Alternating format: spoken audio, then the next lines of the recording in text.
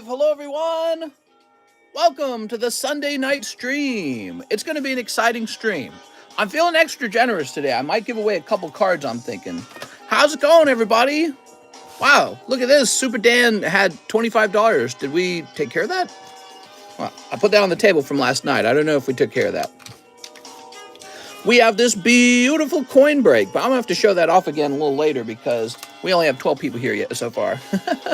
What's up, guys? So we got plenty of Vstar universe in. Whoa! Oh my god, that's a lot of Vstar universe. Hopefully really good Vstar universe. Unfortunately, I bought these Vstar universe boxes from guys who said they were selling cases, but they sent me loose boxes.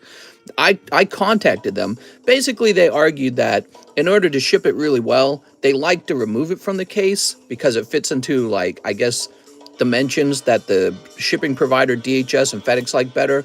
I don't know how much I believe, but I've ordered cards for a long time. I've ordered a lot of loose boxes in the past. It's usually not a big deal, but we'll be keeping our eye out for a God box. Hopefully there's a God box in there. That's what I want. So we'll be keeping our eyes open for that. What's up, guys? We got a couple people who have whole booster boxes for us to open. Here you are. So tonight, get those all out real fast. Let's see, who has a box? Vstar, Marcel Torres does. Let's see, Andrea Navarro has 4 packs, then he wants to be shipped. Theodore Jr. Perez, Nicholas Limon. Kip F has a pre-order for Final Fantasy, that's cool. Alex Kinkella, Zane Barr. Alex Kinkella's got 2 boxes, really? Wow, dude. Look at all those boxes. Mister, when I'm back in Japan and living on the base, I'll ship you USPS mail for your cases. Hey, that sounds good, man. Maybe we get some good prices going or something. Yeah, I can offer you business if you're capable of doing that. Buy local and ship them back. So look at all these. 1, 2, 3, 4, 5, 6, 7. Now, Marcel says ship him a box. I'm going to go ahead and just do that real fast. I don't know. Did Marcel want me to ship all of his cards or just a box? Okay, Marcel. Here we are. Just get you a label for that real fast. We're getting closer to Christmas. Woohoo! Hope you guys have a great Christmas this year. You guys might have noticed there was no daytime stream. Come on now. There goes. And parent. Come on now. Stop for going slow. Music is a tad loud. Yeah, we do it loud when we start. I'll turn it down. All right, now we can talk. We can talk intimately with each other. How are you guys tonight? How'd my wife's dental appointment go? So I wasn't sharing all the details. We had to drive real far to a surgeon, an oral surgeon. And that's why I took the lunchtime stream off, because we needed to make that drive. It wasn't super long. It was like an hour drive. But so we went to a real nice oral surgeon in Jefferson City, and she said it was very easy. So she was dying of anxiety, but she said the actual tooth pull was quite easy. She said, in fact, she felt nothing. They had to numb her up 3 times until she officially felt nothing, but she said the hygienist was extremely good. They were very good at helping her feel comfortable. They even got her a blanket, she said. And so they numbed her up real good, and the tooth popped right out. Didn't require any further. They just grabbed the tooth and pulled it. And I didn't know this. She already had her wisdom tooth removed. So all her wisdom teeth have been removed. This is like one of her molars, I guess. And what had happened is the molar had been, it's like the molar had been reabsorbed by her mouth. Isn't that crazy sounding? I've never heard of that before. And so after it got reabsorbed, I guess that means covered by the gums or something, it then broke while inside of the gums. So it was really, I've never heard of anything like that before, but that's what that's apparently what happened. And so she came, she had to go and get that tooth pulled, and I've never heard anything like that. But I guess they kind of stabbed the gums away and pulled the tooth out real fast. Yeah, so, you know, she came home and she's all bloody and on painkiller. They did not prescribe any special painkiller, but she's very happy now. You know, she's in such a better mood. life for me is easier even. Let's see what you guys are saying. She loved the dentist. Oh yeah, thought it was Tuesday. Yo, mister, did you get scammed, mister? Saw that it scored. Well, no, I've not been scammed. What's up, Snorlax? All right. So let's see. I reached out to the person I bought the cards from. It's a big vendor. They say it's unsearched product. They say that they remove their boxes from the sealed case, I guess, so that they can ship it in a particular way that they like to ship it. Let's see what we got. Bobby Toledo, please give me that CGC 9.5 Georal Kingdom First Princess Flare Slab. It's for erectile dysfunction research and 1 vivid. You got it, Bobby. Heck yeah, man. I think that's one of my favorite things to sell right now are these naughty WEISS cards. Here we are. Hello, mister. How's it going? What's up? Amphibi Owl. Oh, wow. What a great pack, man.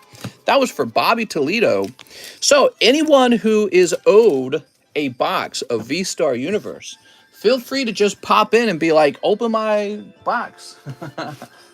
And we'll get you in the queue. We'll open that box for you. Thanks for being straightforward about the product. Of course, I always prefer sealed cases. I told the vendor that I only want sealed cases in the future and that I will pay more shipping for it. And he said, okay. So here we are. Whoa, that must hurt for your wife. Yeah, she was in pain after she came home from the dentist and she laid around for a while. The numbing wore off, and so she had to get on painkiller right away, but she seems to be doing fine. She's in very good spirits because it's tough waiting to have a tooth pulled. It's very easy. Once the tooth has already been pulled, life is easy. I had a tooth pulled before. Yeah. For those of you who are still getting to know me, I came from such a large family. My family couldn't afford dental. So I had a dental checkup at about 16 years old. And they told my mom I had a couple cavities, primarily from not flossing, which is true. I was very bad at flossing back then. A lot of us are. Flossing is such a pain in the butt. So they told me I had a couple small cavities, but she didn't actually get them taken care of because we couldn't afford it. They could not afford to do my dental work. So I just didn't have it done. Then I ran away when I was 17, and I didn't get dental work till I was about 25, roughly 22 to 25, somewhere in that range. So over my life, I had to have a number of cavity fills, a couple of root canals, and I had to, in the end, I had 2 teeth removed. That's all the dental work I've ever had. But a lot of that was because I was so poor after leaving home, I really could not pay for any dental service still. At least that's what I believed. I didn't know you could find like a dental school and they will help you with a lower price, but even that's cutting it pretty close. And but now, you know, I can afford dental and it's nice. Are you going to show us your card collection? Yeah, I showed some last night. So we already did show off some of the card collection. I'm going to get a round of these naughty cards up here because they're so popular, and I'd always have a round of them up here. Love getting paid to watch Mr. Add Facecam, and you will hit 100,000 within the next year. What's up, Jordan? How's it going, man? All right, so I'd say hi to you, but yeah, I don't know if I want to have a Facecam on me for 3 hours a day. It's just too much. It's too much effort, man. I like having no Facecam, but if you want to say hi, we can say hi sometimes. 45. Mr. picks his nose and doesn't want us to know. Well, I would say it's more like I don't want to have to worry about doing the right face expressions and not rolling my eyes and stuff like that. You know what I mean? It's a lot of work. Maybe if my streams were shorter, you know, it depends on what we're working on. All right. Hey, mister, did you get my slab? Bobby, oh, we're getting your slab right now, Bobby. That's what we're doing. So I'm pricing up these, and while we're pricing these up, I'm waiting to run into your slab. That's why we're doing this. Here we are. So there's that one. Trying to get one of each. Is this an uncommon? So this is a common. Who was that standing behind Mr.? Oh, no! Efficient law? Yeah. I should always have these up on the table is the truth, but I don't know. Blue hair girl. Okay. Doggy Girl is a swell card. Doggy Girl is actually an uncommon. She's more rare than the other ones. Did you know that? See? We should burn Sergio's bag. Yeah, she's more rare. All right. Just looking for a 9.5 of that card. Surely I have one.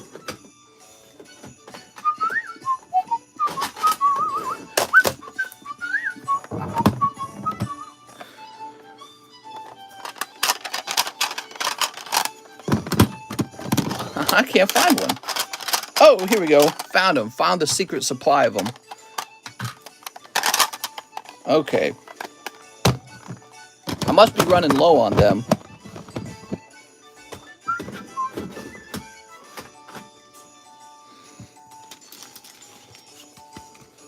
Don't bet against the power of secret sexy cards.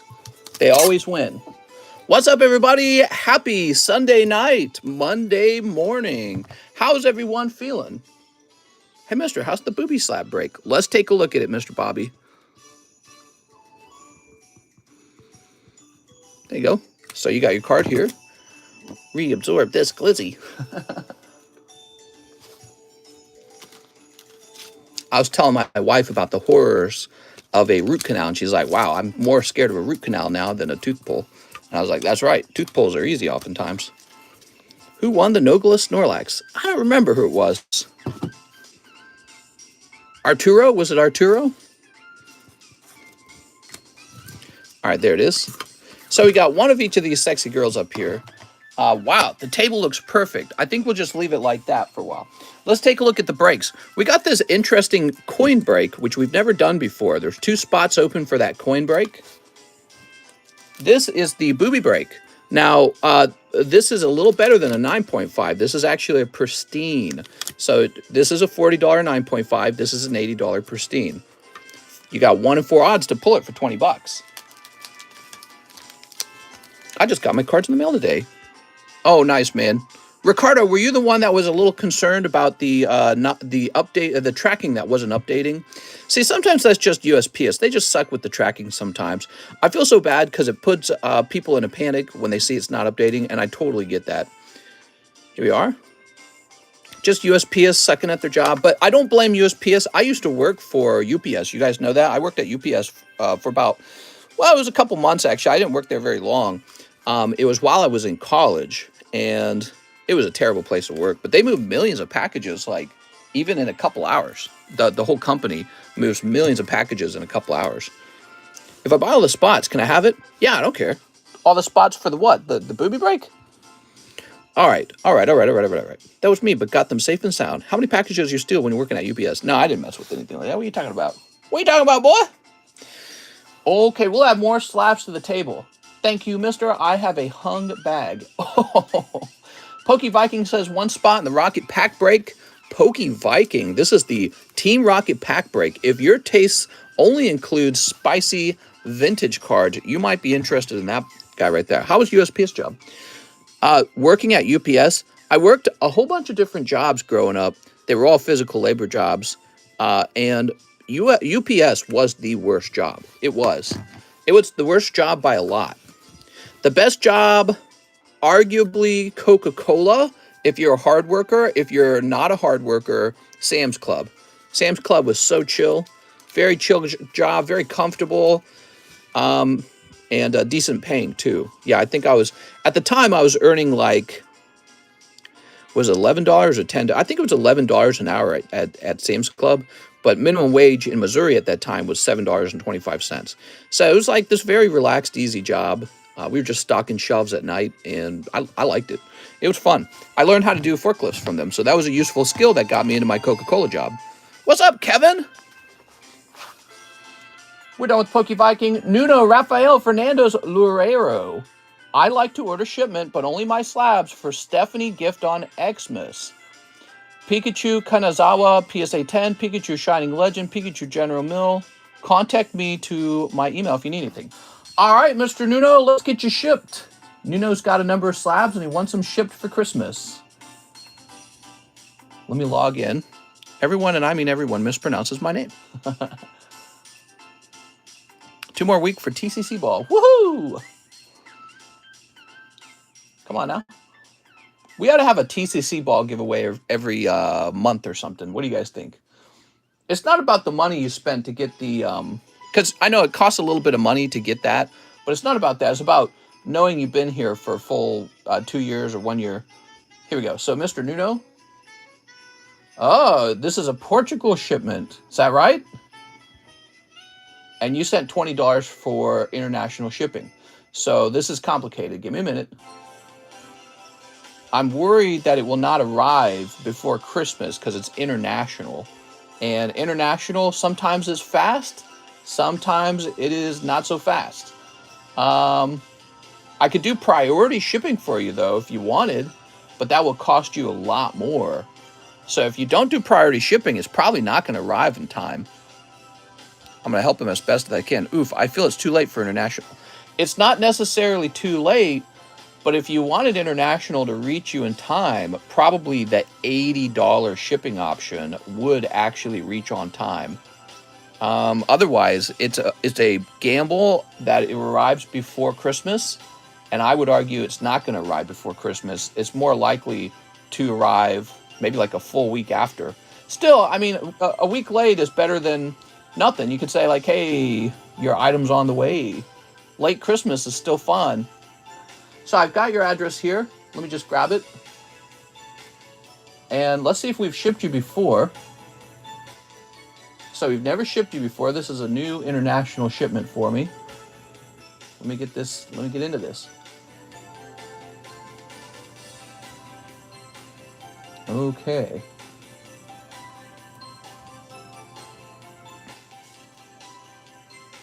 I don't understand 100% how your address works. I think I don't ship it directly to you. Did you know that? I actually ship it to a USPS International Shipping Hub. So if they see something wrong with the address, I'm confident they will correct it. Okay, we are missing something though. We're missing your phone number. So I gotta have your phone number. International shipment always requires phone number. But let me see if he's shared it in the past. Is Mr. Nuno here? It only takes 2 weeks. Christmas is Sunday. Hey, mister, can I get a free card for Christmas? Yeah, we're doing some free cards tonight. I hope you guys stick around. It's Christmas time. So I got to be a little generous and help you guys out. If you want to be generous to me, you can hit that subscribe button. And because I'm trying to reach 100,000 subscribers. So if you ever want to just be nice, you can do that. All right, so I do need a phone number. I'm missing a phone number. So let me send him a penny message.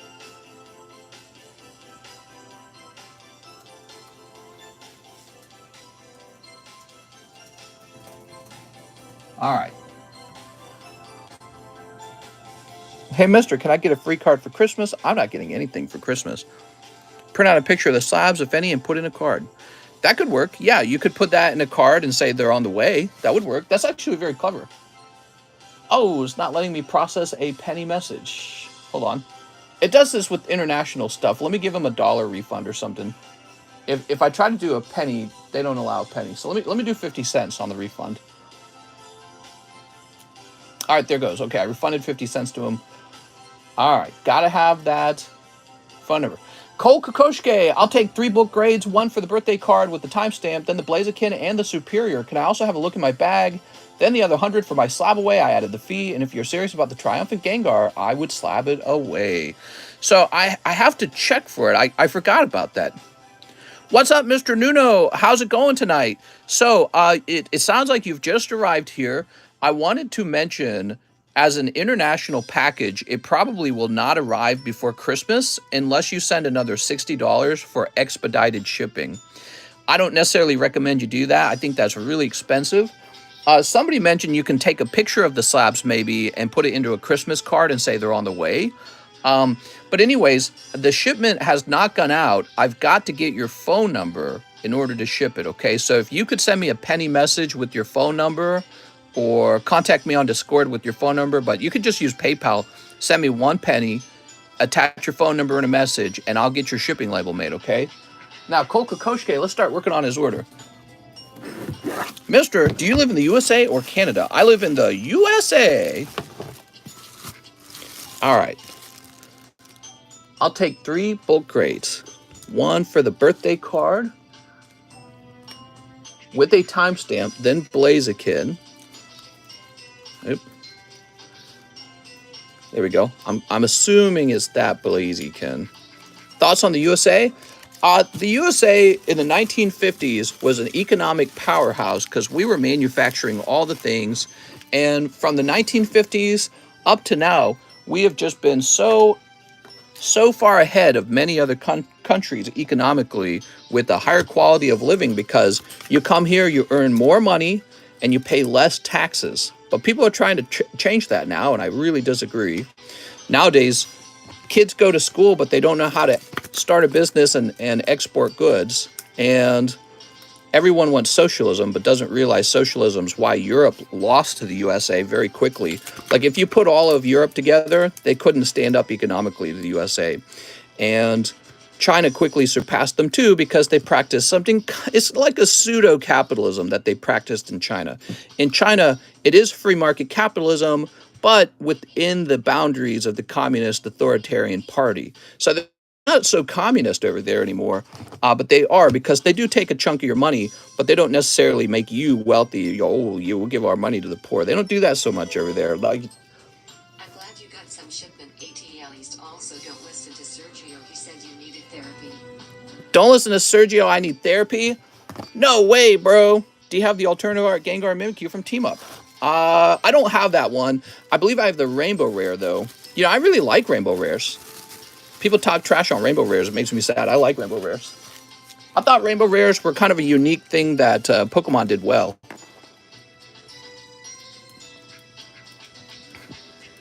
Anyways, so nowadays the United States is a massive consumer of goods that get manufactured around the world, and this is unsustainable. Eventually, we'll be poor. All right, $100 to your SLAB-AWAY. Cole Kokoschke. Mr. Cole, I think the United States is no longer a united country. I think the United States wants to stop. The thing that made it so powerful in the first place was capitalism, and they want to get away from that to be like Europe. Why would you want to be like Europe? Europe's so far behind all these other countries that are steaming ahead with innovation. I guess you would say primarily any country that practices low taxes. But yeah, I don't know. It's just, I love Europe, by the way. I don't dislike Europe, but I hate taxes. I hate them. I hate taxes so much with every cell in my body. Darren Thompson, 1 spot in the Rocket Pack break. Mr. Just Ship Nuno here.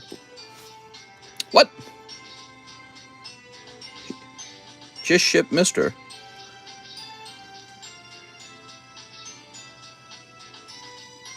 What is he saying? Mr. Nuno, I just need your...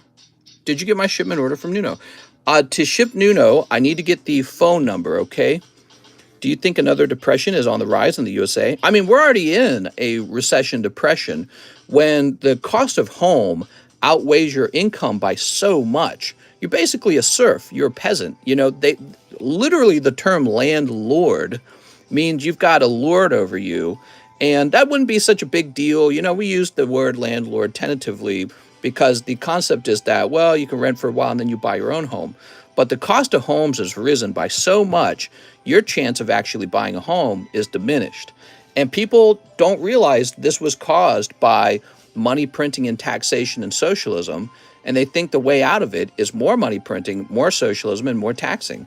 And it's not. It will actually just cause it to be even worse. So when you look at countries like the UK and Canada, if you didn't know this, the cost of home in Canada and UK is even higher, and you get less of a home. You get a smaller home for a higher price.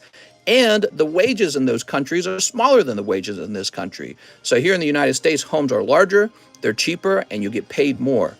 But I don't know what happened, but there was this point where everyone decided we wanted to be like places that are practicing socialism. And I think it's because we've failed to teach young people how to build wealth.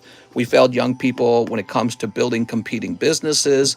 People really don't understand money. Like, the only thing, some of you guys have probably heard to save. You probably heard to get a retirement account, a Roth IRA, a 401k. But the funny thing is, some people don't even know that. All right, Darren, and why would you teach your population how to become wealthy when instead you can squeeze them like a cash cow and make yourself wealthy? So, but honestly, maybe that is just the nature of the world. Maybe the nature of the world is that why would you practice altruism for anyone when the nature of the world is a fierce competition for survival?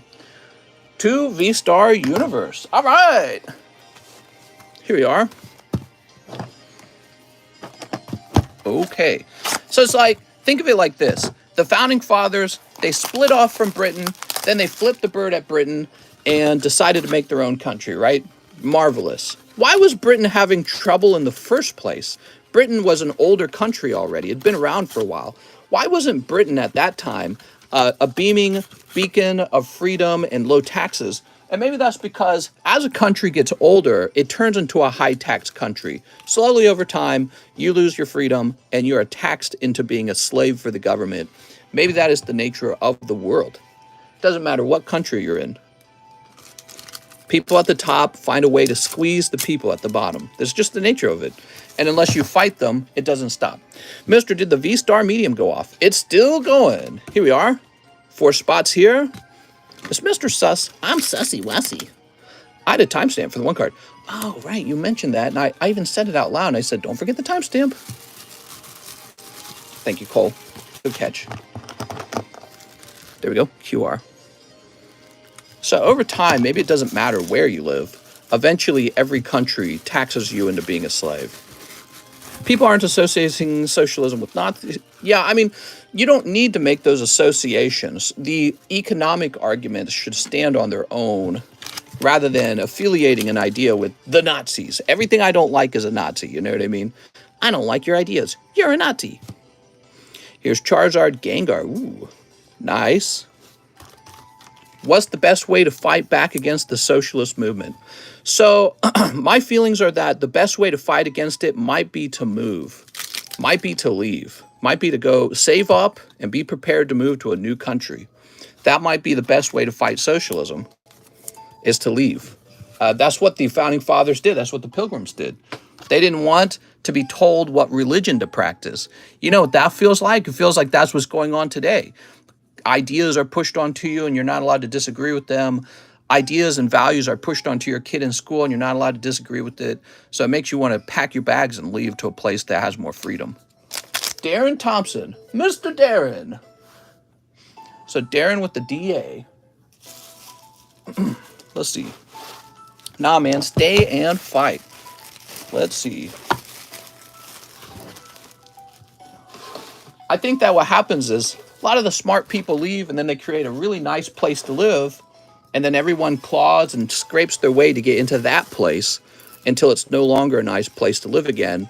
And then the smart people leave again and make the next nice place. So it's a constant cat and mouse, so to speak.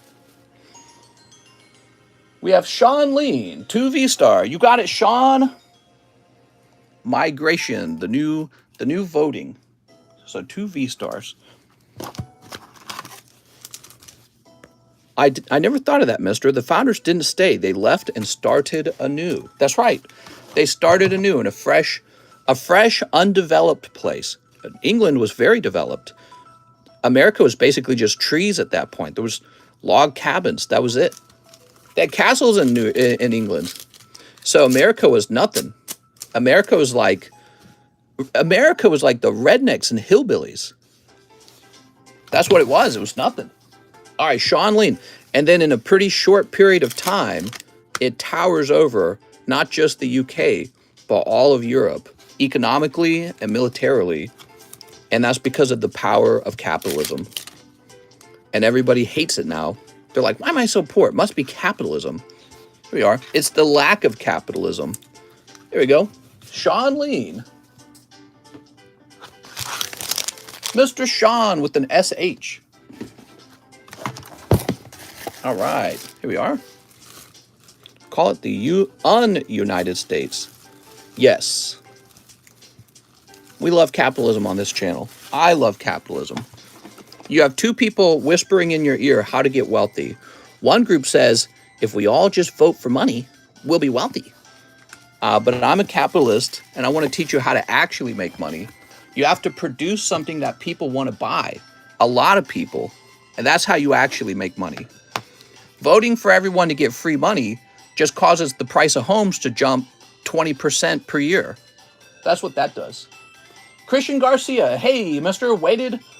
Long waited days here. One box of Vstar Universe. Christian Garcia. Here we are. All right. All right. So opening your own restaurant. I went into a place called Camdenton in Lake of the Ozarks out here on Saturday. Let me turn this music down. Let me change the music. There we go. My wife and I went to this little restaurant called El Corporal, I guess, and you could tell it was a family restaurant. And all I could think is like, isn't it ironic that you have all these American families out here in Lake of the Ozarks who don't start a restaurant, but then you have an immigrant family comes in, starts a restaurant. If they work that restaurant for 20 years, the owner of the family is going to be a millionaire. They're going to be millionaires. So it's like, it's right in front of your face what you need to do. You need to go find some place that needs your service, open up a business, and work your ass off for 20 years, and you'll be millionaires. Then you'll hand that money down to your children, and everyone will hate you for it. They'll be like, oh man, your children live with a silver spoon. But they don't appreciate that you were dirt poor and created that $1 million by servicing the community or providing some kind of product that everyone wanted, right? So they don't appreciate that side of it. They just see the money being handed off and they get real mad. Here we are. Sleep. You could call that a lack of education. You could also call that a lack of intelligence, that they drew only that conclusion. They didn't think about where the money came from, how it was made. They're only mad at what's immediately in front of their faces, which is, oh, his children got money? I hate them. Does anyone watch soccer? Here we are. Sleep. But, maybe you're just ignorant, because the immigrant family that came over and opened the business and ran it for 20 years, they suffered. They suffered to make all that money. They worked. Working is suffering. That's what it is. It's suffering. All right, Christian Garcia. Let's see what we got. So more Americans could do that, but you don't find them doing that.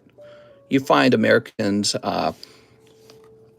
going $40,000 into debt, $80,000 into debt, learning, I don't know, some stupid thing in college. Not everything in college is stupid, but a lot of it is.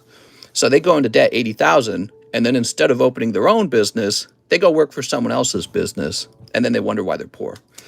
But the immigrant comes in, opens a restaurant or a gas station or anything, a liquor store. They're millionaires in one generation.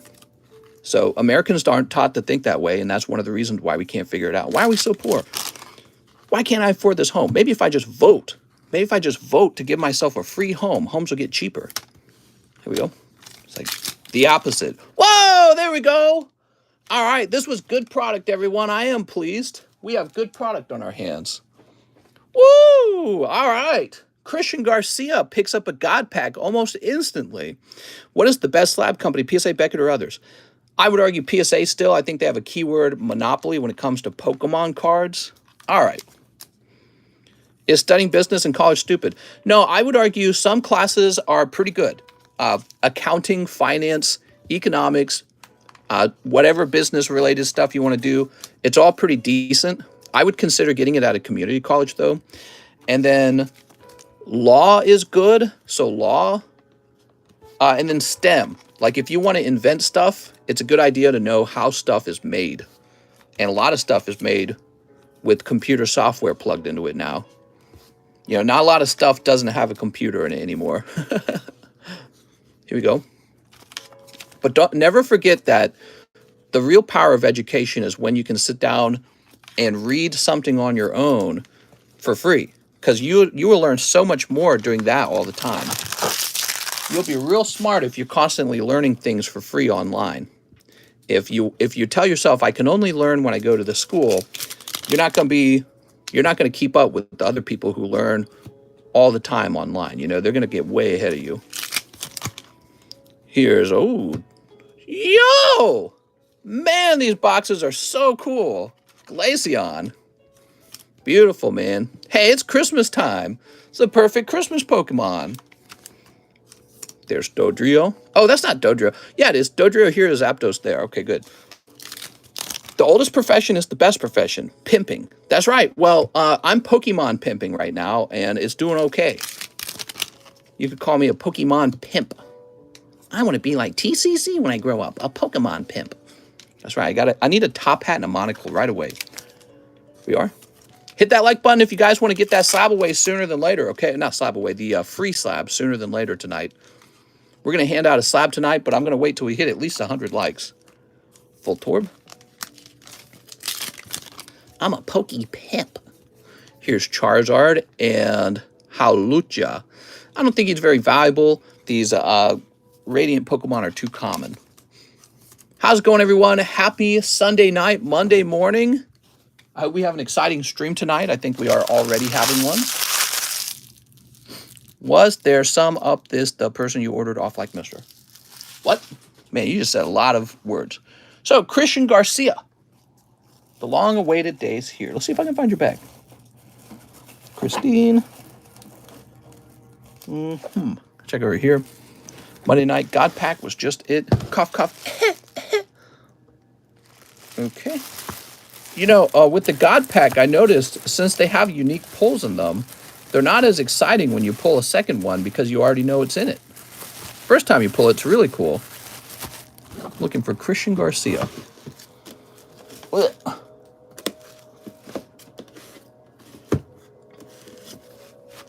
Free slab? Ah, here we are. Mr. works so much, he's still on Sunday. Did I say Sunday? I meant Monday. Monday. I'm sorry. You're right. I work all 7 days, so I don't do a good job of knowing which day of the week it is. That's actually true. Because all days are a work day for me.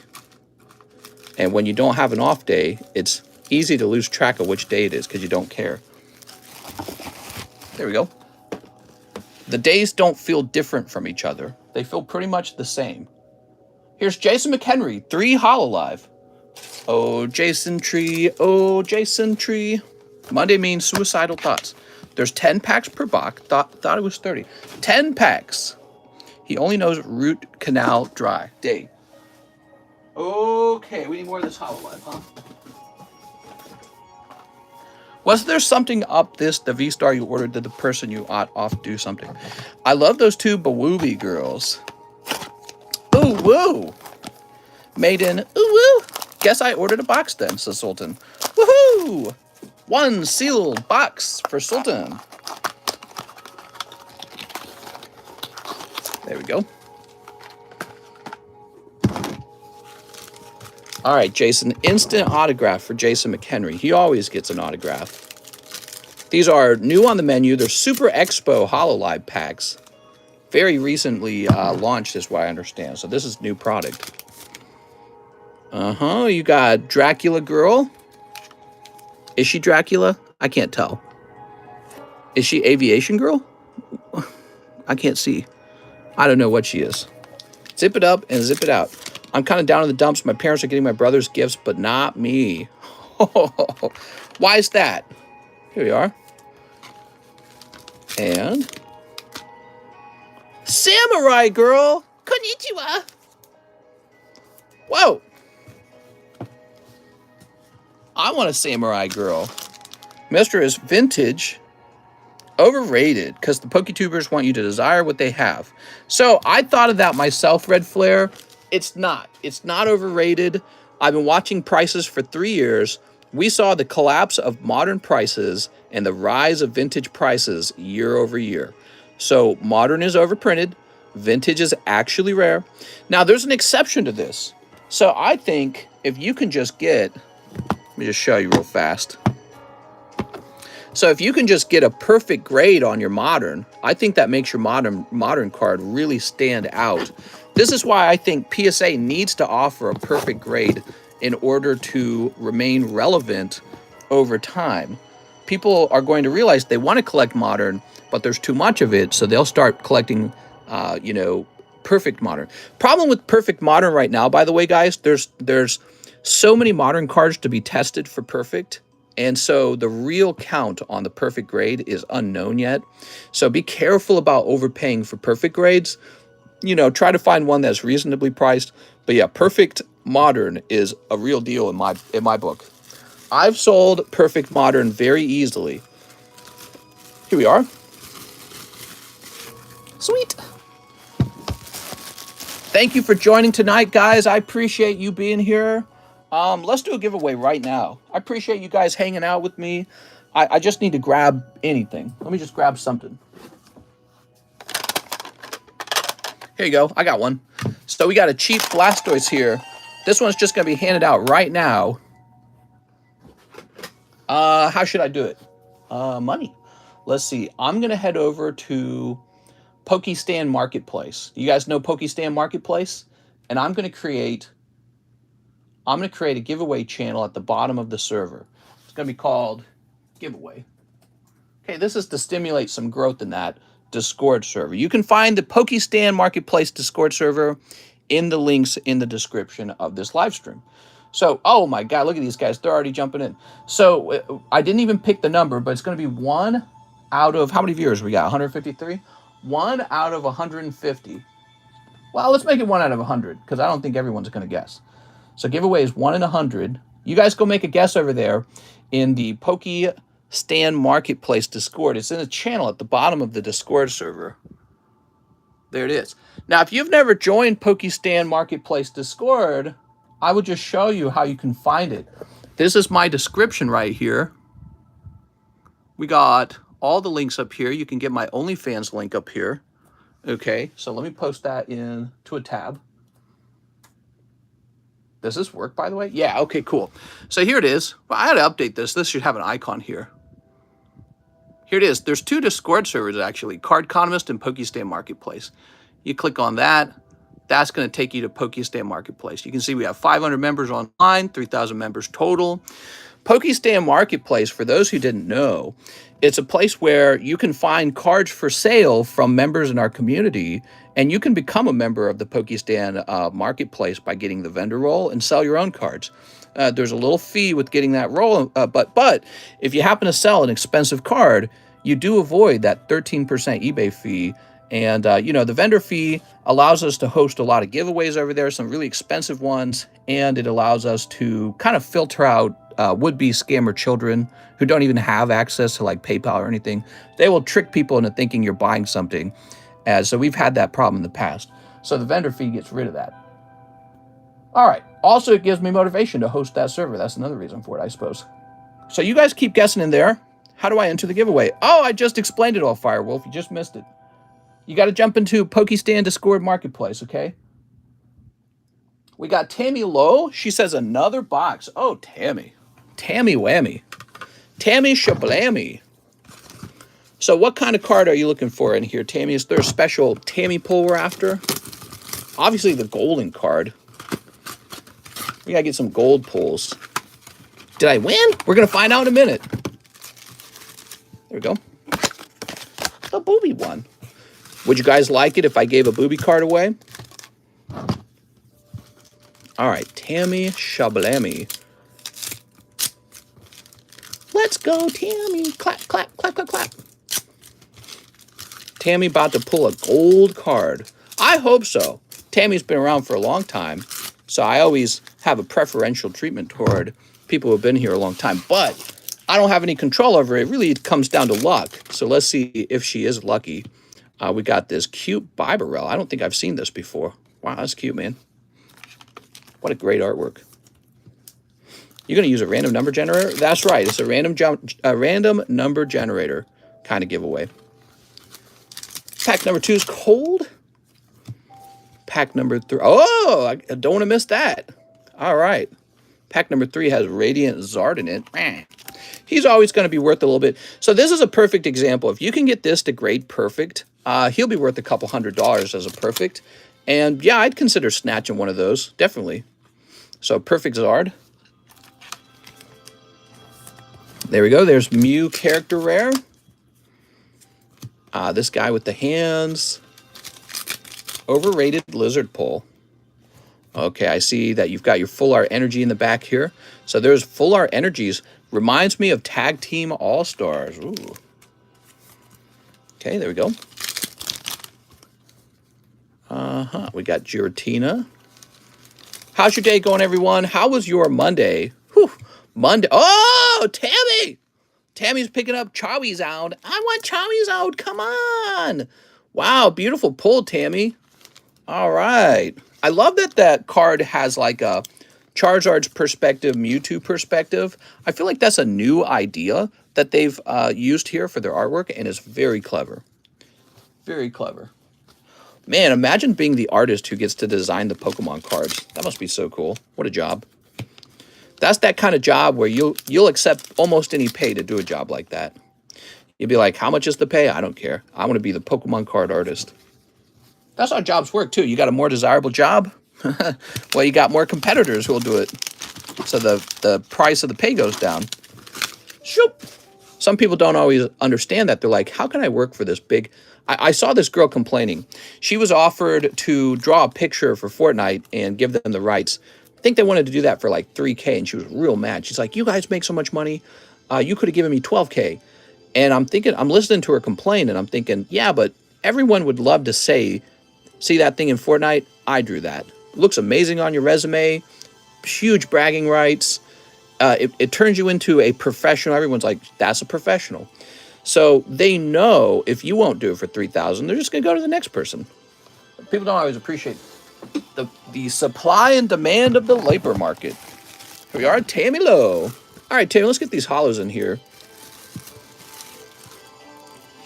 And what's that Charizard here? And the other Charizard here. So the rest of these will go in here. There was a Meowth card holding a berry with Inkay in the background, and on the Inkay card, the Inkay was running away with the berry, and the mouth in the back was startled. There we go. I actually just had a Japanese vendor reach out to me about getting pre-orders in on the new Scarlet Violet set.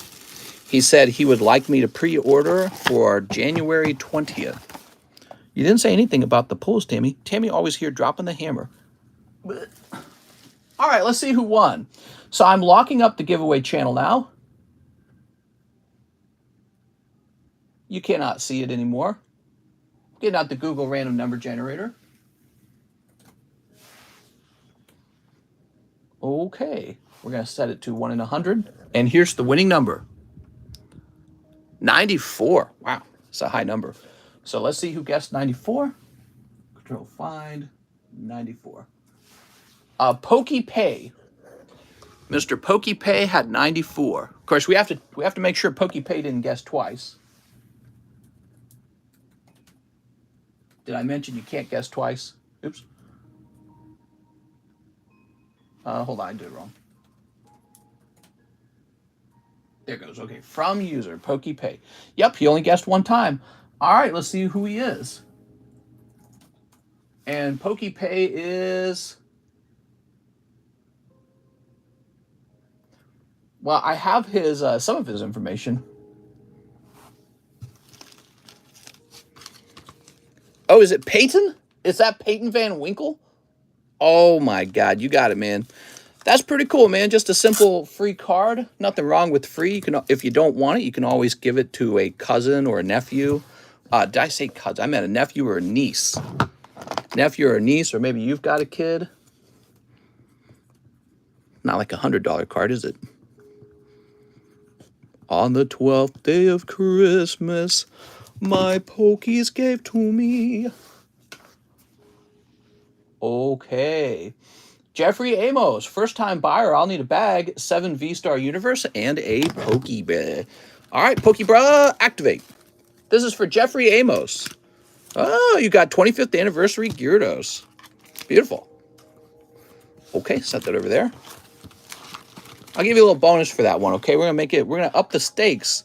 You're gonna get a Bulbasaur too. This is a gradable card if you didn't know that. It's from the Old Maid collection. So you got another pull there. Haven't been here in months. Wonder if my bag is still there. It's like 3 years old. If it's 3 years old, it is gone. I sincerely apologize for that. It's cool that you came back though. How do you like the channel? The channel's grown a lot, huh? If a bag's real old, we had to let it go. We had to let it go to the farm. Same old, how's Missouri treating you? So boring in Missouri in the winter, to be honest. Nothing to do. I don't know what other places do in the winter, but I guess if we lived in Miami, we'd be on the beach. We are? All right. If we lived in Miami, we'd be on the beach. 1, 2, 3, 4, 5, 6, 7. You know, I've been talking to my wife about potentially having like a Christmas home.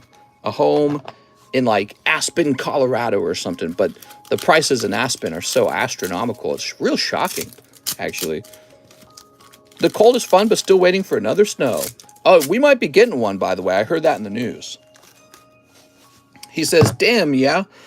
The channel grew a lot. I remember the 10,000 giveaway. Oh, so you were here real early. Yeah, we're at, let's see what our subscriber count is, everybody. I haven't looked myself in a little while. So the official subscriber count, click, 52,897. We are closing in on 53,000 subscribes. Wow, cool, man. So here's Manfi. Oh, that Glaceon again, huh? We're closing in on 53,000. Can't wait to hit 60. We're going to hit 100. I don't know. I don't care how long it takes. We're going to hit 100,000 subscribers, and it's going to feel great. I'm going to get my second silver play button from YouTube. I've already got one for GameConomist. It's going to be awesome. Then I'm going to brag about it. I'm going to be very braggadocious about it. Here's... Oh, I like this one. So this is cute. So you can see I don't sleeve everything. There's too many cheap cards to sleeve every single card. Here's Drapion. Help, he's draping me. Here's Suicune. I be watching the housing market every single day to help John find a cheap home. There's just no cheap homes, man. There are none. Houses, you just can't find one that's like, you know, in the past in Missouri, you could find homes for like $80,000, very easy. But ever since COVID and the money printing, you know, when they doubled the amount of money in circulation, housing's just never been the same. It's so expensive now. Like, if it was 80,000 in the past, it's like 120,000 or more. But actually, I guess I'd say more, because the cheapest house I've found, there's this house right now on Zillow. It's a multifamily for 220,000. So that's kind of like 110,000 per unit. There's 2 units. I thought about buying it. But yeah, I mean, man, those houses are just, it's just crazy how expensive they are. I don't know what to say. Jeffrey Amos. Can't wait to move out of this house into the new one. Mr. Jeffrey. Oh, he said, I'll need a bag. Jeffrey, I'm such a goof. All right, Jeffrey, it's nice to have you. Thanks for opening some cards with us. As you know, Jeffrey, we don't automatically ship, so your bag stays over here until you order a round of shipping. Can't wait to rent this house out. I'd probably rent this house out for a week for like I had time to think about it, for about $750 for a whole week in the wintertime. Of course, when the actual summer season comes around, the price on that has to change because people actually really want to be out here in the summertime in order to go boating. It's sad Americans can't figure out what causes inflation. Yeah, it's not a freaking mystery. The government printed everyone free money, and then the cost of everything rose. So these guys who are so sold on the idea of UBI, well, you finally have a taste of UBI. People just getting money for existing. Look what happened. You can't buy a home now. So, well, unless you're like pretty well off, it's very hard to buy a home. You have to go through some extreme measures to have the capital you need to get that down payment going. You know what I mean? So yeah, it's food's expensive. Food's up like, yeah, the government says the official numbers are like 9% or something, but I don't think that's accurate. I don't feel like that's accurate. When I see the cost of eggs go from $2 to like $9, the government's numbers are designed. When the eggs go from $2 to $9, they think that we'll go buy some other food item. Therefore, the inflation wasn't 300%, 400%. That's how they bake their numbers. They cherry pick their numbers.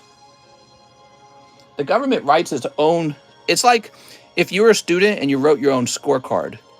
So the government writes its own scorecard on inflation, and they always claim it's low. All right, here we go. The numbers are cooked. That's right. Yeah, they always like to claim it's low. No, we're not having astronomical inflation.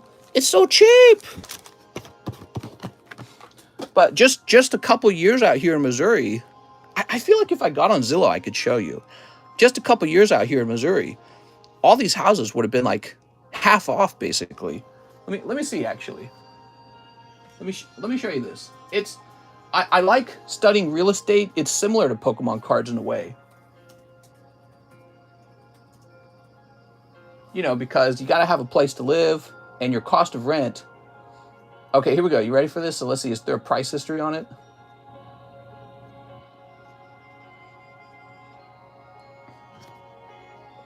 All right, so check this out. So this is my home. In my home, it sold for like 330, it looks like. And then in 2019, this must have been just before COVID, 360,000. So 360,000, this was pre-COVID. This was before COVID. Now look at what it's claiming now. It says the Zestimate now on this same house, 600,000. That's double price. That's double the price.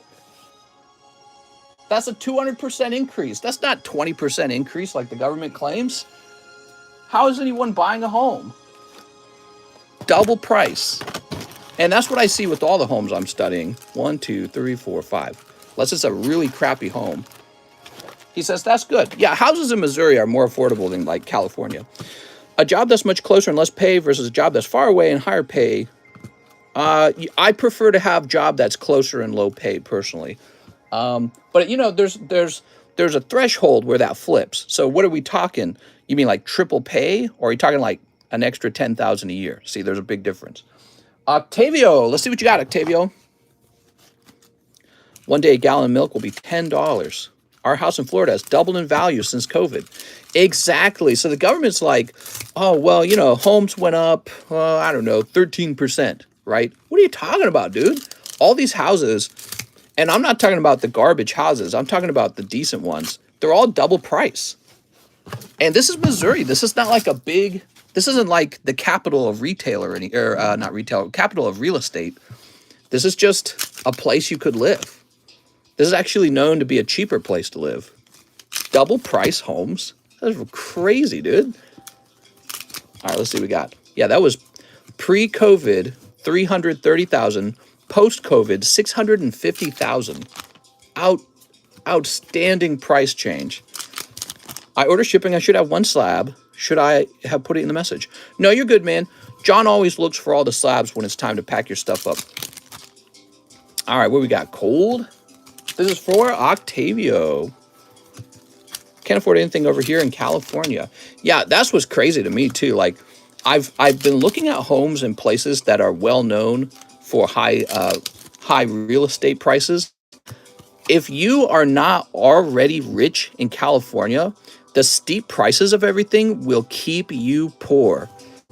I feel bad for some of you guys, particularly if you're renting in California. Like, good luck ever building wealth. You just won't. There's no way. Like, the math just says you can't do it.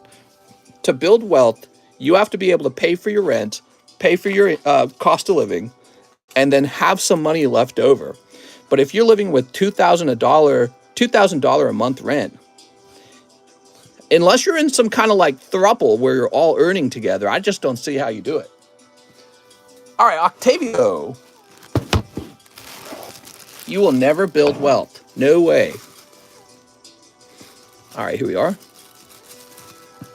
I know there's states where the jobs pay less money, but the cost of rent is so remarkably lower than California that you still come out on top because you're earning less money, but you're paying way less in rent compared to some of the most desirable places to live. All right, let's get some more slabs, huh? So where should I get some slabs from? Those are some weird looking Pokemon in the background. Oh my God, I know.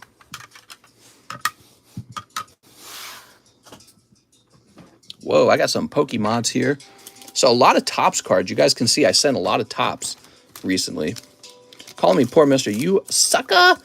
All I'm saying is that if you are breaking even at the end of the month, you will never build wealth. You will be trapped. You will be a trapped sort of like serf, working for the landlord, working for the government, working for everyone but yourself. So you need rent to be at a price where you have leftovers. Very important. And you can help with that equation. So like you can pick up a side job, you could live more frugally, so you can affect that equation. But in some places, I just don't see how it works. Like seriously, like if your rent's $2,000, I just don't know what you're doing. I don't know how you're gonna make it. My rent here in the bungalow in California is $350. All right, so we got a couple slabs here. Here we are.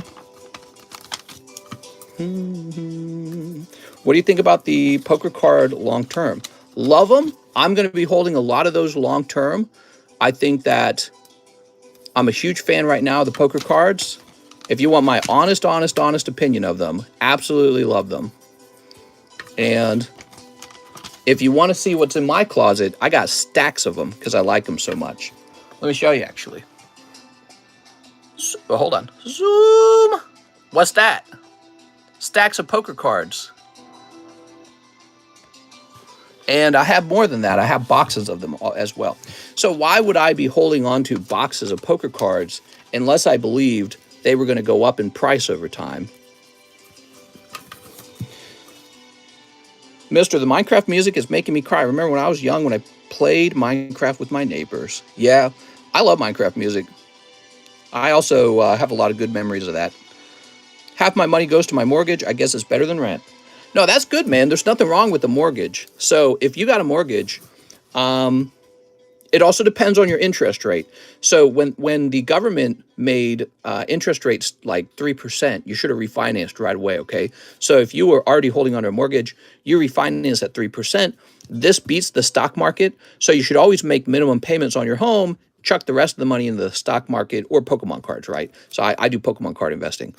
But yeah, so that beats the market, 3% does. Now, if your interest rate is 7%, you need to be paying your house down as fast as you can.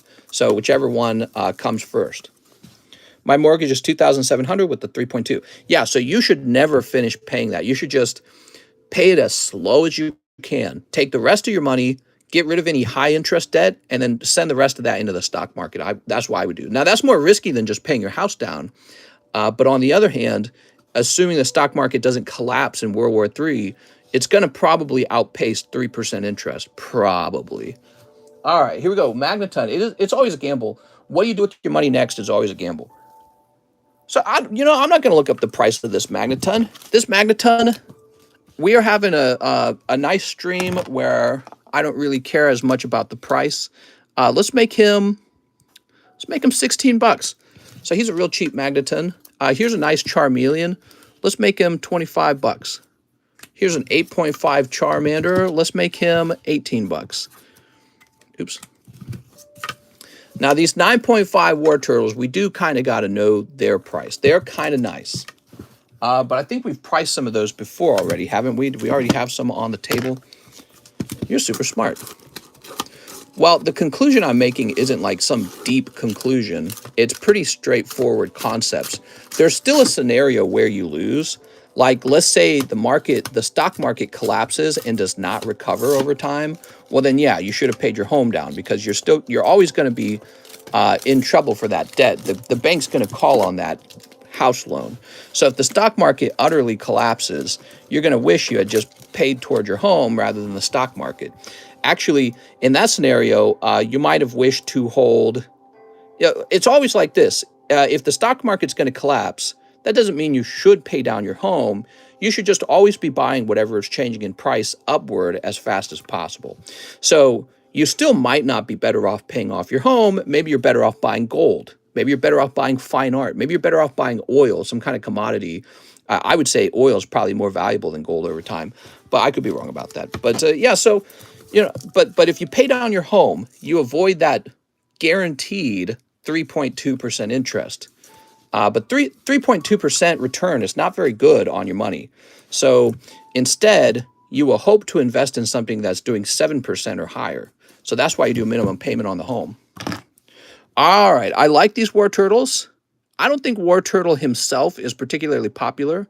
We're going to do 65 on him. 9.5 is like a gem mint, right? There we go. I say gold, you can't lose. No, that's not true. You can lose with gold. So gold is known for going up in price over time, correct?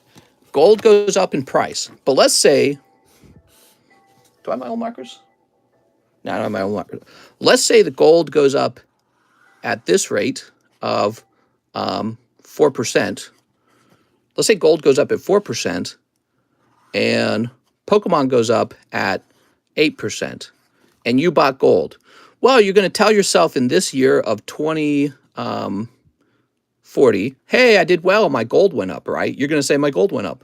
Well, if you had actually bought Pokemon cards, your money would have gone up faster. So that's called opportunity cost. Opportunity cost is you bought the gold rather than the Pokemon, and you missed out on a better deal with the Pokemon. That's called opportunity cost. So just defaulting to buying one thing is never very smart. You need to be able to predict what's going to perform best over time, and that's hard to make that prediction. That's what economists try to do. That's what investors try to do. Nobody really knows, but you can make an educated guess. Peyton Van Winkle, I'll take one Vstar. All right, here we go. So over time, gold has gone up in price, but it has not outpaced companies like Google, companies like Apple. Those companies have outperformed gold. So if you bought nothing but gold rather than nothing but Amazon, Google, and Microsoft, well, then you actually lost because the guys who bought into those other places, they're earning money faster than you from their returns. So you're falling behind the rest of the competition. Which is funny we're talking in these terms, like you're falling behind in your investment, because there's so many people who are not even invested. Isn't that wild? So all the investor class of society is moving upward, and there's a competition in the investor class to move up faster than the other people around you. And then you just got the average Joe. He's not even invested. He's definitely going to be a peasant. His family and his children are going to be peasants. They're going to have to somehow get out of the peasantry by getting into investing, and they're going to struggle like crazy. All right, Peyton. So there's all these people who have not even began investing, and it's kind of shocking if you think about it, but I think that's the way of the world, man. I think that's how it works. You have to begin saving up your money somehow. The peasantry. They can look, but they can't touch. Because Paulson Phoenix, there was more upside to Amazon or Apple. I'm closing in on 6,000 acre on McKinnick Island. My goal is to own some land in every state. Oh, that's cool, man. Wow, that's a lot of land. 6,000 acres? Damn, dude. That's a lot of land. That's a lot more expensive than a couple Pokemon cards. Here's Pokey John, Patrick. Are you planning on developing the land, or you just think that land's going to go up at a good price? I shipped Mr. New Bag. You got it, Mr. Peyton. New Bag is cheaper than you'd think. Oh, okay. Maybe it just depends where you're buying. Here we are. All right. There we go. Mr. Payne, if we could just buy some acreage over here, we can build a Pokemon village. We can build a card collecting village.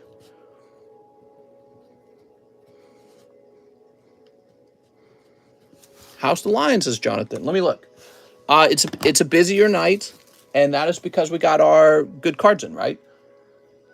Pirates Enjoyer, Rocket Break. You got it, Pirates Enjoyer. It's an island between the Upper Peninsula and Lower Peninsula of Michigan. I think it'll be very valuable one day. Awesome, man. I'm in Loudoun County, Virginia. The median household income is $150,000. Wow. Build a tiny home village with your bulk. That's what I'm going to do. So this is Pirates Enjoyer. I want you guys to be rich so you can come back here and buy my cards for me, okay?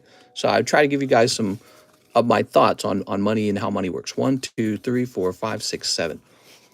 7. What do you do when you're not streaming? I lay down and I work on emails. I study the market a lot. I like to study the cost of things. So maybe that's my part of my talent is I love to study the cost of things. So I just do that automatically every day. And I talk with my wife and I eat dinner. Connor Catman, 2 Vstar packs. I hit that gym, bro. I'm a gym rat. I'm from Michigan. Currency is pokies. Sneep. I'm really fascinated by collectibles as a investable asset, which we've already had, is called fine art. So the Mona Lisa is considered investable. If you buy Mona Lisa, it's expected to go up in price over time. It's expected to be a store of value.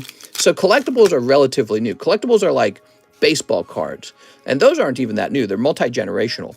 But over time, people have really started to look at them as so desirable that you can park your money in them and believe that somebody else will still want that card at a high price later.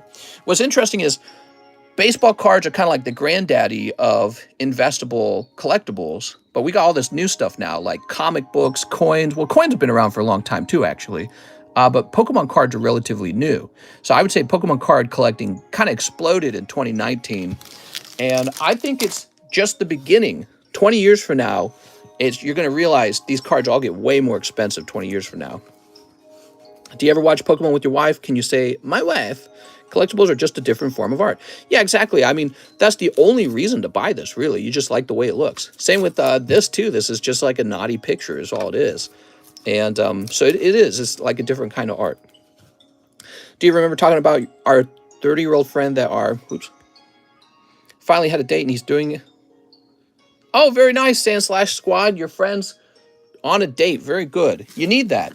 You know, a lot of people who are maybe virgins or hakikimoris or whatever you want to call them, incel, what they don't understand is they need to go out and fail. You need to go out and have a dumpster fire date with a woman, anyone. You need to go out, go on an awkward, terrible date where you make stupid mistake after stupid mistake. The reason for that is because you're practicing. You need practice, dude. You don't come around and pick up a really valuable relationship with zero practice. They don't fall in your lap. You're not like suddenly skilled at relationships after having no practice. So for anyone who is not dating right now and you're a virgin, you just need to go, man. You need to go make some mistakes. You need to be rejected multiple times. It's a numbers game, but it's also about practice. By the time you've had some practice, the next time you're a little more comfortable. So if you're getting older, you're running out of time to practice. John Keys Foster, can I get one spot in the Rocket Pack break? You sure can. Let's see what we got. John Keys Foster. My stuff got here from Germany. Sweet. Show off your Diglett. Doesn't matter how you look, how old you are, how ugly or rich. You just need to go and crash and burn and fail multiple times. And Mr. talking down on us virgins. No, I'm not. I'm just trying to say, don't stay a virgin. 1, 2, 3, 4, 5, 6, 7, 8. Can you show us your card collection? Well, we showed off some of the card collection yesterday. Okay, Mr. Ahmad Murad Arabi, 10 Vstar. You got it, man. Sweet. Here it is.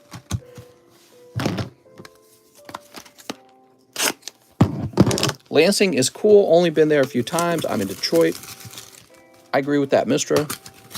The reason, by the way, dating is very important. We talk a lot about wealth. We talk a lot about economics on this channel, economics and wealth, right? What you guys don't appreciate is how freaking important it is to have a partner. You need a girlfriend so that she's got a job and you got a job under one roof. So, so, so important for that. So dating isn't just about getting your Diglett wet. Dating is about having a partner who is building wealth with you. That's your first business partner, is your girlfriend. We live in a two-income society, so you need, unless you're a wealthy sheik or something, or you're inheriting a bunch of money, your first step is to find a girl who knows how to work hard and works hard with you to build wealth. That's the very first step. And every girl I've ever dated had a job, and my wife right now, she works. So that's so important. You're never gonna build wealth if you're single, unless you're like some super high income earner. But most people are not in that position. They're on the opposite side going, man, I just can't seem to pay the rent and save up money. Most people are on that side. The first step, besides picking up a side job maybe, is you got to get a partner in crime so that you can start saving up together to buy a house. All right, let's see. Going to visit my old roommate in January. Will not be here for a while. Oh, nice, man. Here we are. We've got Giratina. I'm dying over here. It was better to be a virgin because it's bad to populate the world with so many people. Said that a pet can generate wealth with you. And here's my position on that kind of advice. Never let another human being convince you to stop reproducing. It is a biological catastrophe for another human to dominate you by telling you you shouldn't have children. You should not reproduce. You can die. You can fall out of the gene pool. I'll have the children, on the other hand. Of course, people like that often don't have children themselves, and they're just bitter and projecting. Here's Machamp. We're going to save the world by stopping you from having children. Wow, that's super smart, I guess. Never let someone else tell you about reproduction. Mister, can you show us your card collection? I feel like it's harder nowadays because there has been so many sexual assault accusations. We don't want to make any flirts or advances and accused of being a creep. Nope, don't give up on that chain of thought, man. Give up on that. You need to get out there and you need to get talking to girls, taking girls out on dates. What you just told me is you have so much anxiety that you're not ever going to make an attempt. Well, what if it goes wrong? What if, oh man, what if I'm creepy? Doesn't matter. You got to get out there, man. You cannot let your anxiety stop you from trying. That's like the definition of you'll never make it. You got to go out there and be creepy. Here we are. We got Luminion. Women are attracted to confidence. Ooh, what do we got here? Oh, wow, man. Whoa, double hit. Beautiful Suicune. Look at this Suicune artwork. Whoa. You need to go and make new friends. You need to, usually you don't just start out with going straight to dating, but, you know, usually you make friends and then say, hey, let's date. But, yeah, I mean, don't let your anxiety stop you from succeeding in this, because that's what you just said was all anxiety driven. This is part of the practice thing. But so you do need to have a girlfriend to build wealth. I really believe that nowadays. Someone who will split the rent with you. Very important. Here we are. Every time I bring a girl home, she leaves because of my Pokemon-themed bedroom and Pokemon shampoos. What? Here we are. Gotta pork them all. If she's at the grocery store, she probably wants to buy groceries, not listen to you be weird. Disagree. If I was single and I saw a cute girl at the grocery store, I'd say like, man, you are so beautiful. Here's my card. And then I just walk away. It doesn't matter. Any strategy, it does not matter. But you need to make contact. You need to make contact. And you can do that online. There's the online dating. Don't restrict yourself to online dating only. You need to actually go talk to people. You can optimize your online dating, but you need to just go start talking to people that you find attractive. Nah, mister, that's extra creepy. Nope. Hard disagree. Hard disagree. I would do that myself. I mean, I already did that myself. How do you think I dated? How do you think I found my current wife? I just walked right up to her. I introduced myself. I said, let's play some games together. And then, like, by the third time, I said, let me take you out on a date. So you got to walk straight up to somebody and start hanging with them. That's why Dan gets seed. Hard disagree. You need to get in their atmosphere. You don't got to be like a jerk to them. If they say, I have a boyfriend, you say, oh, sorry about that. And then you just go on. And you don't even think about it. Just erase her from your brain. Just go to the next person. Mister, were you creepy to your wife or confident? Very confident. All right, Mr. Ahmad, let's find your bag. I like your Suicune. There are places for that. Where you? I don't know what you mean by that. What is your favorite Pokemon card? This one. Never say sorry. Eye contact too. Don't stare at your feet. Ugh. Strike up a conversation. Show off your intellectual skills. And it does take practice, though. You have to practice talking to somebody. Let me think. Did you have a bag that was so... Yes. You had a bag that was getting so large that we had to place it over here. Where were you at your first approached your wife? Yeah, I've told this story a whole bunch of times. Met her at college, chess club. I ran into her at the chess club. Then I ran into her at a game room. And by the third time I met her, I'd already asked her out on a date. I said, let's go on a date. And she said, okay. Here we go. Albert Lee. By the way, my wife told me I was not the only guy interested in her. There was another guy, and his name was like Charles or something like that. He was also in the chess club, and he was also kind of flirting with her, and she could tell he was trying to make a move on her. So that's another thing. If you're waiting, I'm just going to wait. If you're waiting, some other guy who's not into waiting, he's going to snatch her. You don't have time to be super patient about this stuff. If a girl's single, she won't stay single for very long. That's how it works.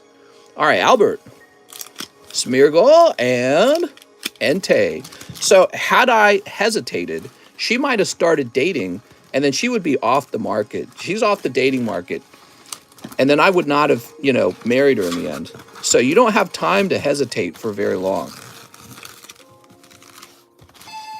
It's the biggest key to women. Don't ever wait. If you feel something, say something. There we go. I think whenever I would ask a girl out, the reason that it works so well is because I was super sincere. I wasn't trying to play any games. There's no games in my mind. When I meet a girl, I only want to meet her because I'm real interested in her, and I'm considering, you know, we might get married one day. So I don't care about the one night stands. I'm not interested in that. I want to get to know her. You know what I mean? Like really know her. So I don't play any games. None of that stupid stuff. I try to be exactly myself. Try to be nice and sincere and kind. And so no faking at all. And if you're afraid that women will not like your authentic self, maybe it's time for you to make a change too. You know what I mean? Like, oh, she won't like my collection of, I don't know, my collection of naked hentai magazines or something. Might want to toss those in the trash. Here's Metagross. Some women don't care about that, by the way.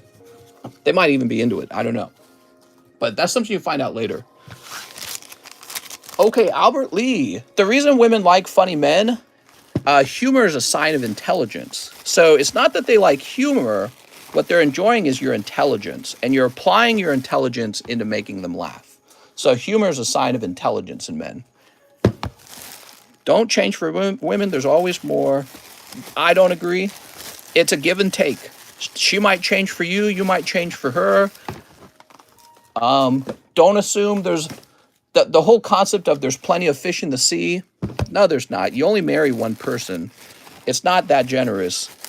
You might get one or two shots at really hot-looking woman who's just your type, who's into the same political and religious ideas that you are. So there's a lot of people, but suitable partners, well, that's more limited than you think.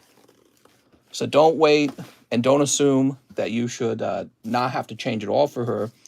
I think I've changed for my wife over time. But she's changed for me too. That's how it works, guys. You learn how to be a better partner.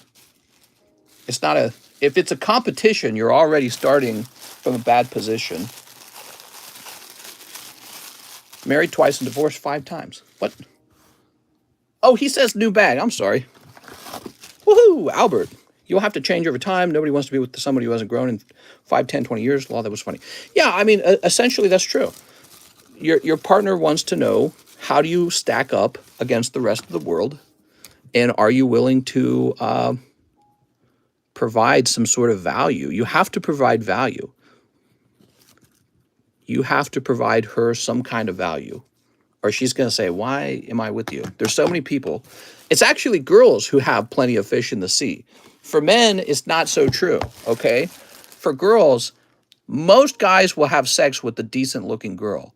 For guys, you don't want to marry any girl who will have sex with you. You want to marry the right girl, you know what I mean? I think that guys have to practice some of that choosiness when it comes to dating. All right, here we go. We got Octavio, 4 double diamond and a Pokebra. What's up, Jen? All right, what we got? Oh, Beedrill. I'm really into running recently. That's great, man. That's very healthy. Wow, man. Look at that, guys. Okay. 4 double diamonds. Can you play I'm better? I'm stronger. I'm smarter.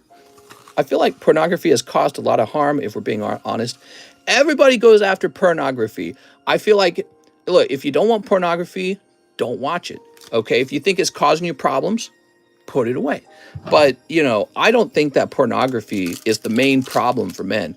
It's similar to saying like video games causes mass shooting. I don't actually agree with that. You know, it doesn't explain why some people can play video games and not mass shoot, or Korea and Japan have hardly any violence at all, and they're some of the biggest consumers of video games. So you're going to find a lot of guys out there in the wild who are married and they still watch inappropriate content online. So don't tell yourself, oh, well, the reason men are struggling today is because they watch naked women on the internet. I think that is because men don't understand what they're supposed to be doing. That's a different problem. That's like you're trapped in your home playing League of Legends, and you're not going out and talking to girls, and you need to do that because you're underestimating how much time you have as a human to get that done. Almost 100 likes for the giveaway. You got to get out of your bedroom. There we go. Here's 2 more. But the risk you make with blaming pornography is you turn pornography into a scapegoat when there's actually a deeper underlying problem occurring. So you don't want to just create a scapegoat for what is actually a different problem. Here's... Okay, you've got Magna Kidamon. I think I like your Beedrill pull the best, man. That was hot. Here we are. I'm addicted to Pokies. Anytime there's like a problem occurring, we start looking for like some sort of demon to blame it on, when sometimes the problem is, well, why didn't you turn your games off and just go outside, dude? Yeah, why don't you go walk around a place where women are? Like, you need to walk somewhere. You need to physically be there. All right, let's see what we got. So we got some more slabs. Oh, this is a nice giveaway.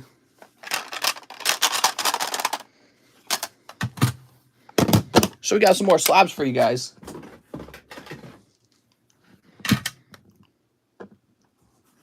Okay, you ready?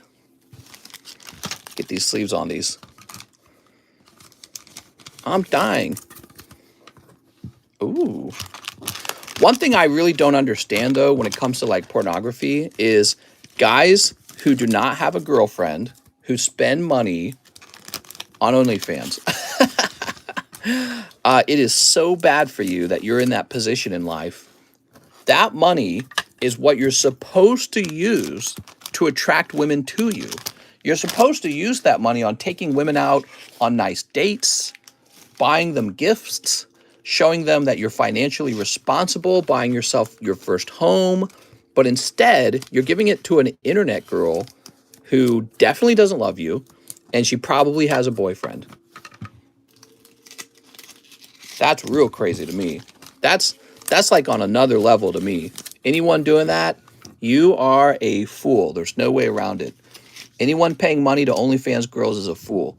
Should immediately stop. Unless you're rich. Look, if you're rich, I don't care. But if you're not rich, that is some other level terrible strategy in life. Yeah, if you're rich, I don't care. Do whatever you want. All right, let's see. But the OnlyFans girl says the more money I send her, the more she will be interested in seeing me in person.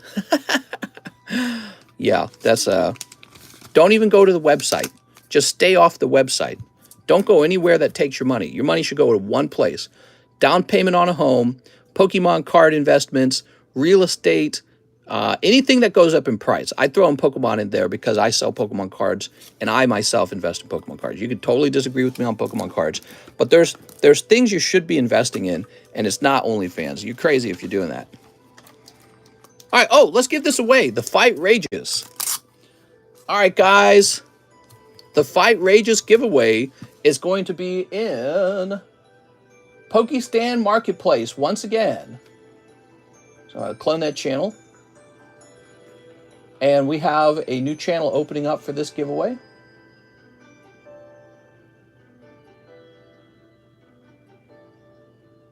There it is. So you should be able to see it. The numbers to guess are 1 in 100. The Fight Rages is being given away for free. It's just a 5.5. It's just a cute little thing. Make a great stocking stuffer for like a nephew or a niece.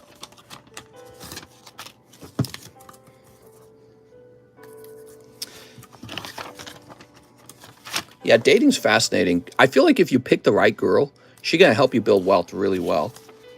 My wife, she I met her in college. She became a computer software engineer. And she brings in the bacon, man. She does well, I do well. We both do very well. And so together, we build wealth very quickly. That's a whole strategy in life. And so you got to be thinking that way. Like, how do I rub elbows with the computer software engineer girls? And how do I actually snag one?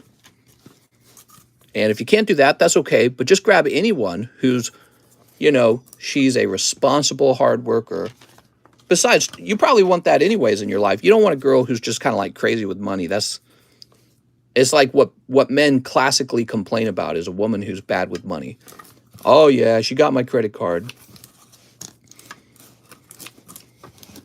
Okay, look at this slow bro. Beautiful rainbow slow bro.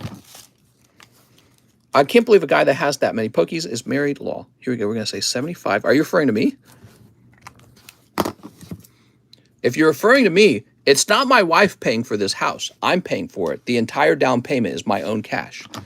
Here's Dragonite. She couldn't afford it. She don't got that money.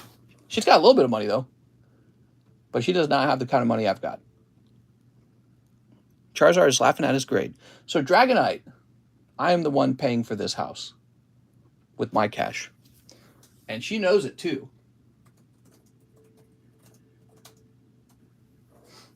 By the way, that was a fascinating concept I had recently. I realized, what's this? I had a really interesting thought recently. I realized that feminism, sort of it's a poor man's problem. Feminism is a poor man's problem. Having to deal with the woman who's trying to dominate you, trying to wear the pants in the relationship, mad at you all the time, trying to control you. When you're a wealthy guy, that goes away. It's not possible anymore. You just go, there is definitely another girl down the street who would like to be with me, and I'm not going to deal with any of your bullshit. So when you think about guys who are like CEOs or politicians or celebrities, even just guys who are like decently wealthy, those guys don't deal with feminism anymore because they go, you know, I've got myself in the top 5% of men, and so now you need to get along with me or I'm just going to find another girlfriend. All right, here we are. So Dragonair, 25 bucks.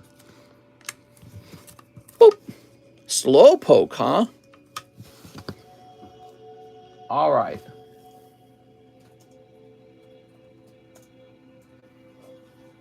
What do we got?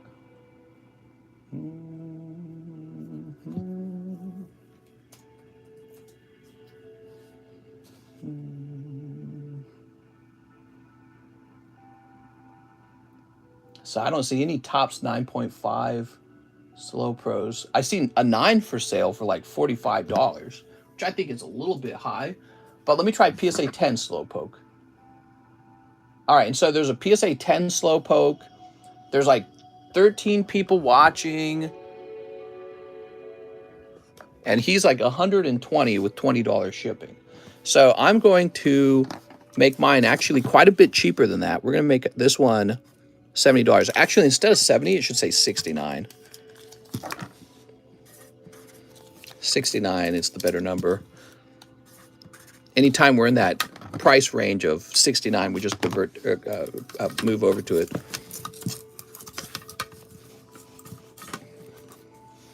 I think that women don't feel like they have to control you either if you're doing really well in life.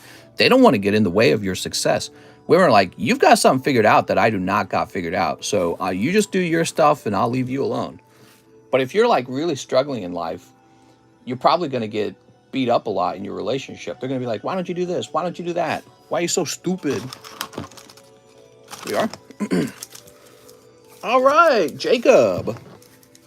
Always round down for 69. That's right.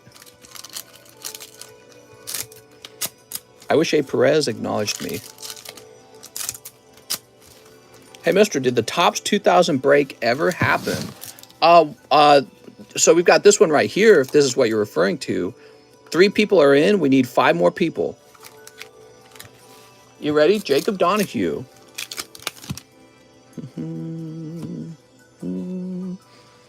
Okay, we've got Leafy on. I love women who can take charge. Yeah, I don't think women love men who need them to take charge, though. That's my opinion. I think women feel worse when they have to play the role of providing for you. In fact, if I was a woman providing for the man, I'd be like, why do I even need you? Why don't I just go get another man who can actually provide more? So unless maybe you're really ugly or something, maybe the girl is real ugly, then she goes, all right, I will settle for some man who is not very high quality, a low quality cut. So I don't think high quality women are looking to just pay for low quality men. And so if she's making all the money and you're not, you must have some distinct quality that's way better than money. Maybe you got a giant peepee. Maybe you're like super fit like an F-boy. I don't know. You don't have the experience necessary to have met women like that. Here we are. All right, look at this. Beautiful. No, but I can look at divorce statistics and conclude that when a woman's making more money than you, she's probably more likely to leave you, just like the statistics say. Hey, I don't agree with the 1950s mentality. Sorry, got him. Shiny charger bug. I love any woman that attracted me, so I like my girlfriend because I'm a simp and desperate. All right, Jacob Donahue. Mr. Jacob. It's not a 1950s point of view. So one of your mistakes is that you're stereotyping what I'm talking about. I'm talking about deeper biological realities. And I'm not even talking about like, oh, scientists say this, scientists say that. I think about humans in terms of like evolution and stuff like that. So no matter what species you look into, the majority of the time, the species goes through a sort of gender dimorphism where the women are stronger or the men are stronger. Well, over time, in my opinion, for a long time, men were a lot stronger than women. And so deep in the brains of men and women, I don't think you're going to suddenly undo millions of years of evolution where men were like providers for women, right? And women had the children and they were nurturers. So there's exceptions to that, right? There's people who live outside of that. But I think that you will be surprised how few people truly live outside of it. But also it's a logic thing as well. So if she's doing really well in life, let's say she's earning more than you and she's more attractive than you, why is she staying with you? Because there's so many men who would love to have a girlfriend like that. Why is she settling for a guy who doesn't make money? Unless you got something the other guys don't got. Maybe you're like real good looking. Maybe you're really good looking. I don't know. Maybe you sing like an angel. I'm not sure. But other than that, she would better off just picking another guy. And knocking on her doorstep will be guys constantly. So you'll be living in that sort of world. Mr. Nuno, shipping the normal way. I wait, no problem. All right, cool. So he's got the phone number. Oops, hold on. Yep, I see we have the same address. He was asking about that. And Nuno had a bag. It doesn't benefit her to stay with the male who's earning an inferior amount of money. And again, but there could be exceptions to that. Maybe there's a girl who prefers to like be dominant over a man. I don't think a guy can live in that relationship for very long and stay happy, because there will be a point where you will not like yourself anymore because you'll feel so reduced. You know what I mean? I'm not 1950s. It's not quality I'm speaking on here. It's just the position of who's the breadwinner. I agree if you're a stay-at-home dad, but you're still lazy, yeah, she'll drop you. I agree with you, mister.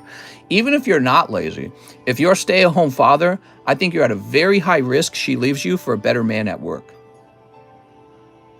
Okay, so Nuno, he's got slabs. That's what he said he's shipping. Slabs. All right, cool. And we're going to grab this here. And we're going to get the dimensions. If she's surrounded by her peers, which she will be at her work, she'll be surrounded by her peers. I don't understand why she would stay with you and not date somebody who's making the same money she is. You will have any man who is decent looking enough at her work, who is earning what she earns, will be an immediately smarter partner for her to have. And I think you're underestimating the power of, that sort of mating competition. You're like, oh no, I'm safe. Why would she do that? It's like, according to divorce statistics, you are in danger. Let's say kids' toys here. Kids' toys. We're going to say 8 ounces. And we're going to say it's a value of $15. And we're going to print. Boop. I'm attracted to my neighbor's wife. Is this an issue? You could be attracted to anyone. Yeah, it's easy to be attracted to people. The question is it worth it, your time to invest in a relationship with your with the neighbor's wife? It's called true love. I'm assuming you haven't actually fully understood the meaning of true love. Yeah, that's like saying Santa Claus and stuff to me. You know, I'm 33. I've had time to think about true love. True love is sort of like somebody's going to live a reduced life in order to give you a better life. All right, why? What's their argument for that? Other than perhaps oxytocin or whatever the word is, directing that person to operate in a certain way because the chemicals are stronger than their logic and reasoning, there's really no reason for her to stay with you versus the other person.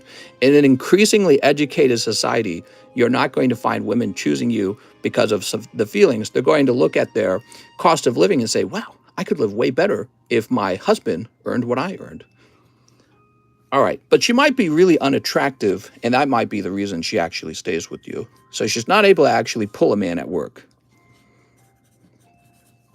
Did you get my shipping on my order last night? I never got a confirmation email. Raymond Still? I think I did. When she came over and gave me her number and called me baby while we spoke. Maybe she wants my Blastoise. Emotion and love isn't so black and white. Yeah, I think it is. I think it is. I think that everything can be broken down in a sort of mechanical way.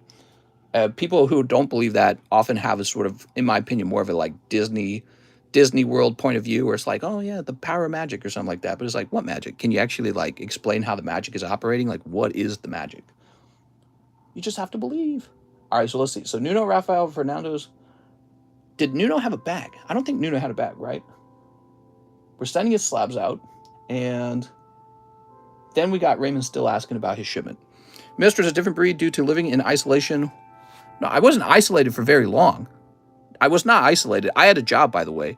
So I was only isolated in the sense that I had my own place, and I went from having 11 siblings to none. But I went to work every day around people every single day. And, you know, I spent maybe like a year not dating, and then I got dating again. I think it was less than a year. Mister knows everything you need to know. Luke was... She wants a Blastoise cannon. Some people live with the sense of spirituality. You have to hit on married women to test if they're faithful. All right, so Raymond.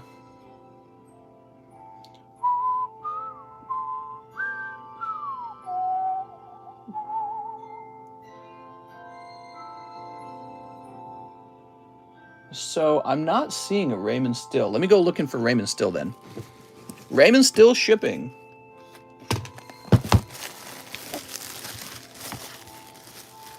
Red Wave, what do you mean, Dan? He's talking about Girl Time. Roberto.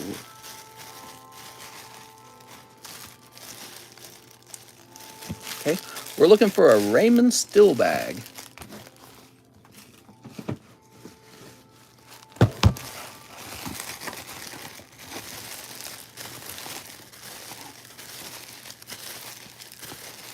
Ho, ho, ho.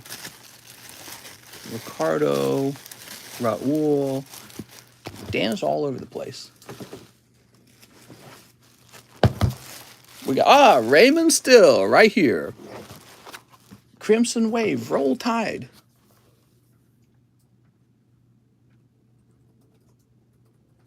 There you go. And we're setting this up. Print. I'm talking about conservatism. Just do not engage women who belittle your Pokemon collecting hobby. You have to convert her. I guess 55 for the Charizard because that's the grade the card got. No, that card's not for sale. You're talking about the one where he's biting the other neck. That card's being given away, in fact, right now. So let's go close that channel up so we can give the card away now. So we're going over to giveaway channel, and we are closing it. Okay, so that channel is now closed. Get the number generator open. Here it is, 1 in 100. Are you ready? Wait, mister, can I guess? Click. 46. 46 is the number. Okay.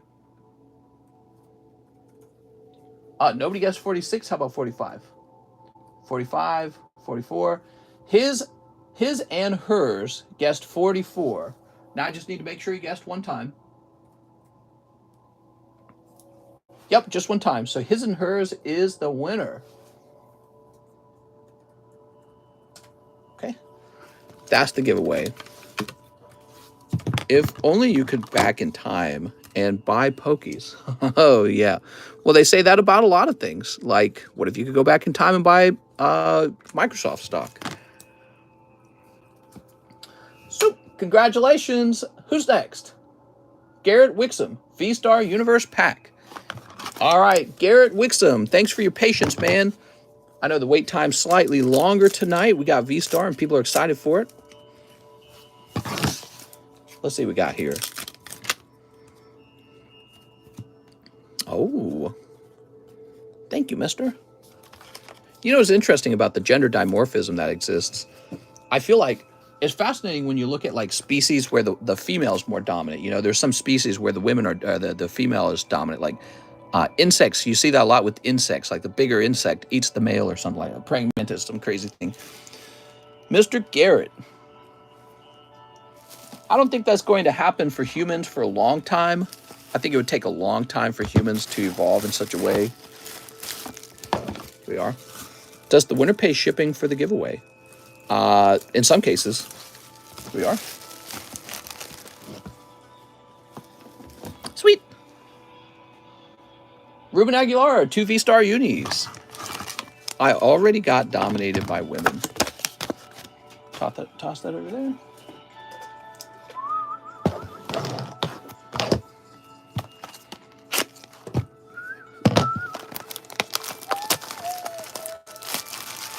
Aha. Gamble 500. We'll leave this right here for now. So, Mr. Ruben, did you do a Sansan order? Not yet. We're doing Ruben Aguilar right now.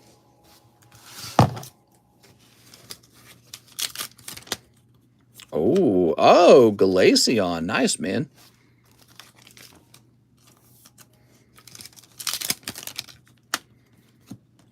And Zorork. Is there a long line? Is there a long line? No. So short. What a short line tonight. If the woman is on top, but I don't think you meant it like that. Have you ever been off the Zaza? Here we are. Mr. Ruben. All right. I'm happy for you, mister. Your line is a bit longer than usual then. Yeah, well, you know, this new set came out, and we have been waiting for this product for so long. It's just disappointing we didn't get it sooner. Bulk and Cheap says Vstar Medium. Here it is.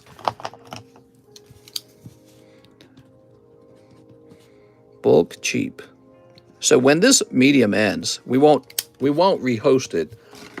The Vstar Universe is available on the menu, so we don't need a Vstar Medium. I'm living that hiker life, and I'm more depressed than ever. Here's Coin Break. So you guys, there's 5 spots in here. 2 spots are open. Here's Booby Break with 4 spots open. And here's Squirtle Poker Card Break with 6 spots open.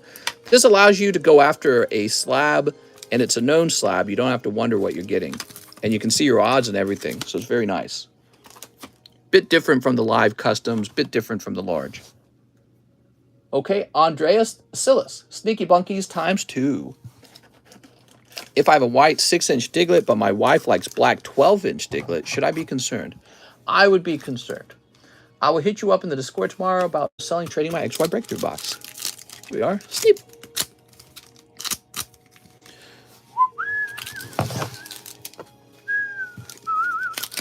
What we got? Boop. Oh, that's a hollow. Hope things get better for you, says Max Yeager. Oh, okay. There we are. 2-pack Sneaker Bunko. I picked out all the sexiest cards out for you.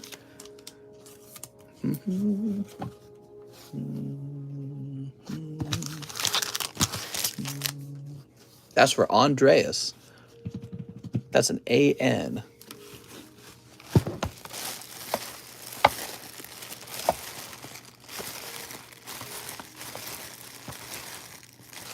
Don't be concerned, just evolve into a Doug trio. We're looking for Andreas Silas. Where's he going to be? Right here. That medium custom still going. Feel like I entered 3 days ago. You might have. I think you're in that new AN2 box. Blech. Ah, here it is. There we go. You know, give me a moment. Oh! Oh no! Still there? Will BGS slabs fit in your slab displays? No, they're too large. So they're PSA slab displays. But we could probably, in the future, we could get BGS-sized ones. This is sort of a test run to see if they're popular. And they've sold all right. Sold a number of them. So you get a BGS-sized one, you know, because you need to have one fitted for BGS and one fitted for PSA. You don't want a universally sized one because the PSA slab will probably bounce around in there. Quick, Ross is depressed. Give him a pack on me. Ho, ho, ho. Merry Christmas. Ross is depressed. What? How's it going, Luke? Thanks for the donation, man. That's so nice. Merry Christmas. My wife just received a package in the mail and it won't stop vibrating. Should I be concerned about this? No. There was a dead body found in the park next to my house, and apparently her boyfriend killed her and dumped her body there yesterday. Yep. It's always, it's very rarely the other way around. It's always guys killing women. Really, really horrible. What's up, James? Very repugnant. Octavio, 1 Vstar, 1 trigger. Octavio, dude, we're going to have to get you a bigger bag in a minute. 1 trigger. Where's my triggers? Here they are. Takes the donation. So help me out. I don't understand. Did he actually want me to open a pack for someone named Ross? Does Ross have a bag? And what pack are you wanting to open? What's up, James O? Cold. How about this pack? Now, this pack can't be cold because it always comes with something. No, it's actually pretty cold, though. That's a V-Star with just a V in it. Ross is here. Okay, so was he joking, or does he really want me to open something? And so what is he wanting me to open? Oh, Ross is here. What's your bag name, Ross? Let's find Octavio. Hopefully you have a good Christmas. Do you think Nine Tails gets freaky with those tails? No. Definitely not. There we go. Here's Sansane, 1 pack of V-Star. Ross Sego. Sego? Okay, cool. Ross has got a bag. Is Ross from Friends? Sansane. Here's Arceus. You got Arceus. I'm sorry, Sansan. Not a crazy one. Whoops. Let's find your bag. So, is Sansan in here? Let's see if Sansan's in here. Ah, Sansan A. Whoa. Fun fact, I've never seen Friends. There we go. Ross photo equals sus. Sussy wussy. Anthony DeLoa, 1 Japanese spot for the Rocket Pack break. When I was a kid, I spent the night at my grandma's. She threw away all my Yu-Gi-Oh cards without me knowing because she was very religious and thought the monster cards were demonic. Oh my God.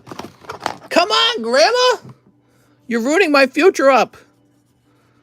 You're screwing my future up.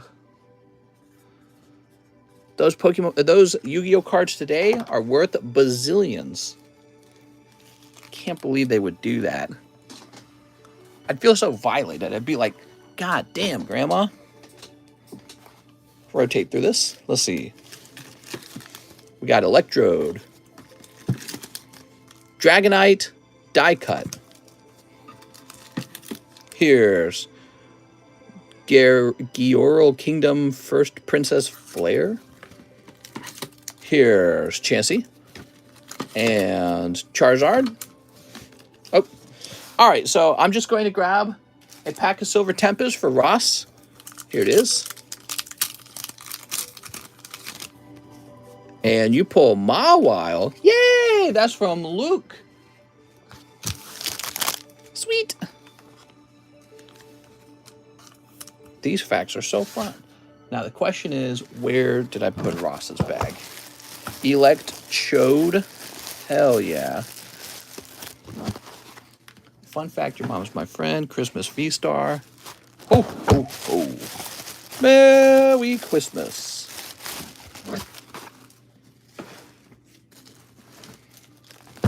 My grandma gave me a rusty trombone. No, she didn't.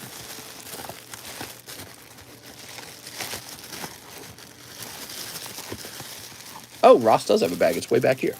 Here it is. Okay, Ross. Think your bag's going to slide down? There it goes. And we're going to put your bag in a different box from now on. So this bag's going to move over here. There we go. Thomas Walter, ship my bag in slabs. I have 1 TCG slab and I think 2 to 3 other slabs. Thomas Walter, shipping on out. There we are. Thomas Walters.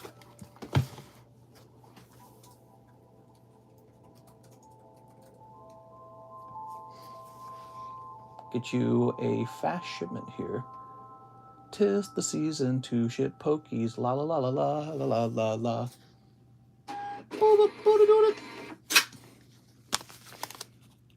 Wish you the best. Okay. There we go.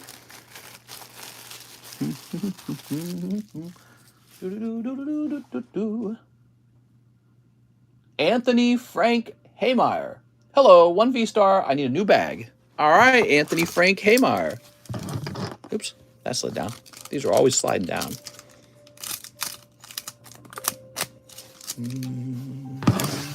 How big? I'm always bricked. GameStop has Pokies 25% off, but they're super picked over already. Yeah, that's what's bound to happen if you think about it. There you go. If I made my cards 25% off, they'd sell out. And then I'd have to do like some big restock or something. GameStop can suck D's.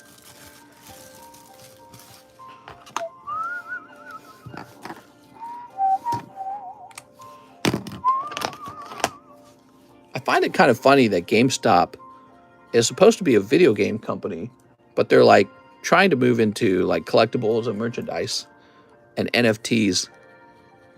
Isn't that funny? Remember like 1 year ago when GameStop was saying like, oh, we're going to get into NFTs and stuff, right? Look at them now. Look at NFTs now, guys. No, you don't hear anyone talking about NFTs anymore because NFTs collapsed. They're a joke. There you go.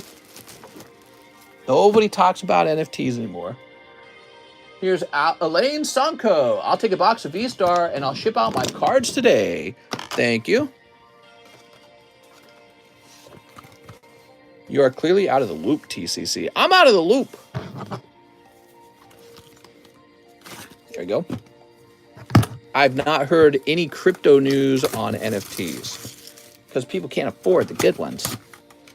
People still trading them. I didn't say nobody's trading them, but I'm saying they don't make news anymore. Didn't GameStop almost go bankrupt? There we are. Elaine. I'm not a fan of NFTs. I think they're very silly. Still waiting for NFTs to have any purpose at all. You should have listened to Senior Butt Thompson himself. Beep. I'm glad I didn't touch him. Rusty Bone, no one supports people being ugly either, but I mean in your personal life. What are you saying? Sleep. All right. SBF arrested in the Bahamas. Heard about that, yeah. Finally. He's in trouble now, man. There's no way. He's being extradited to the U.S. He is going to jail. I hope he goes to jail for a real long time. What he did is a massive crime. You guys understand what he did? He took your real money, and then he borrowed against your real money using his fake made-up coin. He claimed that his coin worth all this money, so he says, all right, I'll take a bunch of my own made-up coin, and I'll loan it to my own company in exchange for real money. And then he gambled with that real money and lost. That's what happened. And so, and then people did a run on his little bank, right? They're like, all right, we want our money out of your little exchange. That guy is, I'm a crypto hater, so it makes me super happy. I'm extremely, well, this isn't even about crypto. He's just a fraud, man. He defrauded people out of billions of dollars. He needs to go, I mean, that's like people's life savings. People work their whole life. They exchanged their time for money. And then he destroyed all that. He lost it all. It's sort of like killing a person in a way, isn't it? Let's say I worked my whole life. I just worked my ass off. I saved up millions of dollars. Then Sam Bankman-Fried lost it all because he gambled without my permission. You just wasted my life's work. What was the point of all the work I did if you wasted it all? So people who get into those, he stole it all. Yeah, it's definitely been stolen. What he did is a type of fraud where he basically steals it from you. And then even more of it disappeared when they got hacked. They got hacked, I promise. So he's got to go to jail forever. There's no way. He got to go straight to jail for the rest of his life. When somebody commits a financial crime of the level that he did, and I'm not just him, but anyone who was associated with him too needs to go. And I would be okay if he got slightly shorter sentence if he got everyone involved in trouble too. When they destroy that much money, whoa, that's amazing. We've never run into that one before, have we? Wow, take a look at that, guys. That's wild. Dude, Galarian Moltres is one of the best Pokemon designs. Loving that card. See, Sword and Shield had some good Pokemon designs, including Galarian Moltres. Here we are. So we got Charge-a-Bug. Like the fake blood Dr. Girl. Mister, thoughts on From Software, new game coming out, Armored Core 6. Super hyped. I think that all their experience making Elden Ring, Dark Souls 3, and Bloodborne is going to pay off in Armored Core. They're going to take all this knowledge of what makes a successful game, they're going to apply it to one of their old games, and it's going to be their best game yet for Armored Core. This is a common promo in English. Oh my God, you're saying English? That's just going to be a freaking promo? Oh, man. Can we fire who's in charge of the Pokemon cards in America? Why don't they do that in Japan, huh? Why don't they just turn everything into a freaking promo in Japan? Because they're smart. They know it ruins it. Who's publishing Armored Core? Bandai Namco, From Software. From Software. Have you guys seen the trailer for that? Armored Core. New trailer for Armored Core. Teaser trailer came out. It's a From Software game. Let me look it up real fast. We'll play just a little bit of the trailer real fast so you can see some of it. You really just need to jump to the middle of the trailer. You don't need to watch the whole thing. But the music is so good. I'm loving the music on this.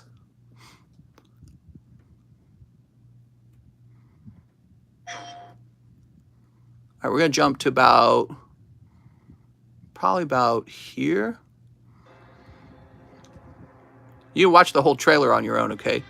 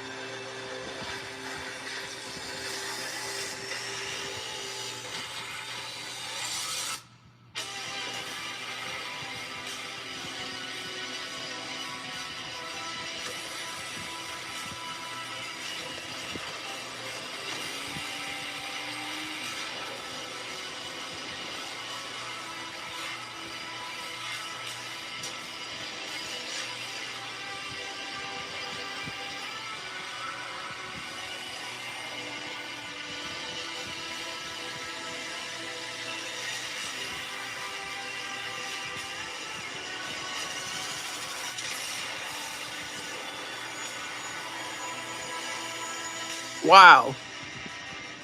So excited, man. That game trailer is the only one out of the entire Game of the Year Awards trailers that I thought was on another level. It's the only one I thought was good. The only other one besides this was definitely the Final Fantasy trailer was good too, but it was not as good as that one. So I don't know what they got over there. They got some kind of artist and director or whatever, and they're just killing it over there at From Software, making amazing trailers. Doesn't have to do with any political wokeness in their trailer. Doesn't have to do with any stupid tricks or like, oh, we're doing open world concept. I'm so tired of open world. They're just making crazy good looking games. I don't know what it is. They got some formula over there. It must be like some video game making genius. All right, Elaine, let's grab your bag. The music was so spot on for that trailer. And yeah, I'm very interested. Can't wait for that to come out. All right, Elaine. I played one of the Armored Cores as a kid. I was real young. I didn't even know what it was. I just had some like Christmas money or something and I bought it. And I thought it was kind of clunky. That's why I remember when I was a kid, I was like, this is super clunky. It wasn't what I expected it to be. What is that game called? It's called Armored Core. It's a From Software game, so all you gotta do is look up From Software. So they're the makers of Elden Ring, they're the makers of Dark Souls and Bloodborne, all these fantastic games. And they're making that Armored Core, and I'm very excited. Here we are. All right, Elaine said he's ready to ship. Heck yeah, man. Fires of Rubicon. Mr. Lane. Thanks so much, man. I watched the entire Game of the Year Awards ceremony, even the pre-show. They had all these trailers. They were all crap. Hated all of them. Just about every single trailer made me want to throw up. I was like, does no one know how to make a game? And then Final Fantasy's decent. There was a Destiny trailer. It was real brief. Destiny's always decent. You know, it looked real creative. They got a lot of crazy, like, whatever you might call it, sort of like a, what would you call it? What kind of art style was that in the Destiny 2 trailer? Maybe kind of like a synthwave, Funko Pop kind of style. Hard to describe, but that looked okay. Yeah, I mean, other than that, it's just Final Fantasy and Armored Core from FromSoft. Those were the only two good-looking games. All right, we've got Gregory Pablo, 3 Pixar. You got it, man. I'm so excited for that. Wasn't the new Star Wars Jedi game in GOTY? I saw it. It looked okay. Just looked okay. What about Warhammer?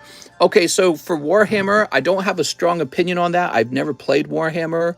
I'm vaguely interested in it. The trailer didn't make me go, wow. It didn't like drop my jaw or anything. Armored Core did. And I don't have a lot of experience playing Armored Core either. But I'm just saying that trailer, you just kind of feel the design so good. Music's spot on. The actions, it's not like these stupid bass drops. I'm so tired of the bass drops. Yeah, you could feel the artwork coming out of that trailer. Really impressive. Yo, it's a Ratatouille. That's the little mouse. He's so cute. You should have seen the first trailer last year. Here we are. Oh, for the Warhammer? Yeah, there are all these games coming out. I'm like, oh my God, these all look terrible. Have I played Ratchet and Clank? No, I never played that one. Here we are. My wife did. She says she likes it. My wife. I say that so much. I remember when my wife and I got married and I started calling her my wife. That felt weird. I immediately felt like 10 years older. I'm not in games much these days. I mainly play Ratchet and Clank. Such a good game. Mister, what's your real name? So my real name is Derek. Oh, what a boring name. Here we are. Such a plain Jane name. Ooh. Okay. There we go. You got 2 full arts out of that. Not bad, Gregory. What's the chase in the set? To be honest, I don't even know. I don't know what is the chase. I think there's like a Pixar lamp, and you could get like a stamped version of it. But I imagine anything Toy Story will be pretty popular as well. Toy Story is maybe one of their most successful franchises. Mister, what do I get? A World Cup pack or some Vstar universe? Yeah, Mister says my wife about 5 times on stream. That's because it's just me and her. I don't got any kids. I don't got any family that visits. It's just me and her all day. So all my daily interactions, pretty much just us two hanging out. So you're going to hear that a lot.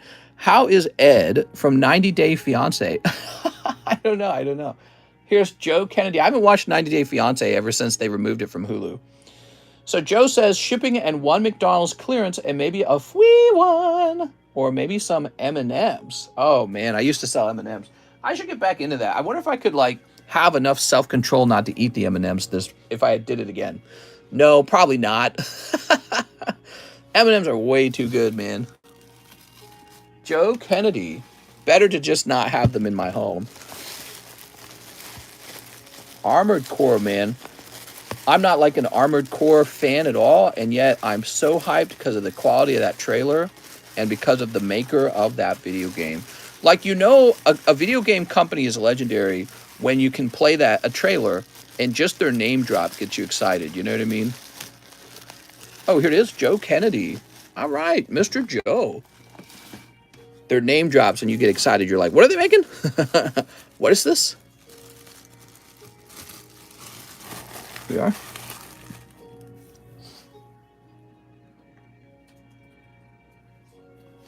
Okay, I've got your address starting with the 2, Mr. Joe.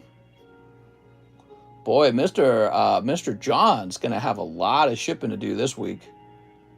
He coming into a shipping mess. Because we gave him Monday off because of needing to do this dental work. Thank you, Joe. A lot of shipping getting done tonight. Maximus Taco. What about you guys? Did you guys see anything in the Game Awards that got you real excited?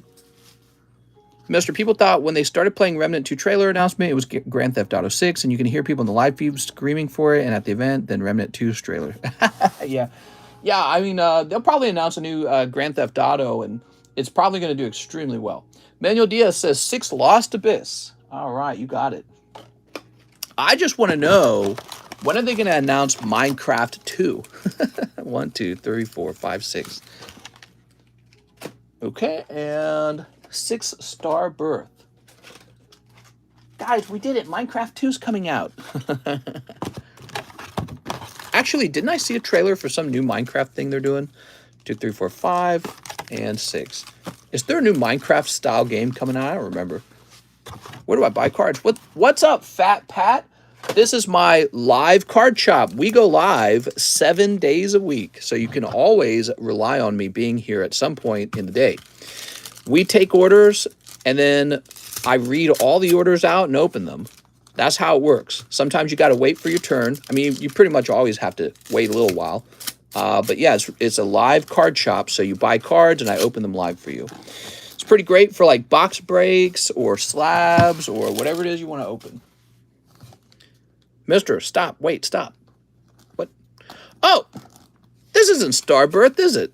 This is a pack that looks very similar to Starbirth. Hold on. Oh, man, I've got so many sets. Stop! 1, 2, 3, 4, 5, 6. You can see they look kind of similar, don't they? They're a similar color, but this guy's obviously not the right person. Oops. Mister! I made that mistake so many times with these 2 sets, Starbirth and the other one. So these are for sale right now. For $1 off the menu price. If you buy them, please let everyone know that you've purchased them. All right, now let's get these snipped. I think that means they're $3 a pack, if I'm not mistaken. Well, they even post the same. Yeah, exactly. They post the same. So if you're not paying close attention, because I don't read Japanese, so I don't read the name. I just go for like the look of the pack. Christmas almost came early. That's right, cold. Here we go. We got Tortilla. We got Garchomp. Cold. Here is Bibarel. Oh, man, those are just hollows. That's rough. That's for Manuel Diaz. When the giveaway happens, where do you go to? Well, we've hosted 2 of them already tonight, and we might be hosting a 3rd. I've been hosting them in our Discord server this time in order to generate some interest in our Discord servers. Because, you know, in the past, I used to host everything in the Discord servers, but, you know, having not done that recently, I think that causes some of the traffic to die down in there. We got a cold one. And Jordan Bottom. All right, those are sold. Those aren't for sale anymore, guys. Cool. Manuel Diaz. Sorry, Manuel, nothing crazy this round. Let's find your bag.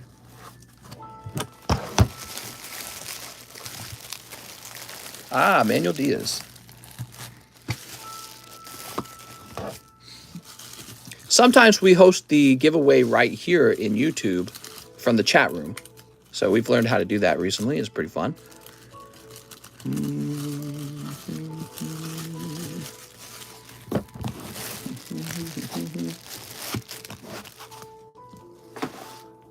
Okay, we've got Jeffrey Amos back for more. 1 box Vstar, 2 Pokebras. Wow, that's a big order. Okay, this is for Jeffrey Amos. 2 Pokebras. Let's take a look. 1. Oh, wow. That is from Tag Team All-Stars, a hyper rare Dusk Noir. And 2. Kartana Starmie Riolu. Wow. Nice, man. That's not so bad. Oh, almost time to make new Pokebras. I can feel it. We're running low on them. That's pretty cool, man. So you ready? Vstar Universe.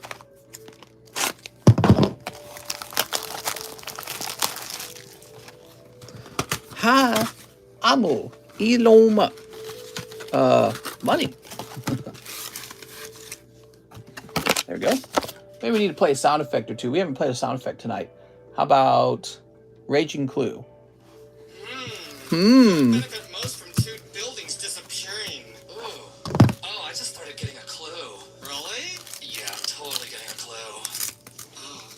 Oh, that's giving me a clue. Yeah, I've got a raging clue right now. Mine's pointing to the left. Oh, Frank, seriously? I have such a raging clue right now? I heard that Elon Musk was on Dave Chappelle. My wife noted it. And he said he yelled something like, "I'm rich, bitch," or something like that. And she said it was really cringy. Why was he on Dave Chappelle? What were they talking about? Ooh, what do we got? Oh, wow. Look at that, man. That looks so good. So you've got 2 cards here, but this is going to be a rare one. Boy, man, these artworks are getting on another level with these Pokemon cards. They're doing great. Okay. I'm going to run through those sounds. What? Or Sticky Penny. There's Hisuian Zoroark. Here's... Alright, so this is one of your hits. Some guy, I don't know his name, but that's not a girl, right? That's not a waifu? I don't think it's a waifu. You can never tell these days with Pokemon anymore. Such beautiful art. Okay, here's a nice card. Here's Arceus.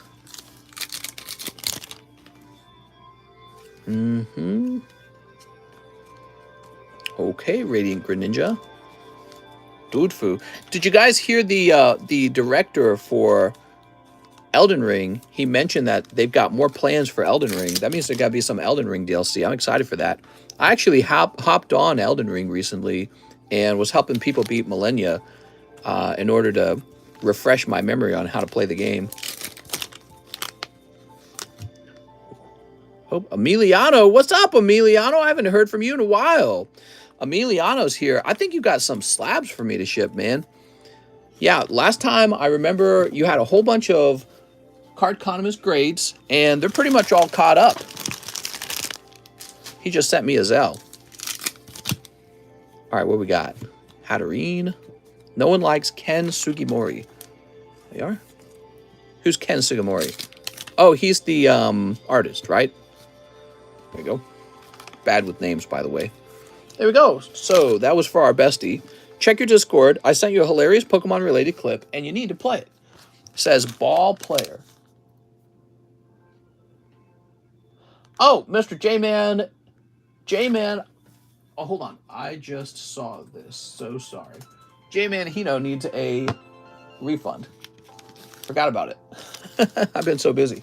So this is for Jeffrey Amos. Let's get this into his bag. Studio is taking over. It's sad. Oh, you're saying Ken Sugimori doesn't get to make the artwork anymore. It's going to be an art studio taking over. I think it's okay. I mean, look at these great artworks we're getting. I think it's okay. It's a lot of pressure for one man to make all the artwork, even if it's just like a handful of people. And you know what they can always do? They can always invite him to make like oh, Ken, come make like this artwork or that artwork for like a new Charizard or something. So they can always do that. In the meanwhile, we're getting these fantastic artworks. I think it's good overall. Stuff like that, you know, it's got to happen. Ken can't be making the Pokemon cards forever, right? I talk about this, like, I can't host this stream forever. Someday I'm going to get old and die. Ken Sugimori retire someday, you know what I mean? So it's okay as long as they do a good job. That's the important part. As long as the people taking over do a good job. That's really all that matters. And Ken's really lucky. He got to make a lot of artworks, and he's going to be remembered in this hobby for a long time. Wow, there's a dope Dratini Rainbow Rare. Here's Flaffy Perfect Grade. We were talking about perfect grades earlier. Here is a holographic War Turtle 9. Volcarona. And Igglybuff. So cute. From Crystal Guardians. I have an order from Leo Flores. He was the 8.5 Charmander. That was in the middle, wasn't it? All right, you got it, man. Leo Flores. Zane Barr. Can I open my Vstar box? Heck yeah, let's do it. This is for Zane Barr. He's got a box of Vstar Universe that he pulled out of Vstar Medium.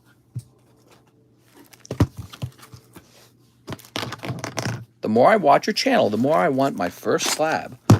I know, right? It's so nice.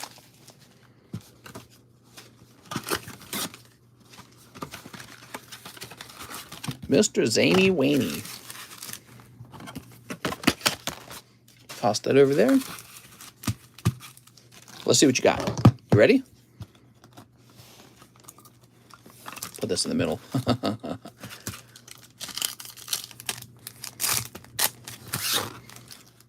It's how I was hooked Raptor. Sneep. I collect slabs myself. That's what I do. I collect slabs. I could collect nothing but sealed. I think collecting nothing but sealed is extremely boring. Extremely boring. There's no way around it. It just sits in your closet. You go, oh, look, there's the Pokemon cards I'm not allowed to open. And by the way, eventually you give in and you open them anyways. But yeah, I've been collecting Pokemon cards nonstop for 3 years now. I get all of my enjoyment out of my slabs. Where are my slabs, by the way? All my happiness comes from collecting the slabs. Collecting the boxes is super boring. Well, I should have had two where'd they go? Oh, here they are. I found them. Okay. Excuse me. Let's check this out. Here are these slab protectors. We have these for sale in the menu at the bottom. These are $15 a piece that make your card real protected. Here's my No Hollow Error Dragonite, first edition 10, one of only 5 in the world. There's 5 of those. And then also my Southern Islands Mew, and last time I checked, he was Pop 19 as a 10. So I got them in these beautiful display slabs. And you can take your favorite slab and put it in a display slab as well, which allows you to make it look more prestigious. You know, like when you protect something special, people know that it's a more special card to you. But also it makes it safer when you put it out on your dresser or whatever. If it falls over, you don't have to worry about the slab getting cracked or stepped on or whatever. I gave you a sell option. What's up, Emiliano? It's so nice to see you back, man. Yeah, I need to take care of that order for you. I'm just taking care of this round of PayPal transactions first, since they were in line before you were. And then we'll definitely get your Zelle transaction. I saw that. Emiliano, you got a ton of slabs over here, I think. I think you got a ton of Cardconomist graded slabs, if I'm not mistaken. Here we are. Ooh, Giratina. No problemo. Here's Infernape. Okay. And Hatterene. Wait times on express grading for Cardconomist grading are very short. Express grading can be done in like just a handful of days at this point. Oh, you're picking up an alternative art Hatterene VMAX. Very cool. We didn't have one of these in the hobby yet for season 8. Beautiful. All right. For Gen 8, I mean. Very cool. Although, maybe I'm not a fan of the fact that she's got her back turned. Yeah, when I think about it, I think that's her face there. Is that her face? You don't really get to see her very well. Do I keep the Ditto? The Ditto. What are you talking about? Okay. We got Electivire and Magmortar again. I find it interesting that those two guys got like 2 cards in their name. They got that one, and they got the one where they're around the campfire. I think it's kind of funny, like they have their own series going almost.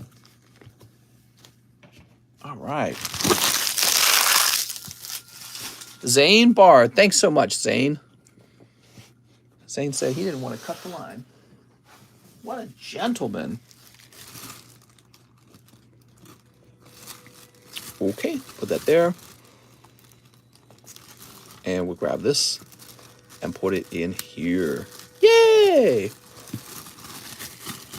So Elon Musk was getting booed at the Dave Chappelle show. What did he say when he got booed? We have Josh Stone, 5 Astral, 5 Lost Origin. There we go. 5 of these. 5 Lost Origin. 1, 2, 3, 4, and 5. Hi, everybody. Mr. Josh, are you ready? Sneep. Sneep. I've recently become kind of a fan of Elon Musk. I didn't think much of him before. I like all his stuff he's doing with Twitter, where he's revealing how the companies manipulate and shadow ban you and try to decide what politicians can say. I think that's so dangerous for a democracy. So dangerous for any country, for a private company to control what your politicians can say. That just doesn't make any sense. Here's Petalil. And what's going to happen is there will now be politicians who try to change that. They'll be like, we don't want that. But the political party that is sort of in bed with the social media platform, they're going to try and protect that social media platform. And we have to vote those politicians out or let them know, like, no, we need to be able to hear all politicians equally. Here we are, Typhlosion. We don't want private companies pairing up with government in order to silence the part of the government that, in a form of competition. I guess that's kind of like fascism, isn't it? Elon should buy Domino's so we know the secret to pizza recipe. Here we are, Spiritomb and Dark Patch. Woo! I'm liking your dark patch. What a dark patch. Just like when you get dark patches under your eyes. Charizard, character rare. Very nice. If that were to grade perfect 10, it'd actually be a decent pull, wouldn't it? Isn't it? Hey, give me a minute. Place this up here. That's for Josh Stone. Okay, Josh, I just gotta find your bag now. I think we put you up top, but I don't remember. Ugh.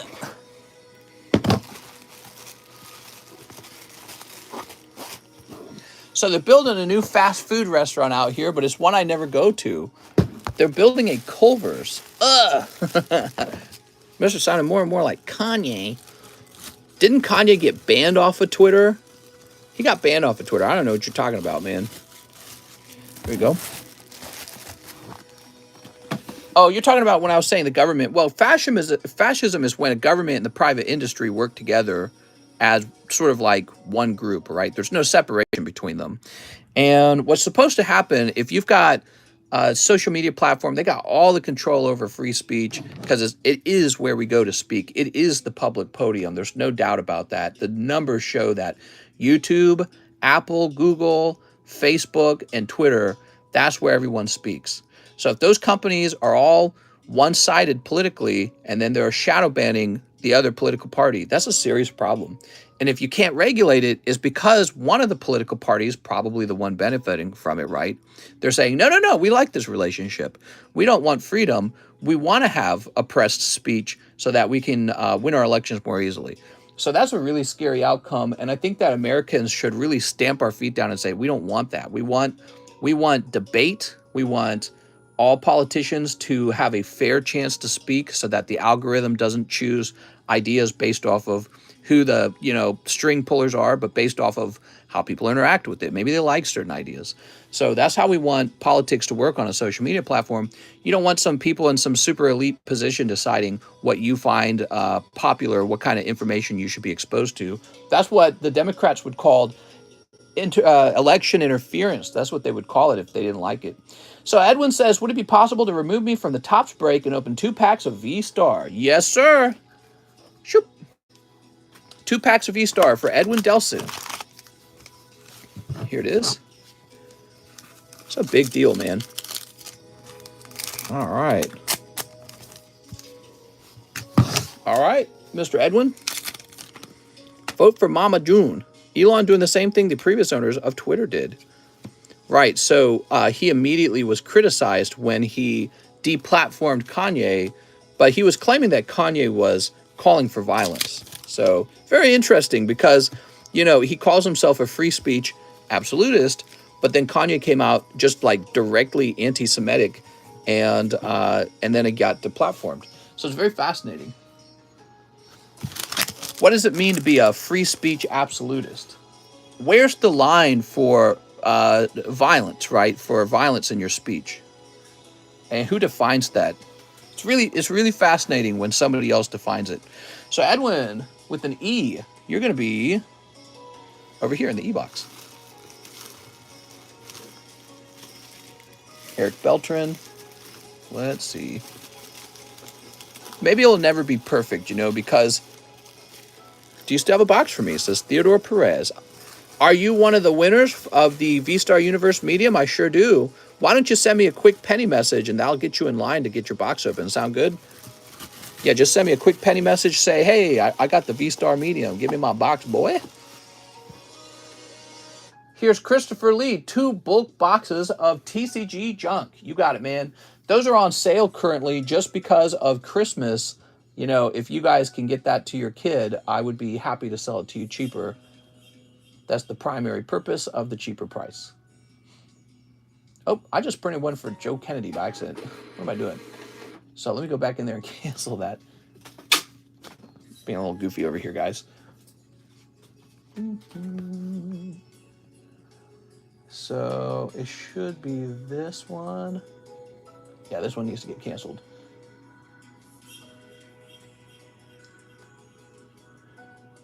There we go. And then who we're really printing this for is Christopher Lee Jr.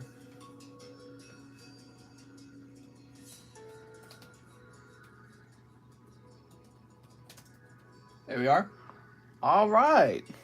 Hello. Did you forget my order? No. Why are you asking, though? Are you worried that your order is taking too long, maybe?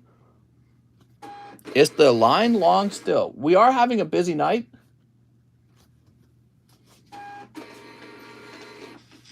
But I'm moving very quickly, so we're not moving slowly at all. Cedric. Now, I haven't done a Cedric yet, so I think you're still waiting. So this is going to be junk box. Junk box.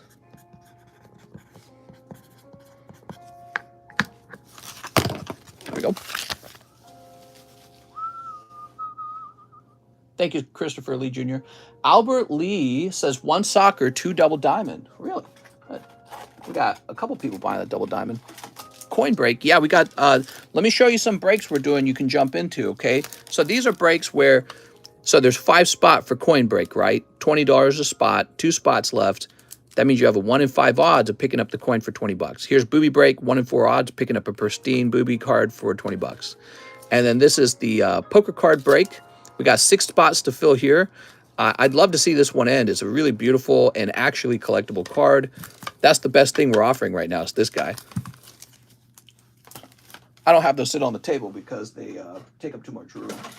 Oh, come here. Don't go anywhere. All right, let's get you that soccer pack. FIFA Soccer. So Albert Lee, we'll start with your Digimons. Yep, we got soccer packs on the menu. I need to add football to the menu. American football. show the medium as well. The medium. Oh yeah, so the medium, this is the Vstar medium with 3 spots right there. And when that finishes, we are no longer doing that type of medium anymore. We'll be doing it for a Crown Zenith instead. Or if we run out of Vstar again. Hopefully we don't. Hopefully we got plenty of Vstar now. Boy, have I got a butt ton of Vstar on the way. I got so much of it coming. We are not going to be low on Vstar when it arrives. Here goes. Albert Lee's got a premium football pack, soccer pack, FIFA pack. These contain a chance for a signature card, a chance for a numbered card, and other cool rare types of cards. There's also rookies. We got Niklas Süle for Germany. Niklas. Okay. We've got Why do Polish people have the hardest to pronounce names? Oh my God. Szczes. I don't know how to pronounce this name. Wojciech Szczesny. I don't know. That's too much for me. Maya Yoshida from Japan. See, he knows. He knows how to have a easy to pronounce name. Yoshida, that's easy. Saudi Arabia, Salem Al-Dawsari. I don't know how to say these guys' name. I've never said it before. You got a goalie. Nice. Switzerland, Jan Sommer. It's pretty simple. Jan. All right, we've got from Spain, Jeremy Pino. Is that right? Did I say that wrong? You guys are going to make fun of me. Is this a special pull? I think this is a special pull. I could be wrong. Matthew Ryan, Australia. Is it? It's not a numbered card. No, it's not. The card after it is. Here it goes. Sorry about that. I thought it was like a brighter color. Not numbered. You got Kyle Laren from Canada. Oh, Canada. And he has a sort of pinkish colored card going on here. Very cool. Okay, so that's your special hit. You also got this. You got the Cutter logo. Very neat. So that's your other special pull. I would say this pack is a little on the cold side. No numbered card. And I don't know how much the symbol is going to go for. I don't think the symbol card is going to be worth a lot. Something tells me people prefer the players rather than the logos. I pulled a Soccer Gold signature card. Wow, nice, man. That's a lot of moolahs. Did you get some more Canada Dry? No more Canada Dry. I'm just drinking water. Here's Denmark, Jesper Lindstrom. Imagine shooting a man with your last bullet, and he stands there, unfazed. That's a Andrew Tate sound effect. We could have gotten a different version of that sound effect where there's like music playing in the background to make it all hyped up and crazy. All right, cool, man. So that's for Albert Lee. Imagine shooting a man with your last bullet. Oh, man. There we go. Actually, Andrew Tate's a great example of why you don't want social media platforms to have too much power, because they didn't like what he was saying, so they just kicked him off all platforms. We got Cedric DeLellis, 2, Vstar Universe. That's Cedric. Mr. Cedric was just asking. 2-star berth. Okay, you got it, man. Cedric DeLellis. And he just stands there, unfazed. There we go. I haven't been working on the sound effects. I should probably get more. Elon recently suspended the account that posted the video of him being booed. Pretty weird. We are. Cold. Guess he can do what he wants. It's his platform. Are you going to add the Bill Clinton kid sound from the award show? I would like to. I'm a little scared that it could affect my channel. You guys know we put that in the title and of that night. And YouTube took my video down.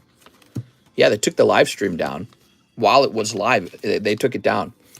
We are. So it makes me nervous to do anything surrounding that Bill Clinton incident. But it's been a couple days, so maybe I could.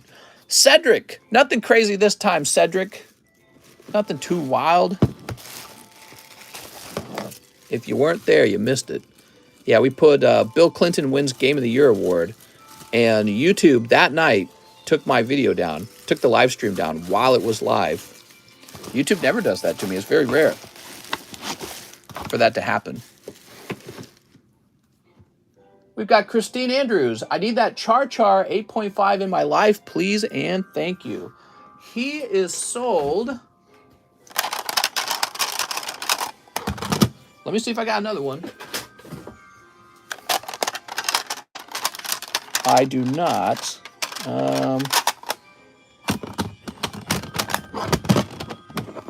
He's a cutie, but he's gone. Come on over here. No. Look at this, though. Ooh, Tower of Terror. That's cool. Tower of Terror 8.5.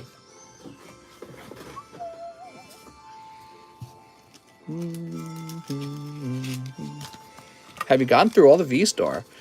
No, there's Vstar left. We have some Vstar left. It is moving surprisingly fast. You guys are just blasting through this stuff. Oops. Put this up for 100 actually. A shipment to France is $20. $20 based on the weight of the bag. If the bag is heavy, it will cost more. Okay, so keep that in mind. We're going to write Christine down for $18. Sorry, Christine. Somebody got it first.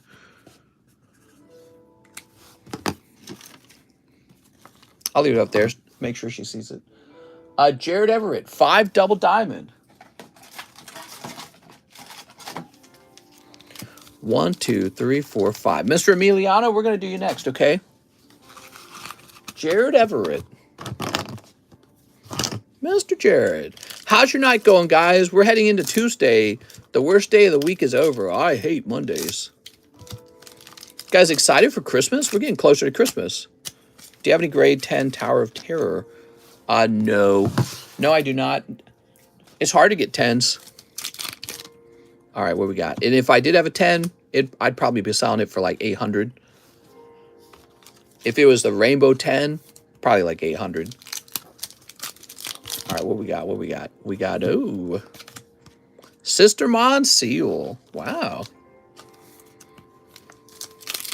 Sister Monsieur looking pretty good. I like that, Jared. So Jared Everett is like the third individual. We find a man, and beneath the man, we find his nucleus. Oh my God, Nacho Libre. My wife told me she had the Nacho Libre song stuck in her head the other day, and I'm like, why? She's like, I don't know, it's just random. Domino says, I would like shipping. Could you tell me the price and how to do it? All right, let's take a quick look. Give me a moment. So, Mr. Cedric. Yeah, that would be $20 for this bag, Mr. Cedric. Cedric DeLellis, $20 shipping for this one, okay? Make sure I have your phone number and your address, and then I will make you a label. Holy moly, Milestone, we need the new ball. You're so right, Mr. Alex. Yeah, we need a new ball. So this is for Jared Everett. You should go design one. Go get some artists together and design one. Ah, Jared Everett. We are all out of room in this JA box. Make a shiny gold one. I think what I'd like to do is make the TCC ball the final ball again, but have one more like intermediary step. So basically, when I upload, all the people who have TCC ball will lose their TCC ball, but they'll have some new other fancy ball. And it makes sense to me that the best, the final evolution for the ball, we're talking about balls here, guys, should be the TCC ball, because I don't want anything above that. Here's Garrett Wixom, 3 more V-stars. Mr. Garrett, oh, hold on. Not your turn yet. We're going to do Emiliano now. So Emiliano ordered on ZELLE. And he wanted payment to ship all my slabs and a bag appraisal. I think I have credit of 12. Too vivid. Credit of 12. Okay, give me a minute. Let me go looking for that, Mr. Emiliano.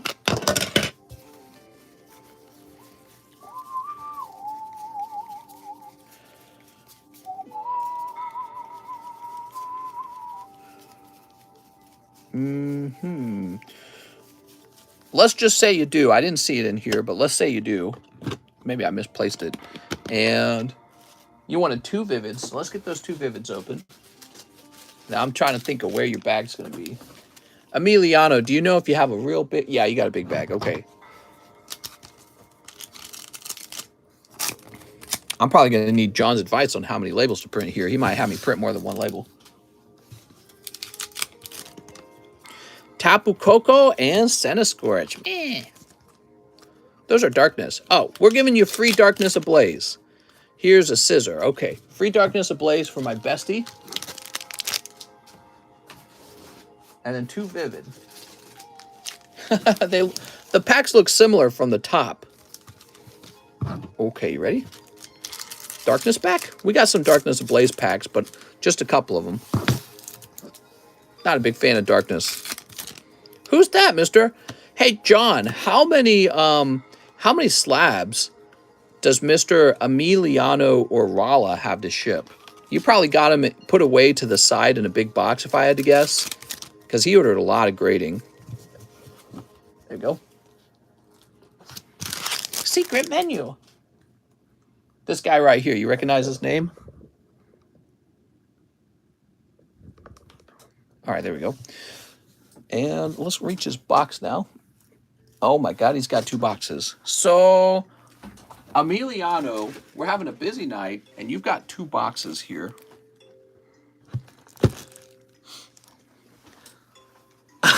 John just says a lot. So we might have to construct some method for shipping him real efficiently and safely too. 2 medium flat rates. Okay. We could actually ship him slightly different. Well, here goes. So Emiliano, this could take a while, and I don't have a lot of time to commit. I'm going to look through. That's a character secret rare. That's a character secret rare. That's a character secret rare. Okay, that's round number 1. Fight. He has a few ETBs of slabs. Oh. Pop this in here.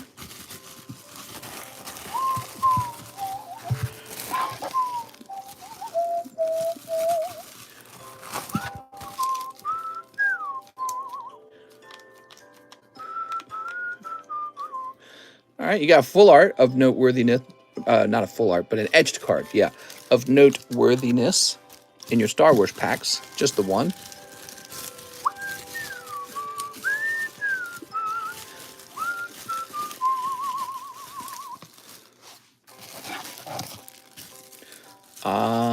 What is this going to be? That appears to be noteworthy. That's a signature.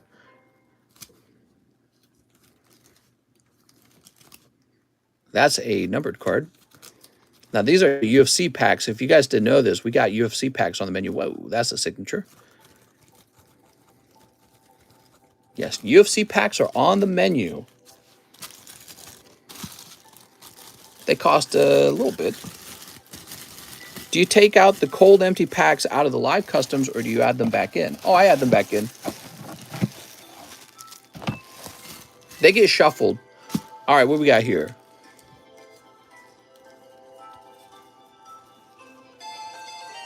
I'm only 1/3 of a man. Alex is 8. Wait, what? I like this one a lot, actually. Okay, you got some cool sport cards here. So it's obvious you open tons of cards. You open a whole lot, Mr. Emiliano. Oh, I'm seeing a hit in your box. You ready? So you've got this guy right here. That's neat. Oh, you open some of this old vintage stuff. So I like these. These are pretty good. That's a hollow. And I like this Lugia here too. Jordan. Silly Jordan. Mister, should I design a Tyranitar ball or a Magneton ball? I don't know. Oh, this is Emiliano or Rala hits. Ah, making our life easy over here. Yeah, it's kind of nice. Evil Hero Adjusted Gold? What? Some of these are a little better than others. Emiliano, it's obvious you've got a ton of hits over here. Okay, let's start putting these back in the box. Just admit your favorite again. My favorite what? What are you talking about? Favorite mod? There we go. How about over here? Pokemon. Flaffy. Meh. This one.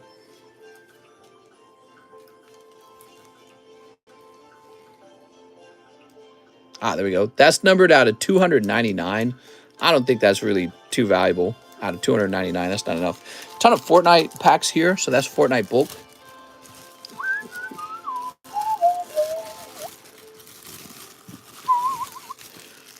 Oh, man, I should have had you pay for 2 pre-grades, man. This is one of the struggles we run into with the pre-grades. Pre-grades for a guy with a small bag takes a minute. Pre-grades for a guy with 2 boxes takes, like, a really long time. Okay, what do we got here?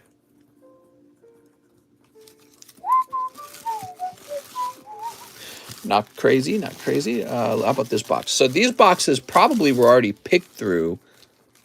Yeah. Okay, there we go. Emiliano. So we've got all this stuff over here, which is kind of like your bulk pulls, right? So these are hits, but they're not like hits, right? It's just the little stuff. Oh, and you got this guy too. This guy's real cool. I like him a lot. So he's a hit. I'd definitely consider grading that. And then here's your hits bag. Some of this is not super valuable. I'm looking at it. I don't know about Evil Hero Adjusted Gold. These are only good if they grade 10, these Neo Destiny. Crystal Guardian Reverse Hollow, huh? That's good if it grades 10. I don't know about these. I don't know much. Oh, Agumon. That's a full art. I think he's decent, actually. You got these full art Hololive girls, but they're just full arts. We got more Hololive on the menu now, by the way. These Pokemon Lugia cards, they're legit. And you got this signature card. That's probably legit. Alexander Volkov. This is a signature as well. I don't know what that's going to be worth. Amongst these 2 aren't super valuable. Neither is this. This one's okay in terms of value. So there you go. So you don't have any like chase cards, let's call it that, in this box. No like Charizard, Gold Star, or anything like that, right? Was this numbered? So this Giga Chikadze is not numbered, but it is a signature. There you go. What do you think of that, Mr. Emiliano? I'm going to have to put this back in your box on the side like this. So see, okay, so now you know how that went into the box. I don't want you to miss out on him when these boxes arrive. And we're going to start shipping these out to you.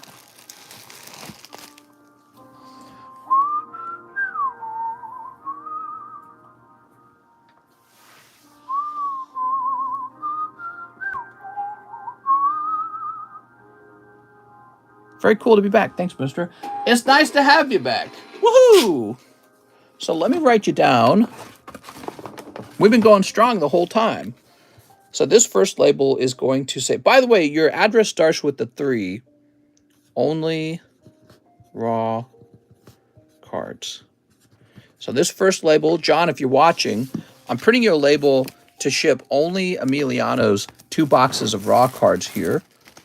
And then we're going to have more labels printed to get you his, look at all that, to get you his slabs ready. Have I ever seen a Volkswagen Beetle? Yeah, of course.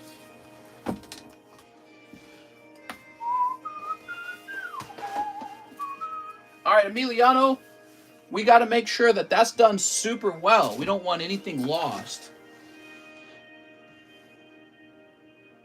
I'm going to now print 2 more labels for the slabs. Now I'm going to order like $1,000 of postage. It's always exciting. There it goes. And print. Good, good, good. Okay, so we got 2 more labels. So you have a total of 3 labels for this. We're We're going to say slabs. Slabs. All right, cool. But yeah, be patient with those because we got to make sure they get packaged really well. Okay, Garrett Wixom, 3 more. V-Stars. Mr. Garrett. He's the top from in my mind. The top from? What? Close that. We're getting a fresh box. Have you ever seen Countach? What? What are you talking about? What you talking about, Oscar? Have you ever seen Bussy? Didn't think so. All right, there we go. Garrett Wixom.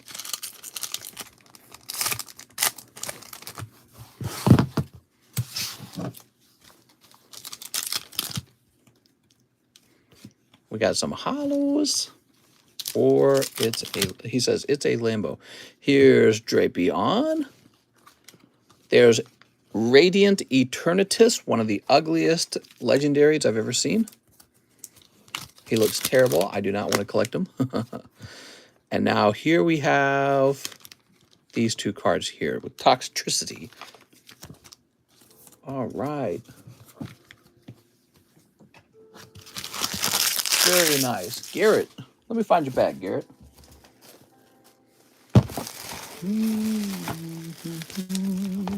Did you ever try One Chip Challenge? It's really painful. I did not. I love spicy food, but I see stuff like the One Chip Challenge as sort of like just consuming a chemical, essentially. There's a difference between enjoying spicy food and drinking bleach, right? Bleach that won't kill you. Sansan A, I'll take a spot in the V-Star medium. You got it, Sansan? There's a point where there's no point.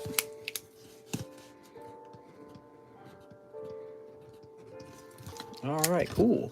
Thank you, Sansan. Arturo, 1 V-Star. This is for Arturo Perez.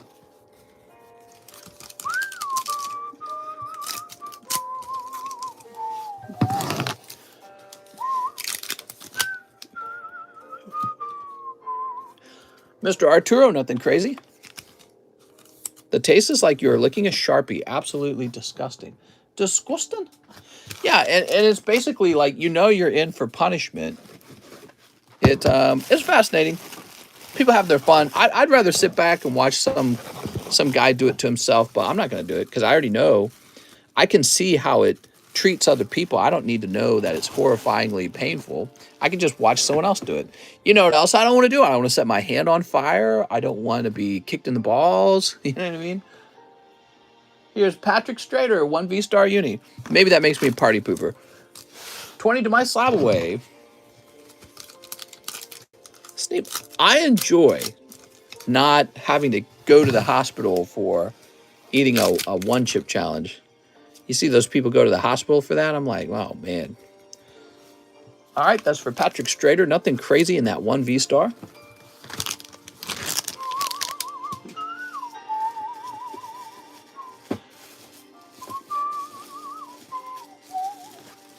It makes your whole face go numb. Oh, I believe you.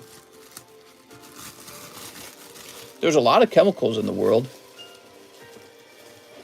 that could probably do all kinds of crazy stuff to you, but we don't ingest those. But because this is just a spicy chip, we ingest it. And again, it's very entertaining, but I'll let someone else do it. Patrick Strader. So you got the Sweet Coon Poker, that's dropping to 20 bucks. Thanks. I'm sorry, it's dropping by 20 bucks. Next up, we got Michael Beckner, 2 in the Rocket Pack Break. Do we have 2 spots in the Rocket Pack Break? 1, 2, 3, 4, 5, 6, 7, 8, 9. Mr. Michael Beckner, there's only 1 more spot. But I have another pack. So I don't recommend splitting your spots up. I recommend keeping them together because you increase your odds of actually hitting the hollow if you keep your spots together. So by default, that's how we treat this scenario. If you're here, you can tell me you want to split it between the 2. Michael Beckner. Michael Beckner.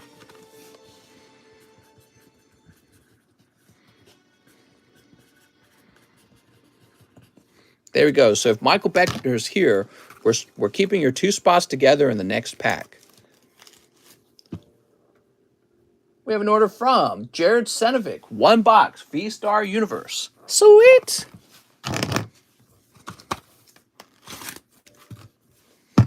Okay.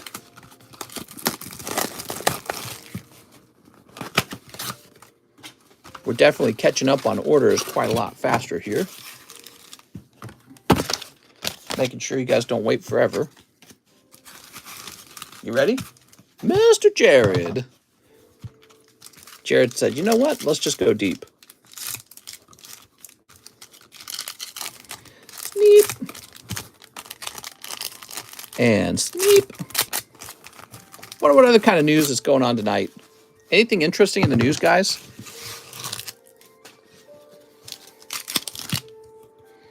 We've got Charizard. And that is the full art lightning energy. Can you guys hear me? We just being real quiet tonight? Hold on, let me hit live chat. I eat one every year. After 1 hour, I consume liquids. Have you ever seen a 41 Chrysler Willys Gasser? No, I don't think I have. Oh, nice. Oh, very cool. All right, picking up the Deoxys full art here. The FTX guy got arrested. I heard about that. I like Deoxys a lot. Are you going to see Avatar 2? Personally, I do not want to see it because I just do not care. It is hard for me to get into movies. It really is.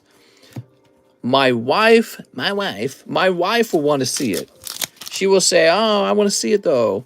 So she will probably try and drag me to movie theaters. But I don't know.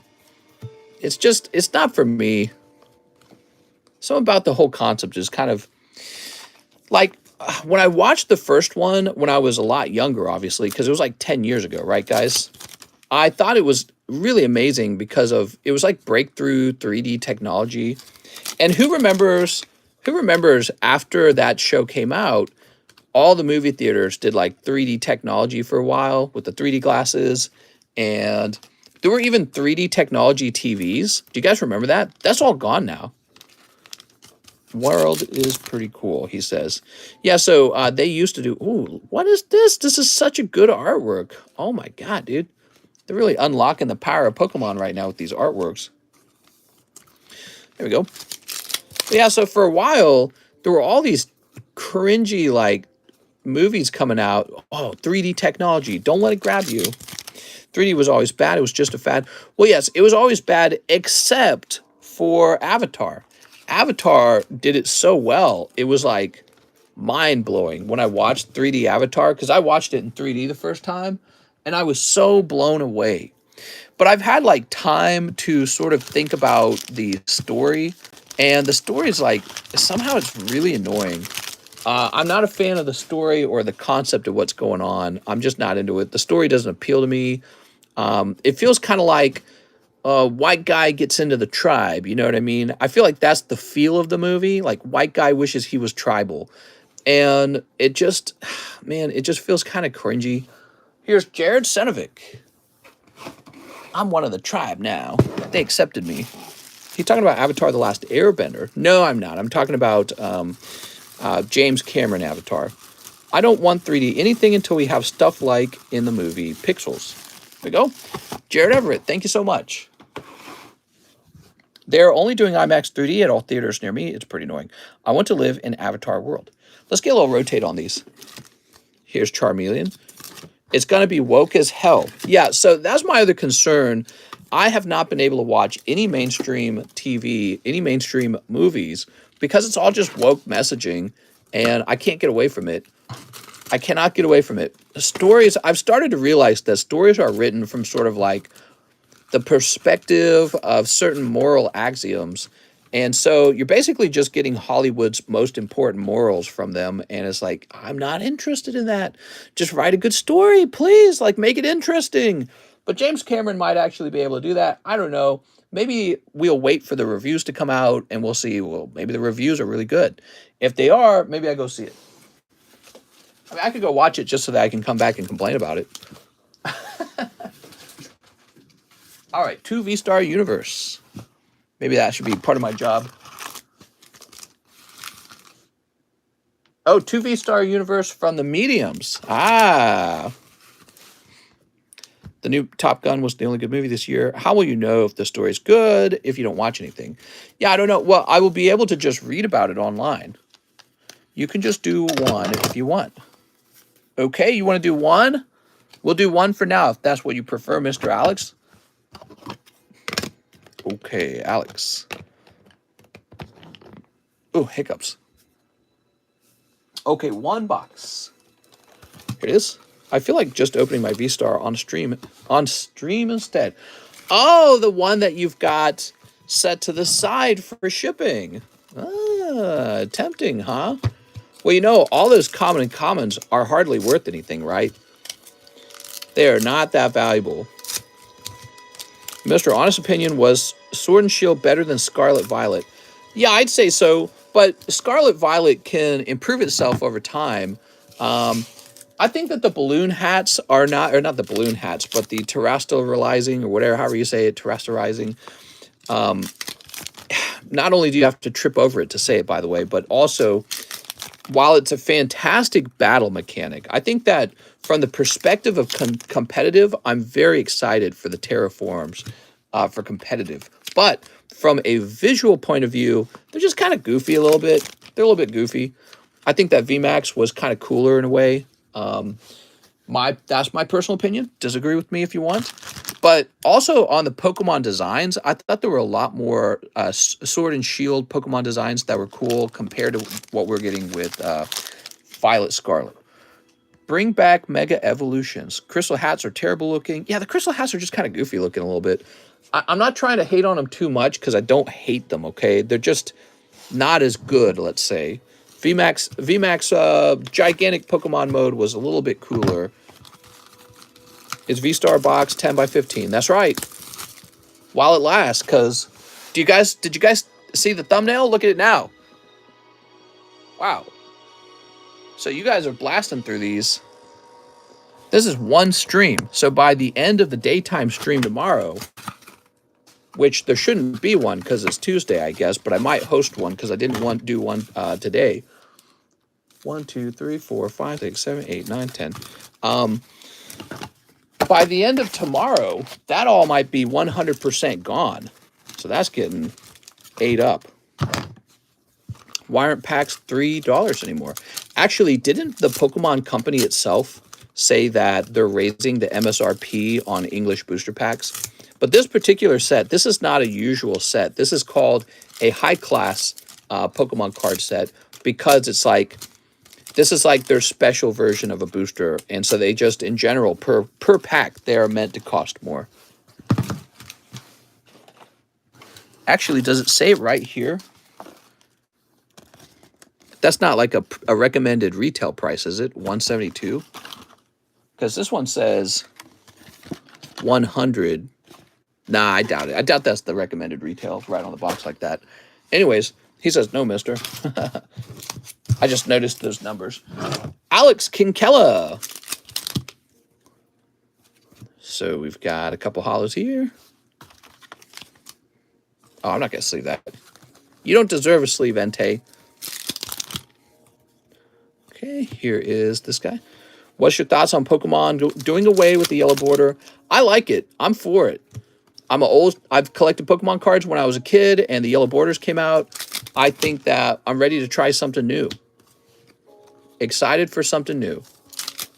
I'm not bemoaning yellow borders. Yellow borders is so, it's just so like unnecessary. Like there's no particular color you have to have.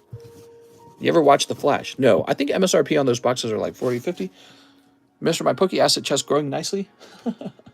Your Poke war chest. Yellow border should have been left after E series. I think I agree with that. Yeah. The Space Marine is what I look forward to in Cameron's space movies. We are Latios. Okay. Oh, here we are. So we'll do that. And then we'll do this. Whoop. And we'll do this. Whoop. I think the silver border looks fantastic. I just wish they would have done it sooner. Scammed barcodes. What? There's a Mewtwo V-Star. The Flash is such a good show. There we go. Yellow border should have been a WASI thing. Really recommend it. Oh, whoa. All right. Picking up the Reggie Gigas. Cool, man. Great. Wow, Pokemon cards have come a long way. I mean, yeah, they've come a real long way. What do you think they'll look like 20 years from now? And toss these in here. There we go. That's for Alex Kinkella. Do I jump in line, mister, if I want to open today instead? Yeah, I would say so. There's a pretty heavy line going on right now. Alex, let's find your bag. I can withhold your shipping and we can open it tomorrow if you prefer as well. But if you really want to open it tonight, you got to put in that as a request right away. We're going at a brisk speed and pretty much just keeping up so that people don't wait an unusual time. Let's see. Mister, what superhero movie is your favorite? Oh, that's a tough one. My favorite superhero movie?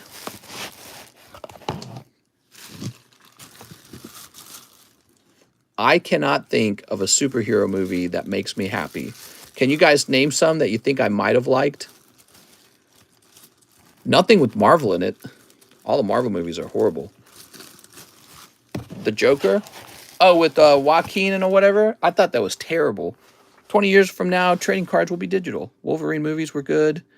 Did you watch Joker? Not superhero, but you know, I hated it. Yeah, I watched The Joker. I thought it was absolutely terrible. I got so tired of the stupid dance scenes. Oh, I'm dancing. You don't understand me. Here's Tyler Andre, Raging Clue for Vstar. There we go. Captain Underpants, 10 out of 10. All right, here we are. I thought that Joker was just kind of like for incels, basically. I didn't think it was very deep. I thought originally that it was going to be deep. I thought Joker was going to impress me. Visually, it's nice, by the way. It's a nice visual movie. There's no depth to it at all, and it's basically just for incels to go, wow, we live in a society. I thought it was terrible. I think the message isn't for everyone. It's pretty edgy. No, I don't even think it's edgy. That was my point. Like, I thought it would be. Wow, look at this triple pack. Whoa. 3 hits in 1 booster. Here we are. Batman v Superman. You know, it's funny. I did watch that. My wife and I went to a movie theaters and watched that. And it was just shockingly bad. Of course, the person who played the bad guy in it, the Lex Luthor actor, was so awful. Everything about it was awful. Tyler Andre. I didn't like Joker. I think if I had to pick, I think Christopher Nolan's Dark Knight Rises might have been the best superhero movie I've ever seen. But that's not saying much because I didn't like that one either too much. It was okay. I thought I was going to like it more when I saw the trailer and everyone was hyped for Heath Ledger. But then when I actually watched it, I was like, oh, yeah. What I really liked about that movie, actually, with the soundtrack was so good for that movie. Very impressed. Vulcan Cheap says 6 open time gazer. You got it, man. Tobey Maguire as Spider-Man. Yeah, Spider-Man 3 was peak Tobey Maguire. That was enjoyable. Yeah, it was okay. That's me. I forgot to add that I should have a small bag under bulk and cheap. Dark Knight is pretty good. It might be overrated just because Heath Ledger is acting well. Well, you got to remember the time period too, by the way. So in that time period, there weren't that many great superhero movies to compare it against. It was really just on its own, you know, playing at this higher level of quality. And I think it still stands up as a pretty decent movie to watch. There we go. I've seen clips of it every now and then on TikTok. I'm like, oh yeah, that movie was all right. Movie was all right. I think that The Dark Knight actually did have some complexity to it, unlike the Joker movie. Bulk and cheap. Yeah, the Joker movie was like, it charades as a smart movie, but it's not. Let's see. We're looking for a thin bag. Transformers as a series were good movies. Where is she? She-Hulk is even better than Star Wars. Oh, no. Batman is dark even in the day. Iron Man 1 was the best. So Iron Man 1 appears to be the best because when that came out, there were not hardly any Marvel movies made yet, right? And the actor, of course, was a pretty good actor. So yeah, it was exciting. Would I watch it today? Dude, I would fall asleep if I had to watch that garbage. It was exciting in its time period. It is not really something I would ever watch ever again. Very boring. John Keys. Hey, mister, can I please get 1 box of Vstar Universe? John Keys. Here we are. Tim Burton's Batman and Jack Nicklaus was the best Joker in my opinion. Oh, I forgot about that. The 1990s Batman. Ah, that was creepy, man. Jack Nicklaus. He just made the Joker look creepy. It's the way Jack Nicklaus looks. Here we are. Everything before Civil War was so much better than everything that came after. The MCU began its downfall when it became so overambitious with all the crossovers. The last trilogy of Star Wars was ass, but as a whole, it's the best. Tim Burton Batman was a comedy. Here we are. Well, Tim Burton's Batman became a comedy. Oh, hold on, I got an offer. Tim Burton's Batman became a comedy when, wow. Oh, right, when they started with the Freeze and the Riddler, and the Riddler was played by Jim Carrey, was it not? So when they got to that point, it was really weird. The very first Tim Burton Batman, though, was kind of cool. The first Tim Burton Batman was, yeah, no, that one was really good, actually. I got to rank that one high. That one's pretty good. And the Riddler one was episode 3, wasn't it? Oh, the Freeze wasn't in his own episode. So what am I thinking of? These are so long ago, I can't remember them properly. So it was, the first one was really good. And it was early 90s, was it not? That was the first Batman that Tim Burton made. Then they made the second one with Catwoman and the Penguin actor. And then it was the Riddler and Two-Face? Was it Two-Face? I think Two-Face was the other bad guy. Riddler and Two-Face, right? I can't remember. It's so long ago. But the Jim Carrey Batman one, that was when it sort of became like a comedy. And yeah, it went downhill. Oh, I remember as a child, actually, watching the sexy scenes with like the girl and Batman. And I was like, whoa, what's going on in my pants, man? Because those were some hot scenes. And I didn't understand sexuality that well because those are so old.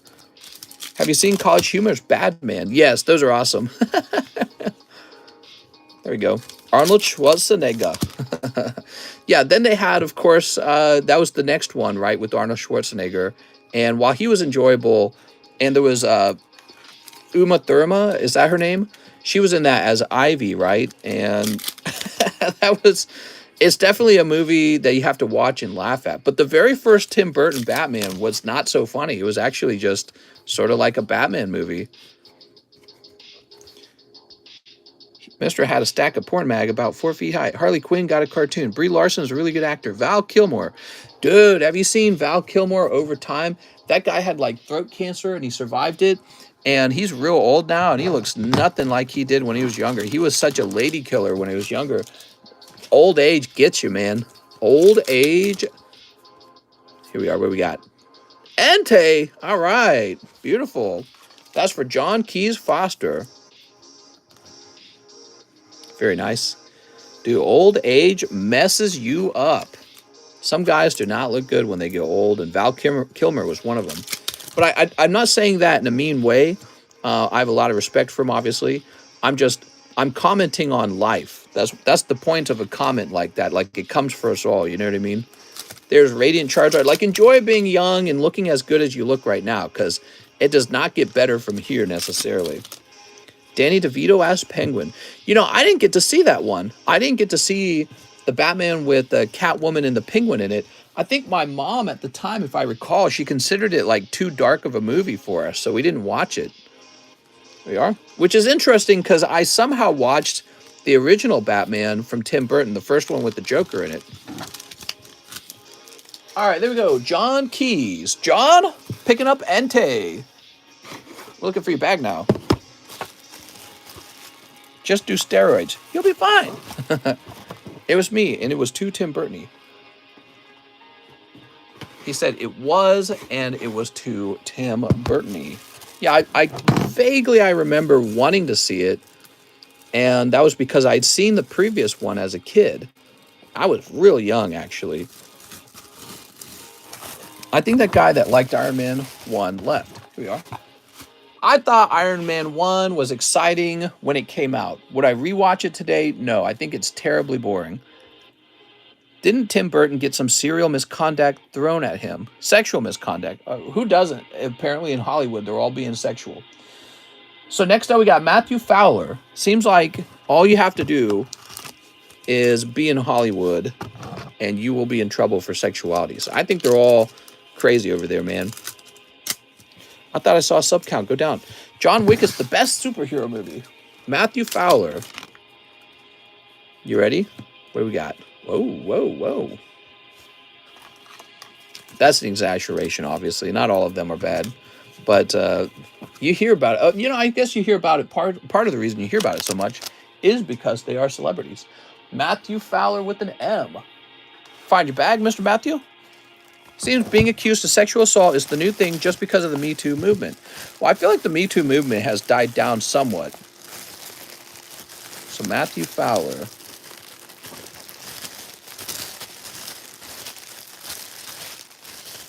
Let's see, Max Guzman. I feel like the Me Too movement was just sort of boiling under the surface, kind of like, something waiting to break. And then it finally did. And then all these evil things and all these bad things came to surface. And right. So the Me Too movement was bound to happen because there was so much sexual manipulation and abuse going on.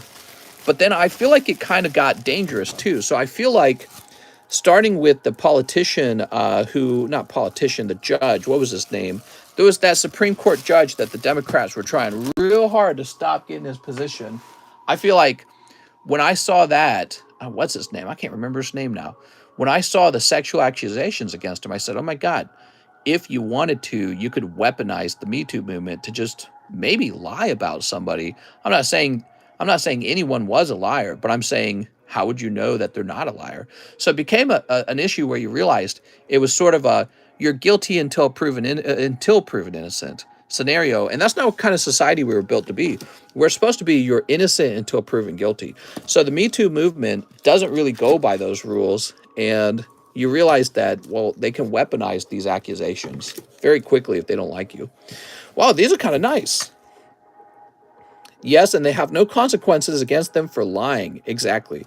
So when that happened, I kind of just sort of, I'm like, all right, I'll wait. This is what happened. I said, I'll wait for more details to emerge. That's what I said. I got to get more details before I make my mind up on anything. My cat's fascinated with your voice. He's definitely tuned in. That's funny. Here's Kip F. 5 Crystal Abyss. Crystal Abyss. Oh, it's Kip, and he wants some Final Fantasies.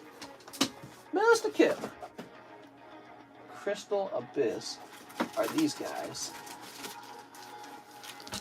1, 2, 3, 4, 5. What's your favorite first-person shooter? Good question. First-person shooter. Definitely Destiny by a long shot. Destiny by a lot. Turn this down a little bit. We're going to play this.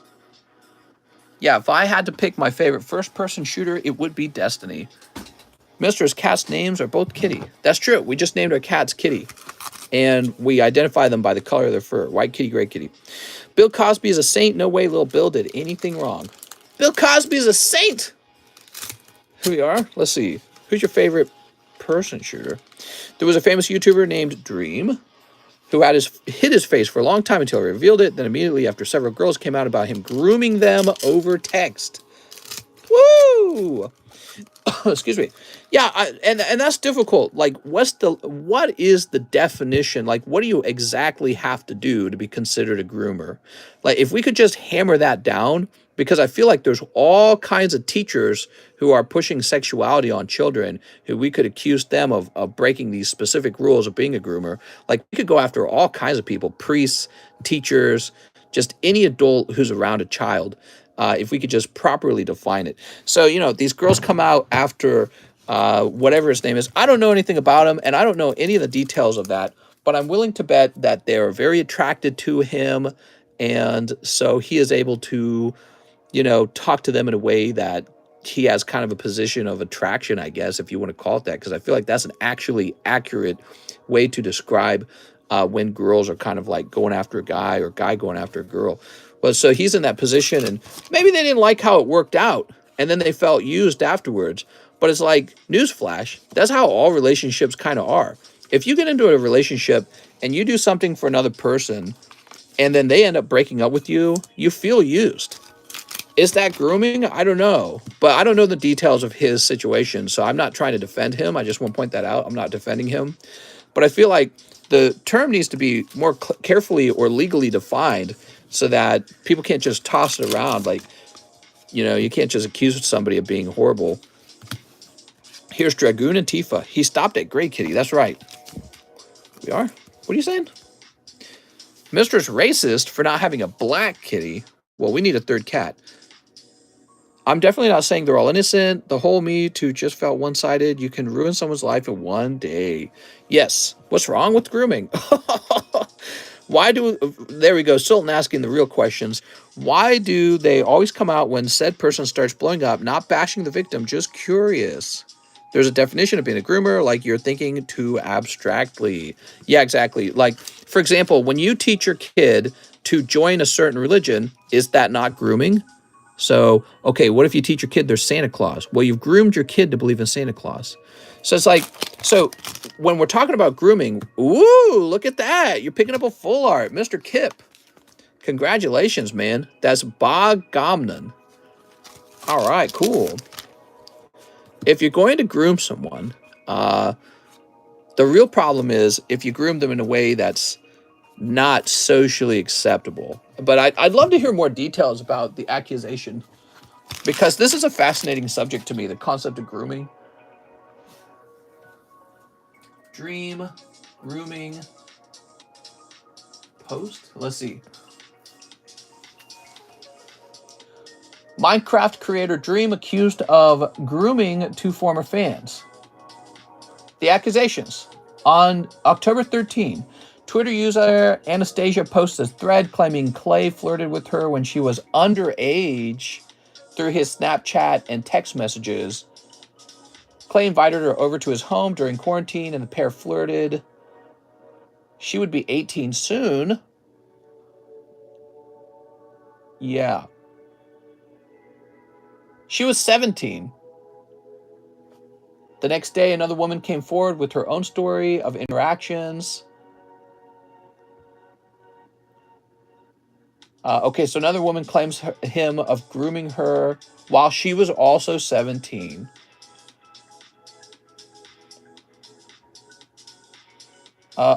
So he actually sent her sex images of his dick.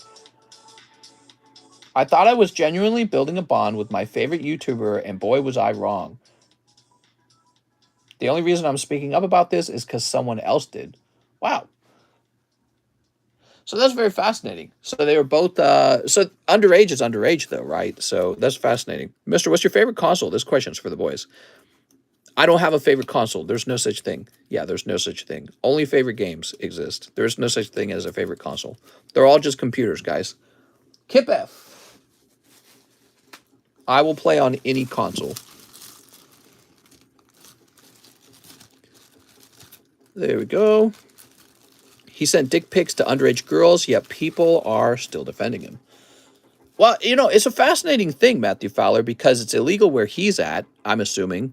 Where I'm at, what his actions would have been were perfectly legal, because the age of consent in Missouri is 17, I'm pretty sure. What's the age of consent in Missouri? Obviously, this has never been an issue for me. Yeah, so here in Missouri, 17. So it's funny because now we're tapping into two issues.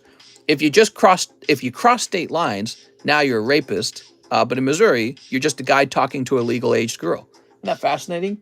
I feel like that shouldn't be the case. The federal government should set an age, whether it be 17, 18, 19, I don't care. They should set an age, and it should be consistent across all states. How can you be a rapist in one state, a groomer, and then just normal in another state?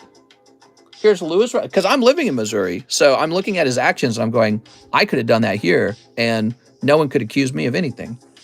I would have said they're a legal consenting adult. Luis Rodriguez, Hidden Fates, ETB. Woo! All right, give me a minute. Lewis, let me go get a ETB for you.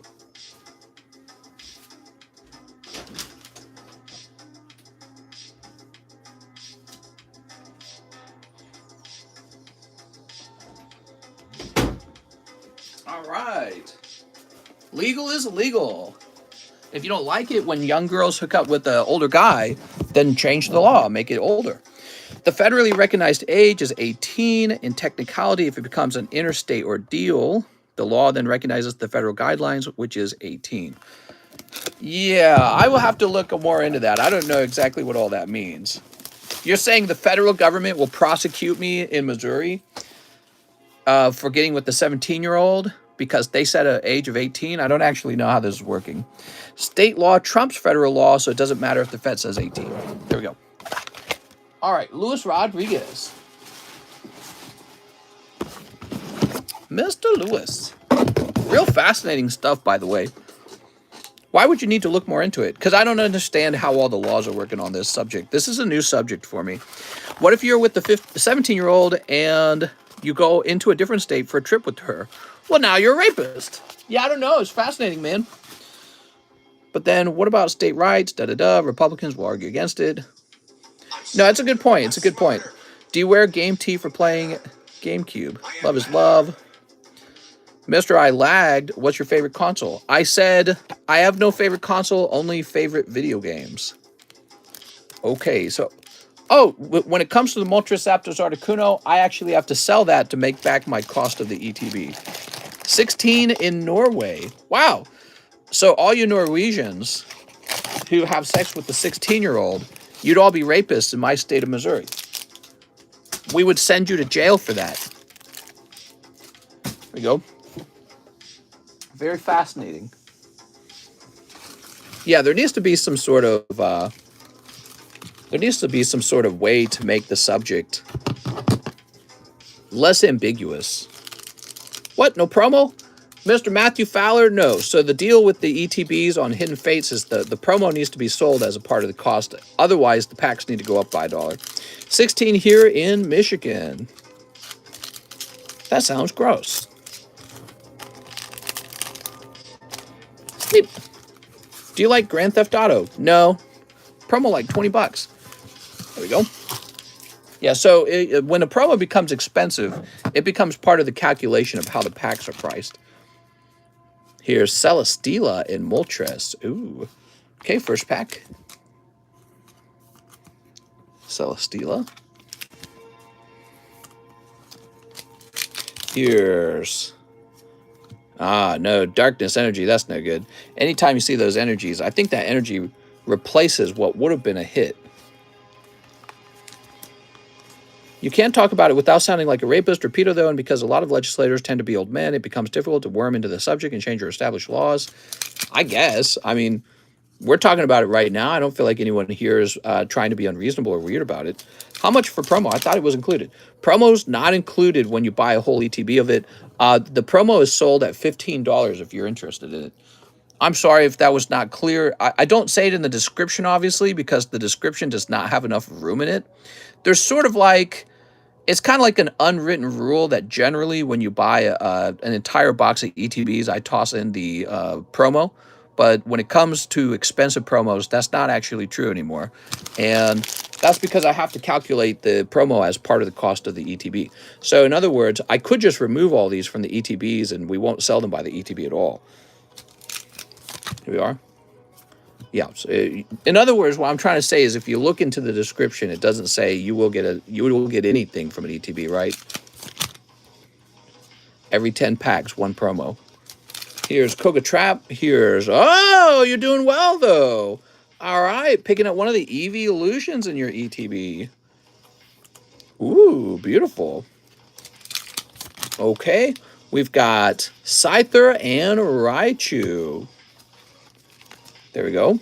Mr. Is the Mewtwo the error one from before? If so, can I SLAB-AWAY Zard?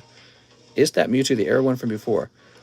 It is the other one from before. The Charizard's not available. I had 2 of the Mewtwo's. I haven't made that TikTok video. I'm sorry. Wow, you got a fire energy here too. I feel like you got a lot of the reverse hollow energies. There we go. And Magnemite. What a nice Magnemite. So it kind of works like this. When I'm acquiring Hidden Fate packs, I could acquire the ETBs, or I can acquire the tins, or I can acquire loose packs. And this is all a function of like pricing on the booster packs.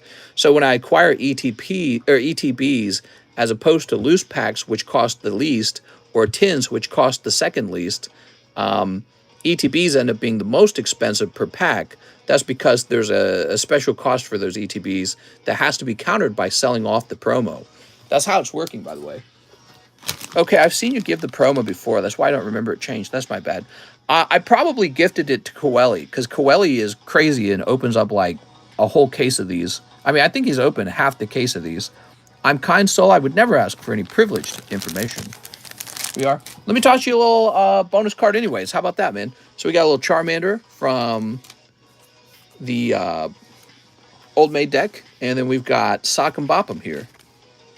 ETB is always cold, it feels like. What are you talking about? Take a look at his pulls.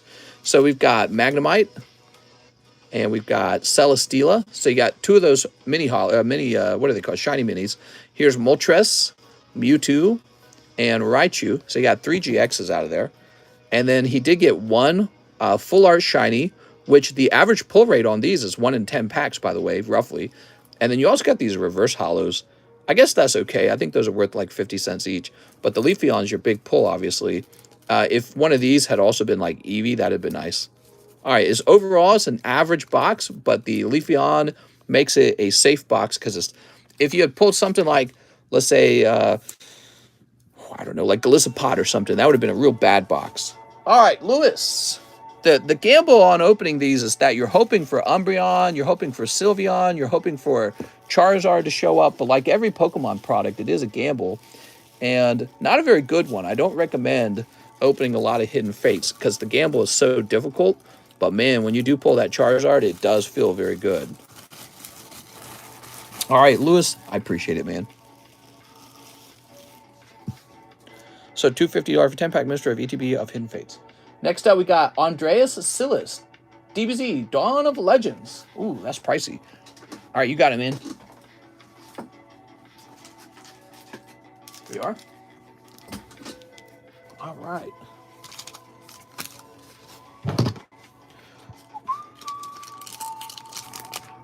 Neat.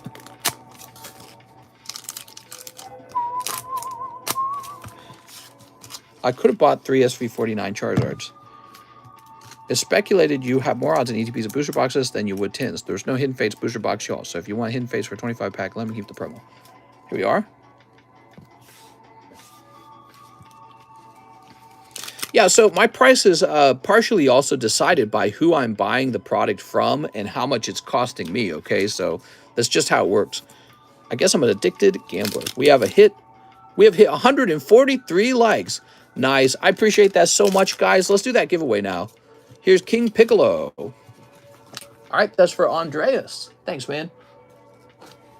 That's awesome, guys. 140 likes. Okay, Andres, with an A-N, you're going to be in here, I think. Ugh. Why is that so heavy, man? I like the Shiny Zard Radiant from Vstar unit so much I just bought one. Why don't you want to get in with a distro? You can't get Hidden Fates from a distributor, so that's not part of that conversation. Mister, I ordered 3 spots in the medium. Can I just change that to 3 Vstar packs? Says Matthew Fowler. Absolutely, yeah. So if you were going to go to the medium, but now you'd like to have 3 packs, that's perfectly fine. So let me think for a second here. Oh, right, we're doing a giveaway. Okay, here we are. We're going to do a comment section giveaway right here on YouTube using Nightbot. So when we do one of those, the first step is to close the comments to subscribers. You can subscribe right now and still have time to join. So subscriber mode is on. We're going over to Nightbot now. We're refreshing. Okay, Nightbot's refreshed. Now we're picking out the keyword. Oh, let me turn on keyword. Okay. So this is going to be... So here's the keyword. The keyword is 1234. That's the keyword. Type that into chat one time, and that'll enter you into the giveaway. All right, cool.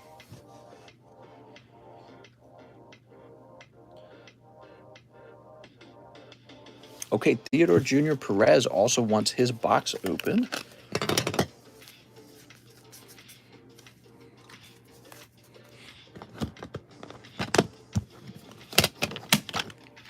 There it goes. Oh, wow, we've torn through so many boxes tonight. Absolutely crazy how many.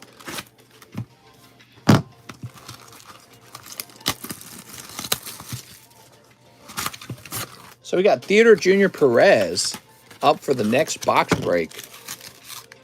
He's got a whole box of Vstar. All right, let's find out who won. Let me jump over here. Where is it? Nightbot. And, oh my God, I'm so sorry, guys. I never actually typed in the keyword. So hold on, I'm so stupid. Let me actually type the keyword in. I did not type the keyword in. Let's try that again. I'm so dumb. So the actual keyword will be 4567. And while you guys do that, I'll be right back. I'm going to go take a drink, and then we'll see who wins.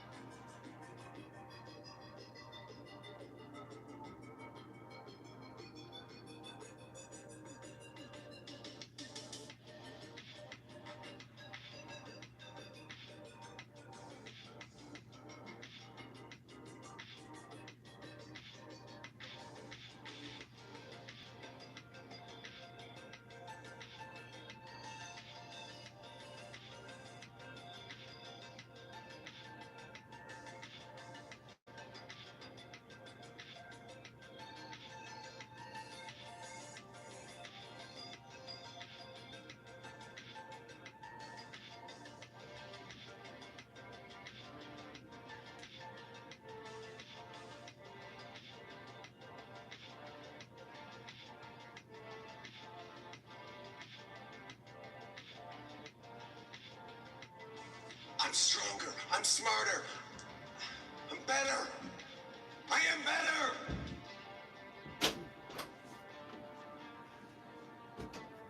Whew. All right. Wow, there is not that much Vstar left. Okay. Now we're going to hit roll it. And it looks like the winner is Mr. Kip. Whoa, Kip. Holy. Someone played you in. What are you talking about? Played you in. Okay. I feel like Kip won before. Again? Damn, Kip, you're out here getting lucky, man. That's wigged. There we go. Drill, drill, drill. Kip F won yesterday. Did he win yesterday? Wow, that's crazy, man. I hit the refresh on the page and everything. So, Kip's just having very good luck. I mean, if he's just here, we just opened a pack for him, so he guessed two nights in a row, and it sounds like he won twice in a row. It's not impossible, guys. There you go. That can't be right. Someone played a perfect sound as you walked in. Damn, a lucky buy. Streamlabs hates us. Theodore Jr. Perez. Kip is hacking the system. How much do I know exactly how much to send for international shipping? Is that for Leo Hader? So Leo Hader, give me a moment. Let me take a look.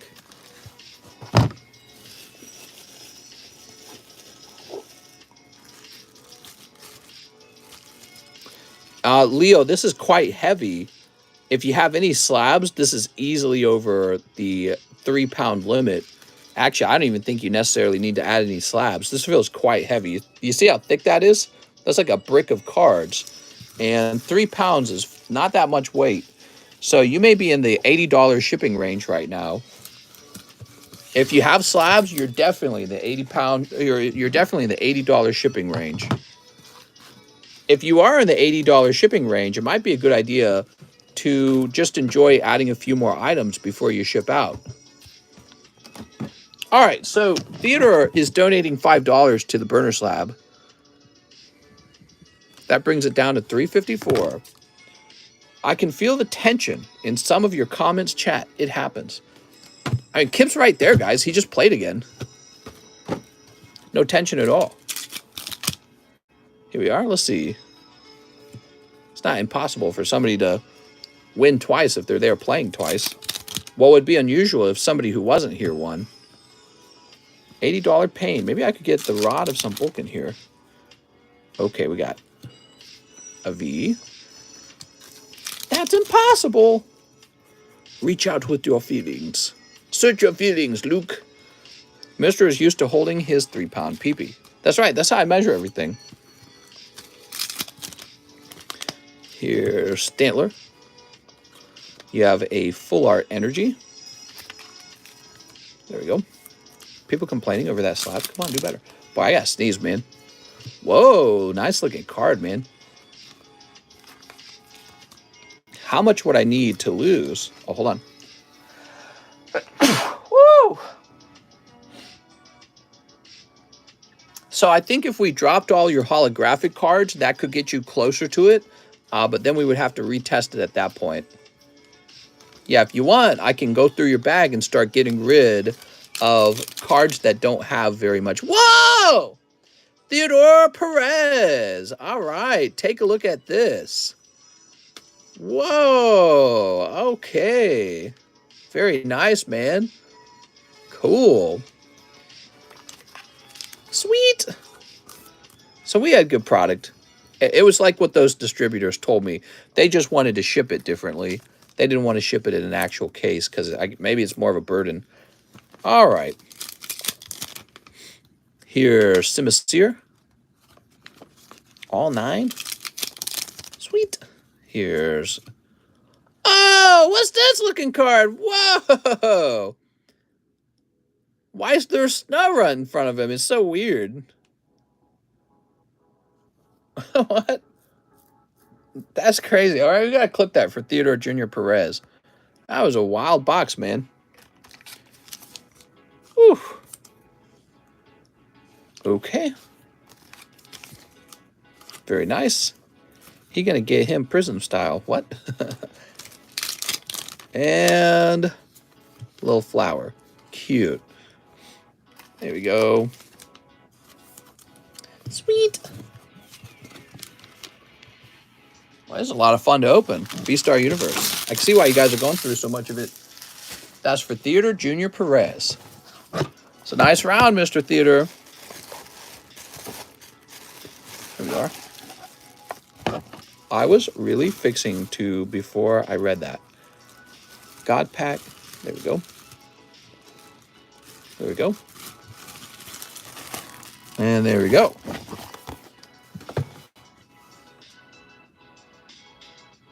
There's Sack Patch. 1 V-Star.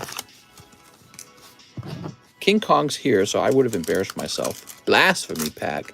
That's blasphemy. Mr. Zach with the Hatterene. Sweet. Okay, Sack Patch.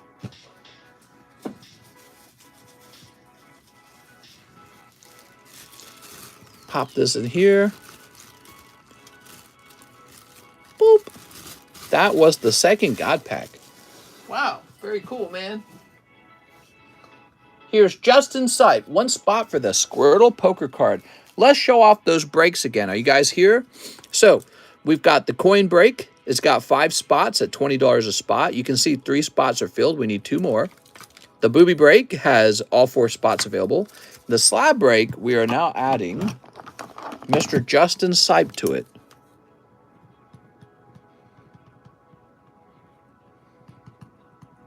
Cool. So this is getting pretty close. We got 1, 2, 3, 4, 5. 5 spots remain.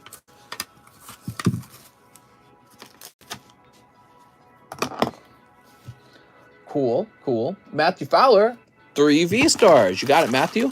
All right, Mr. Matthew Fowler. 1, 2, 3. All right. Yeah, I let people know at the beginning of the stream that this product did not come out of sealed cases.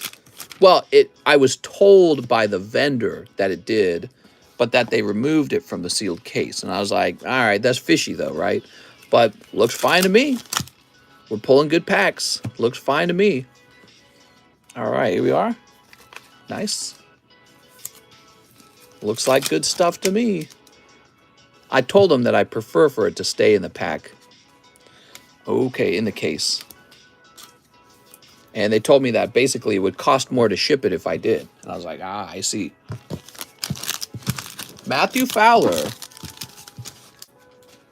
Mr. Matthew. Sweet. New sound effect should be Kanye saying, I may be slightly autistic. Oh, yeah, I heard that. There's 2 kinds of God packs in the set. Oh, cool. Cedric DeLellis. Hey, again, it is for shipping. You can send my bag to blank, blank, blank. And here's my phone number. Okay, Cedric is having me do a round of international shipping. Give me a moment. Let's see if we've shipped them before. I feel like we might have.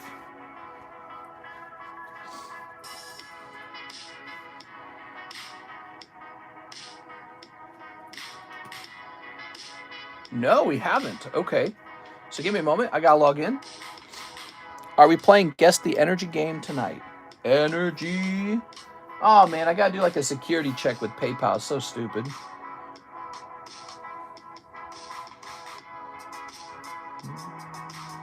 All right.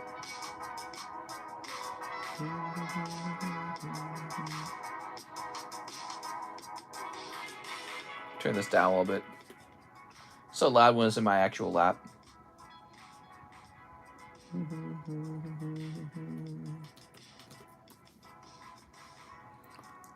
Oh. How do we spell his name? Cedric, huh? Let me log in like this. Maybe this will find it. Ah, there it is. Shipping to France. Thank you for going over your address with me, confirming it is accurate. And let's try this. So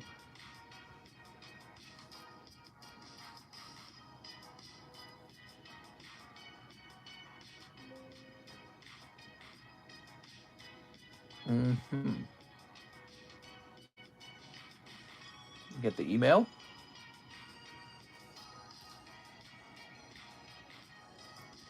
Let me get the phone number.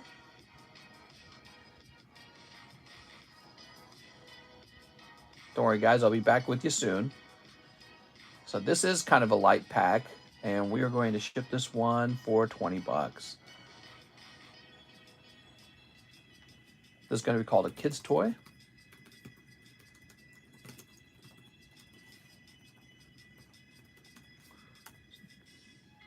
We'll mark that it's $15 so you don't overpay on import taxes. There we go. You tell him, Cheese. I pulled mine off my first Vstar Univox. Got his label made. My brain's feeling tired, guys. We've been going hard for about 4 hours. It's a good, nice stream. Anyone know if my order went off? It sure did, Zach. You didn't pull anything crazy. Yeah, it was like a small 1-pack order, if I recall. Here's Simon Frank. Let me turn this music back up now. That's kind of loud now that I think about it. Turn that down a little bit more. Okay, so Simon says, can I please get 1 spot in the medium custom? You got it. Simon Frank.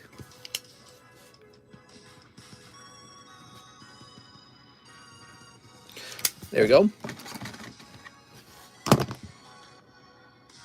10 Fusion Strike. Wow, Fusion Strike, man. Is it no more orders? You can place an order. 1, 2, 3, 4, 5, 6, 7, 8, 9, 10. What do you think about cross-grading CGC 9.5 to PSA? I don't see any noticeable flaws. Could I hope for 10?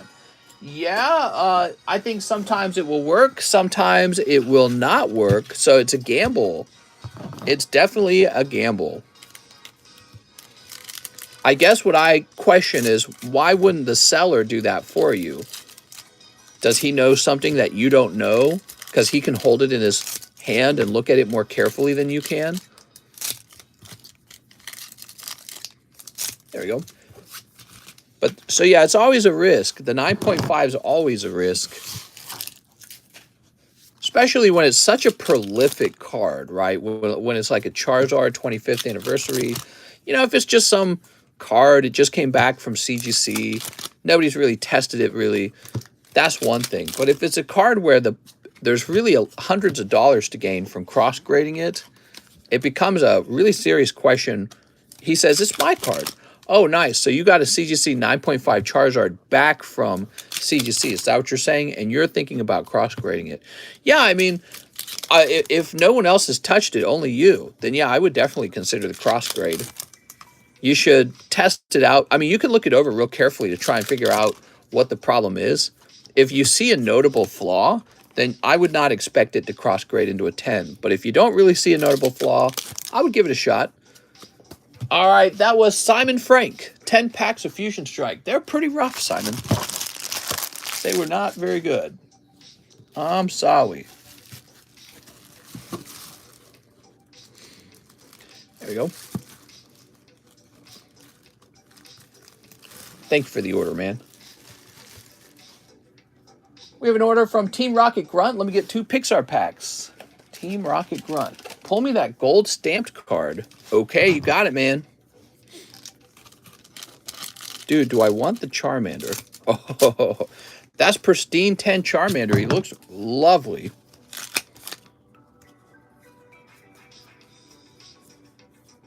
Okay. Wipe it down, little boozy. Okay.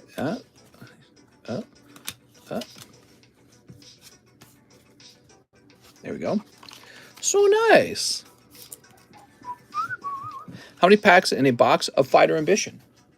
Fighter's Ambition. 24.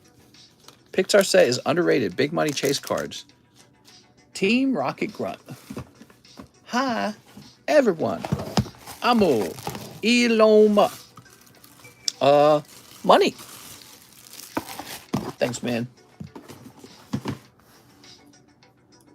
Mr. Shaw, 1 spot in the Vstar Custom. That's it.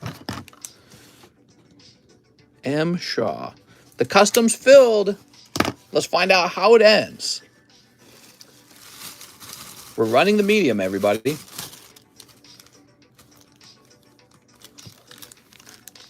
So there's 10 spots. 1, 2, 3, 4, 5, 6, 7, 8, 9, 10. All right, you ready? Good luck to all. Isn't the lamp like 3K raw? I love lamp. Brick, do you really love the lamp? Or are you just saying that?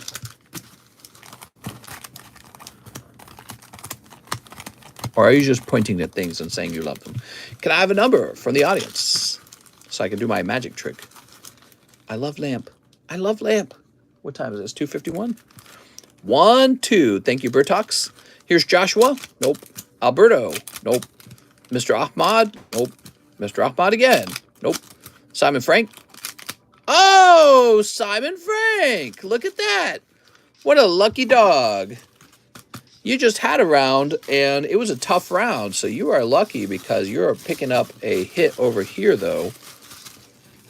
Now, that medium's done, and we are not going to be hosting that kind of Vstar medium unless we run out of product and we catch ourselves sitting here waiting for more product.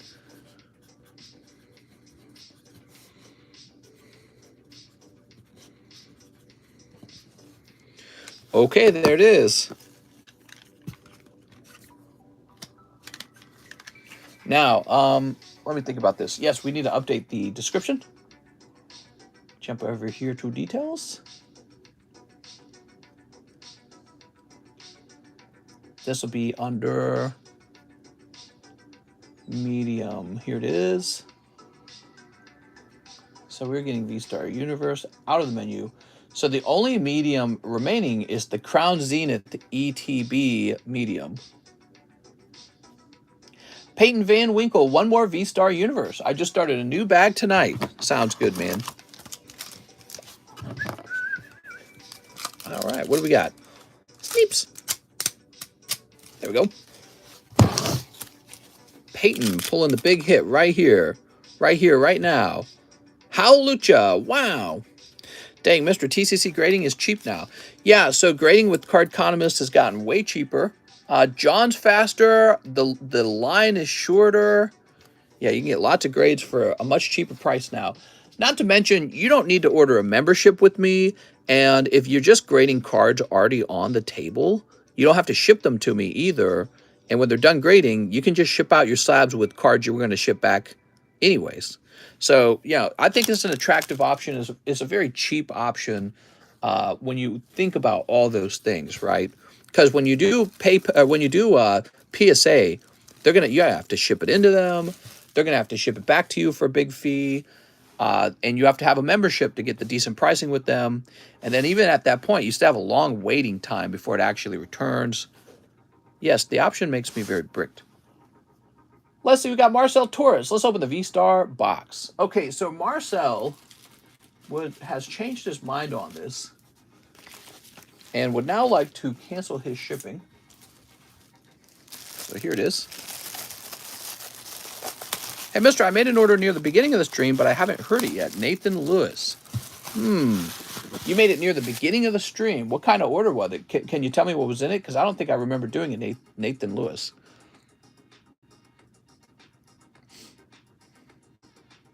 Just give me a minute here. We got to cancel the Marcel label. Here it is, Marcel label. Put it on 12/12.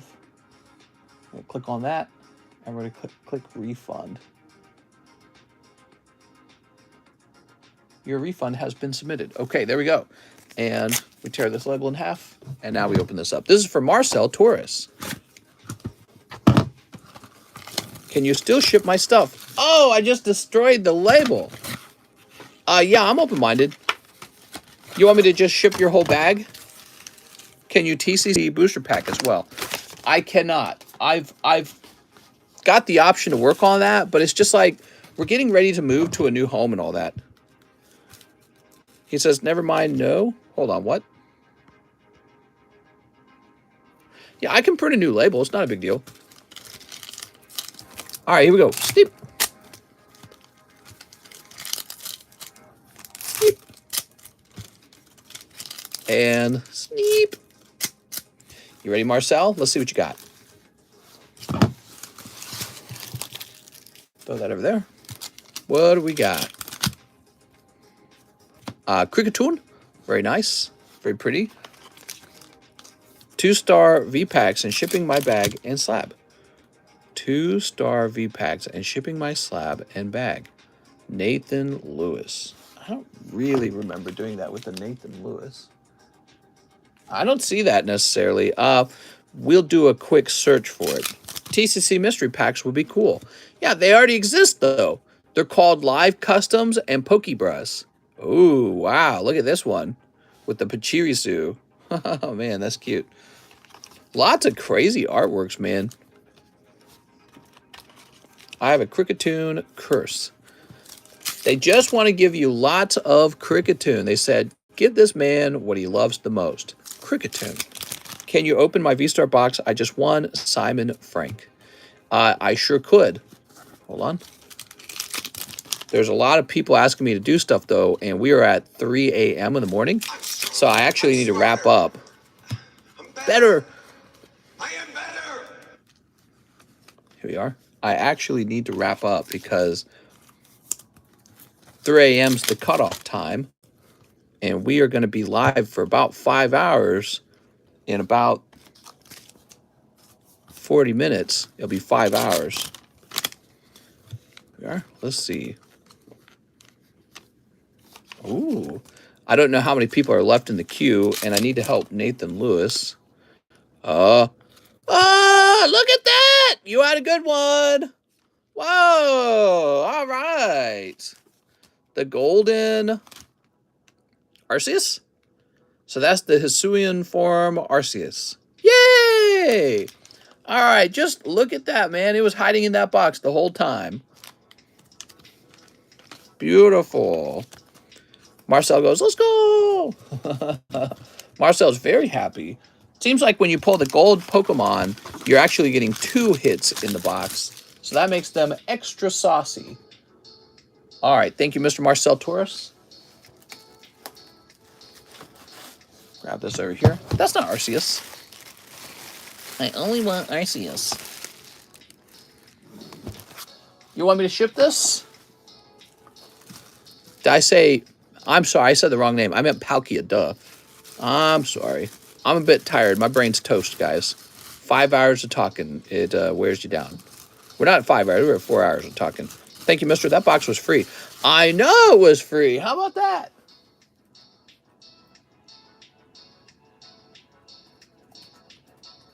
Okay, so we're giving you a new label. Boy, I am feeling the burn, man. You know, I didn't get very much sleep last night because I had to wake up early to drive my wife to the dental appointment. We had to drive all the way out to Jefferson City. It was a long drive. So I only got a couple hours of sleep. I invest heavy into free ones. But so after we're done with this, I actually have to go get John's workstation all set up so that John has what he needs to get working. So that's why we stop at 3, because I keep working until about 4:30 doing that other stuff. So yeah, no more orders, guys. No more orders. Victor Alvarez says SLAB-AWAY payment. You got it, Victor. I can see I have a number of orders remaining. So we've got more than enough for the night. There's going to be 157.5. Thank you, Victor Alvarez. Here's Tyler Andre. 2 more snipes of Vstar. Dude, there's not going to be any Vstar left.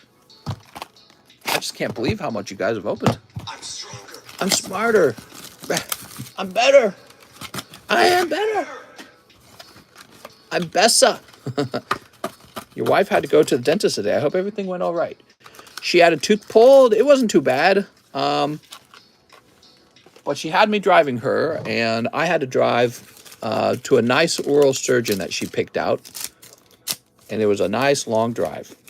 Don't forget about Nathan.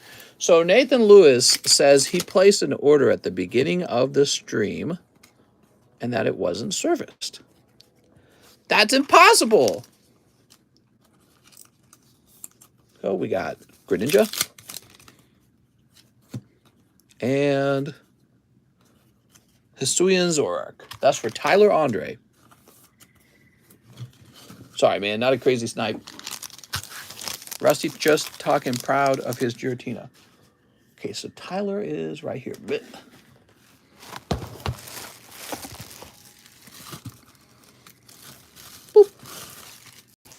Perfect.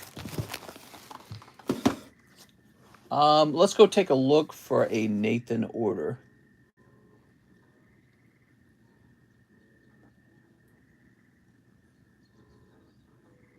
We certainly had plenty of activity tonight.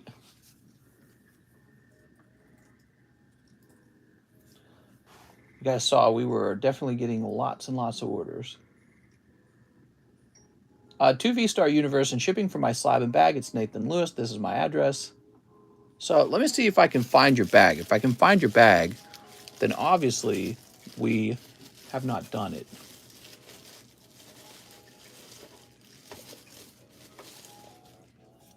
Let me check in here as well. So if I go to history,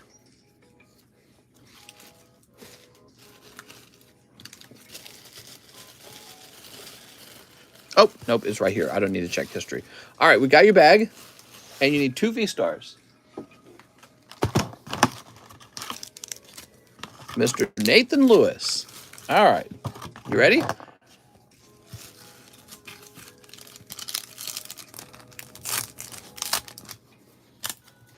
I wonder why that one got slipped by me. It's not even possible to miss an order. You guys notice how rare it is for me to miss an order these days? Why don't you offer collection boxes? Good question. All right, there's a Simisear. Sweet.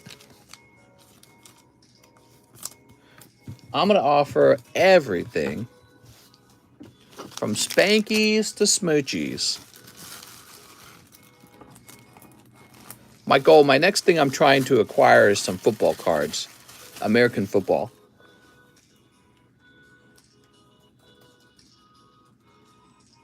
Oh, what kind of shipping is this, Nathan? Hold on. So, Nathan Lewis. Oh, Nathan, the reason I didn't receive it is because it's a pending order, dude. Oh, man, I shouldn't have opened it. This is pending.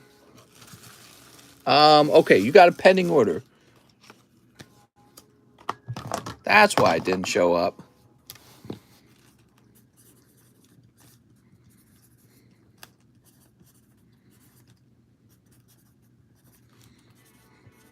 All right. The mystery is solved. The mystery of the pending order.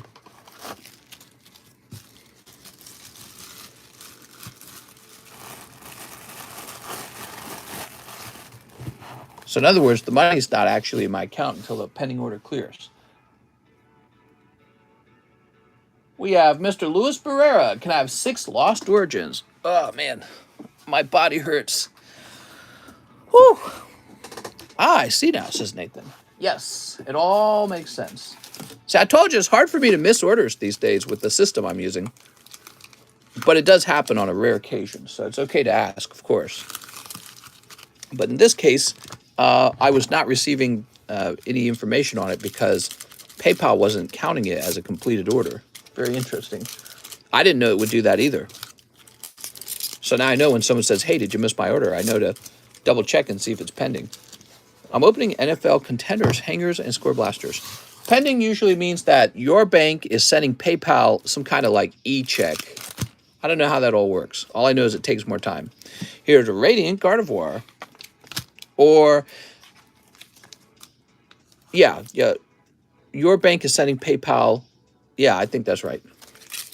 It's transferring money from your account to PayPal. And PayPal's going, okay. All right, you ready? So we've got Inkay, Mr. Luis Barrera, Darkrai Cresselia, Cascoon. Dude, my body is aching. We got Electrode. Sitting down for 5 hours is just not right. Definitely are meant to have like a 15-minute or 30-minute break in between. Here we are. Apparently, Christopher Nolan, in his new movie, Oppenheimer, recreated a nuclear weapon detonation without any CGI. Here we are. I haven't been interested in anything that he's posted in a while. Mr. Stop orders at my appraisal because I can wait till tomorrow.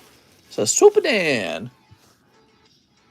Inpeng Sangvile. PSA 8.5 Charizard. Charmander. That's ultra cute. Please, if not, I'll take store credit. You got it.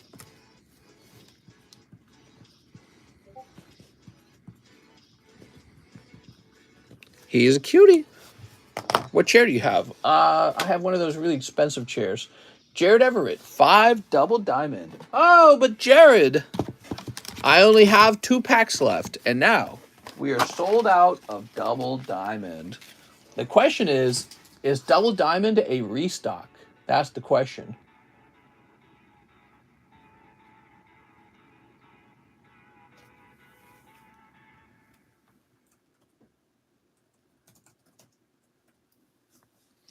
Okay, we're updating that. You are owed $15. Jared Everett. Y'all gonna kill my slab deal. Oops.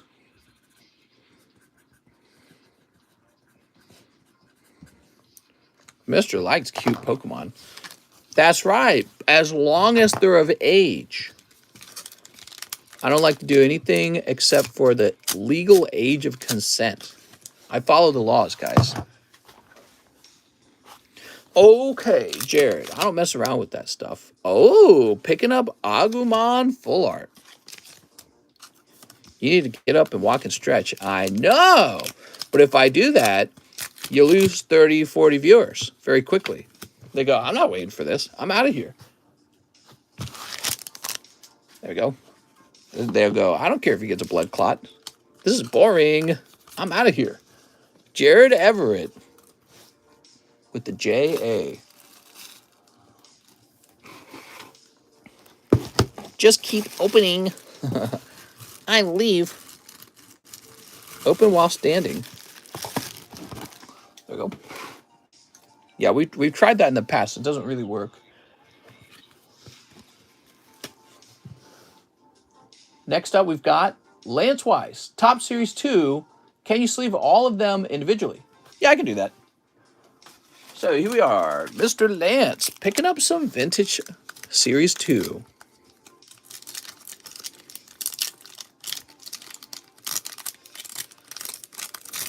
Ooh, loving how this is peeling.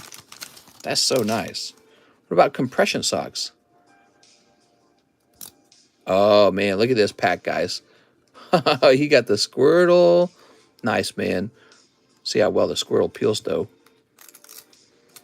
Squirrel's peeling well. I feel like the card underneath has a lot of white wear on the edges. Actually, it looks like it did get a little bit on the Squirtle. Nice. Squirrel's a good pull, though. And then this is Rainbow Ash catches a Pokemon. So this card's certainly not grading 10. Got a little too much white wear on the edge. James, the girls, this girl. They go swimming, hypno, and coughing. All right, sleeve them up. Is Squirtle a nice hit? Is Squirtle a nice hit? Well, he's nice. Mystery about to get down and dirty. There we go. She's about to have a Poke battle with this Diglett. There you go. And there we go. And there we go. So that's for Lance Weiss. Do do do do do do do do do do do do do.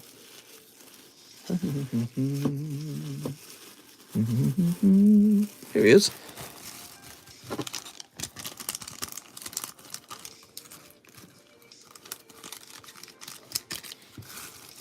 And we'll toss this back here. Perfect.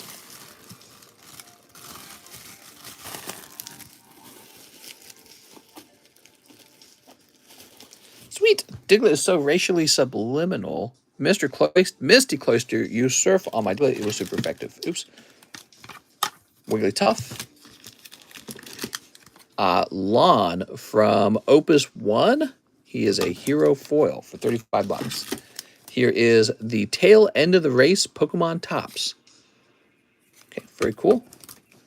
Most of these hollow rainbow rares from Pokemon First Movie, they're all coming back 8. So this, you're not going to find 10s. Don't hold out on the 10. There are exactly 0 10s. See this? 8. Same deal.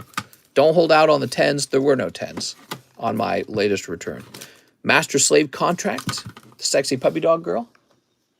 Next up, we got Andrew Wall. One Vstar Universe. Andrew Wall. Yeah, I know, Alex. This is very sad. I was crying. Any Diamond Pearl slabs? Nope. Here we are. What do we got? We've got this guy. Sweet. Because they are all in Mr.'s vault. No, that's not true. Andrew Wall. Diamond Pearl. I don't actually collect much Diamond Pearl. I collected a lot of Ruby Sapphire, and I've had to stop buying only because of this large house purchase. So we need all our cash for that. Leo Hader, a Vstar. Maybe remove the Japanese hollows. It should lighten it up nicely. How much to show your Diglett on stream? Oh, you can see that for free. Give me a minute. All right, here we are. Sharing is caring. You got Numo. Oh, that's a snipe, man. So you got the Darkrai. Nice. And you got the Numo character rare. All right, cool. I always share with the homies. So that's a chunk of hollows right there. And now what we need to do is cleanse your bag of hollows, because there'll be more in here.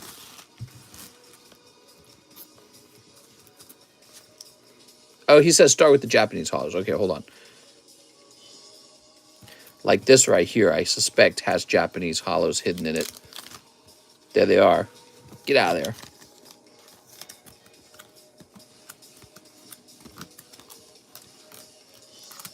Probably here too. There they are.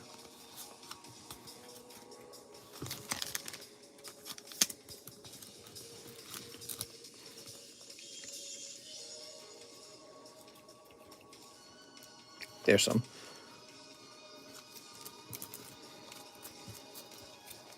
Cleanse. That's right.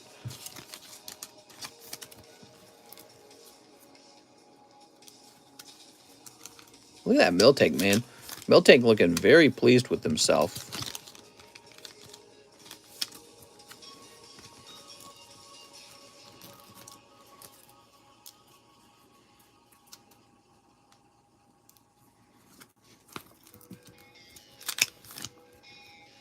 Whoa. That was not a round of hollows. I don't know, man. You just got a lot of cards.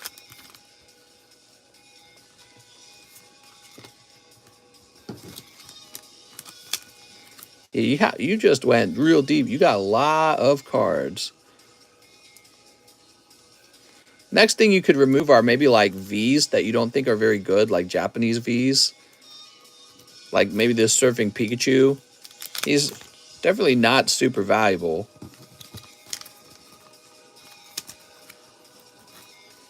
We're working our way through. Oh, this is a nice chunk. All right, perfect. There's like 1 trillion of these printed because everyone got those automatically, basically.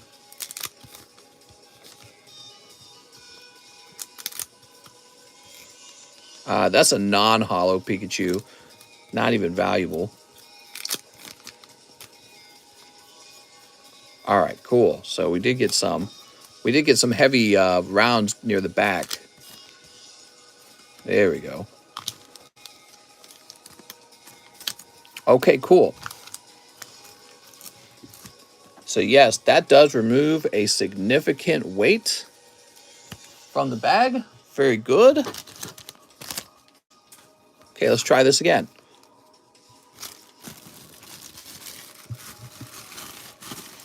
Oh yeah, perfect. Yep, I would say that's about the 3 pounds right there. Yeah, never mind. You don't need to get rid of the V's. That's about 3 pounds. This could not add much more to it. It's just about 3 pounds. Yeah, that's good. All right, you have successfully lightened your bag. You probably could add a little bit to it, though. You could add a little bit, but not much more, okay? Super Dan, can I use $8 in store credit to get bag appraisal? Also, did I have more that one credit that I forgot about? I would have to look into that. But you said to wait to do this another time. I appreciate that because it is now 3:16. Zach Mahaney says 20 towards my SLAB-AWAY. Zachary Mahaney. He is going to turn this into... okay. So it looks like you are at $70 going to 50. So 70 to 50. Thank you so much, Mr. Zach. No more orders, guys. We have Inpeng Sangvalet. I returned for the holidays. Could I get 1 Pixar, a Silver Tempest, and a clearance McDonald's? Yay! Clearance McDonald's. I want to sell through all those clearance McDonald's already, so I can throw away the little box holding them and get them off the menu. Somebody go order like 20 of these or something. Sleep. Sleep. Throw this away. The $2 menu, right? Welcome to the dollar menu. Ants Life. Is this Woody and what's his name hugging? What the fuck? That's so gay. All right, we'll put that one in. I don't remember that scene. Was that the scene where they made love afterwards? Yes. Rowlet. Rowlet doesn't go hoot hoot. He goes caca. And here's Passimian. He throws fruits. It's right in his name. That's for Inpeng Sangvile. Peas and carrots. Mahalo. Inpeng, did you need a new bag? Is this a new bag scenario? Let's see.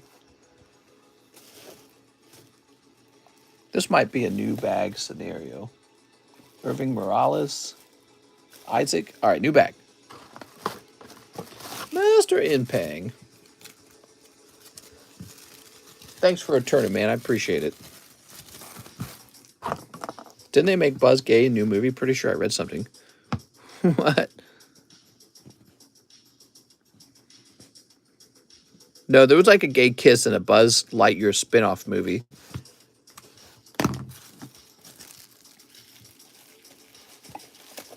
There we go. Did any shipping happen on Monday? No shipping happened on Monday. Eric Beltran says, I request for 7 HoloLives to be opened and with signatures. Oh, you want it with signatures. Why didn't you guys just ask for that? There was no shipping on Monday. There was a dental appointment where my wife needed a tooth pulled, and so everything had to come to a stop. That makes me a sad panda. Oh, no. Ah, there we go. I mean, if it was up to me, I would have worked all Monday. I don't like anything being behind schedule. It makes me very angry. Jen says, coin break? Yes, the coin break, guys. So close. $20 a spot for that coin break. 1, 2, 3, 4, 5, 6, 7. We're done taking orders, but you can put a pre-order in for that coin break if you're worried you'll miss it. Because we'll open it on the lunchtime stream tomorrow if need be. You ready? Here it goes. Oh, business boobies lady. She got no business with them boobies hanging out. Here's white kitty cat girl. Ooh, konnichiwa. I'm white kitty cat girl. Here's, what is she? Is she like gambling poker girl or something? I think she is. She's pointing a finger. Here is dark wolf kitty girl. She's the time warden. We've got scientist girl, I think someone said. Okay, very good. I'm going to stay over. I'm sure I'll get it this week. Nice. Here's a small crown girl. She's like a sort of princess. And, oh, bionic woman. Yay! That's for Eric Beltran. Thank you, Eric. So Eric Beltran. What was the last thing we did with Eric Beltran? Was it that you had a newer bag? Is that what the deal was? Here's an Eric Guzman, Wilder, Andrea, Simon Frank, Jesse. There's Mr. Ahmad. Edwin Delcid. Eric Beltran. Here it is. And to think there were no signatures. They're somewhere. This was a sealed case. All right. And to think, Andrea Navarro, sealed for Vstar Universe. Use my store credit. I have a bag that was supposed to be shipped out today. If it wasn't, could you put those packs inside? No, because there's like 40 items that need to be shipped, and it's probably about 40 items, and it's all carefully tucked away, and I'm not gonna filter through it, man. I'll just be honest. I mean, if it was sitting right next to me, but if it was from the other night, it's already set up to be worked on, man. I apologize. You have not spent your store credit, though. You've got all your store credit. I got to draw the line somewhere, and I'm drawing it here because I want to make sure that nothing gets messed up. 1 Pokemon Old Maid, 1 McDonald's. Okay. Got to draw it somewhere. I can open up 4 Vstar for you if you'd like. There's Charmander, and here is the McDonald's. So we do have them right here. 1, 2, 3, 4. Open them up. You got it, man. Perfect.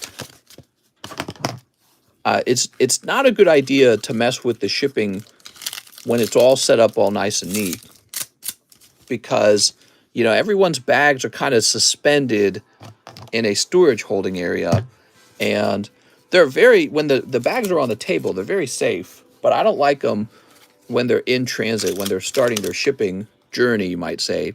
So I don't like to touch them afterwards. We set them up to be shipped, and I don't like to touch them at all. Wait, mister, not again. Mister, he said no. Oh, he was saying okay to something else. Oh, no. Here we go. He says, no, it's fine. No. Please, no, not again. Mister, he said Bo. All right, no mo. Here, have a free Dialga. If somebody would like to, I'll sell these three packs for $13 a piece. Please call it out if you're buying it. And Andrea Navarro, you still got your money. And then let's get you a bag, Andrea. Did you need a new bag? Oh, looks like you're getting Rowlet. He said okay. I thought he was talking about my question to open it. He was responding to an older message. That's what's going on. So Don says he'll buy it. It's sold, everyone. Do not buy it. Don says I'll buy it on SLAB-AWAY. What are you talking about? Oh, tired, man. Hold on, Don, are you saying you're buying it, or are you just joking around?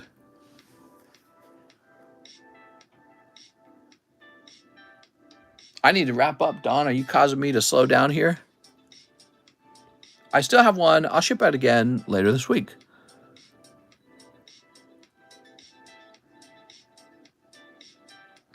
What are we talking about? All right, guys, we got these 3 packs for sale for $13 a pack. We don't know what's inside of them. They're a bit cheaper than the other packs I'm selling. If you would like to order these, let me know.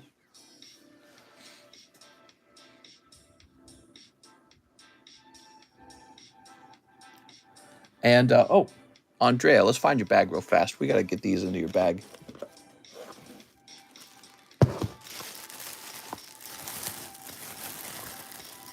We are Andrea Navarro.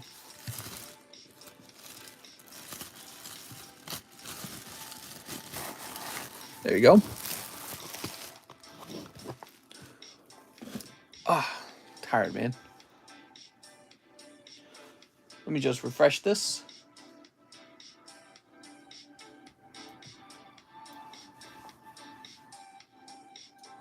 I haven't pressed it in a while, says Alex.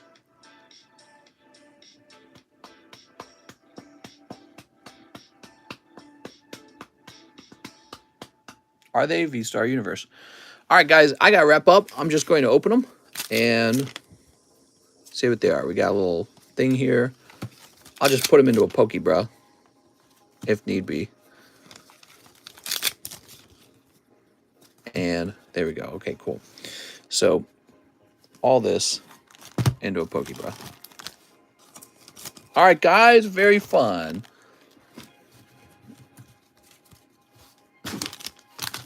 I'll buy them. Oh, I'm so sorry. It was taking too long. I got to get out of here. We've been sitting for too long. So, just make sure everything's cool.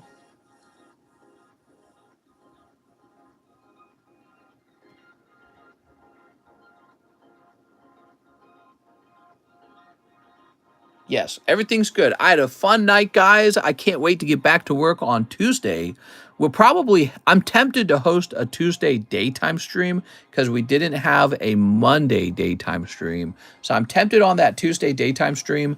And we definitely busted through half of all of the Vstar universe in a single stream. So I'm thinking tomorrow we'll be sold out again. I'm not sure. I'll see you guys tomorrow. Have a nice night.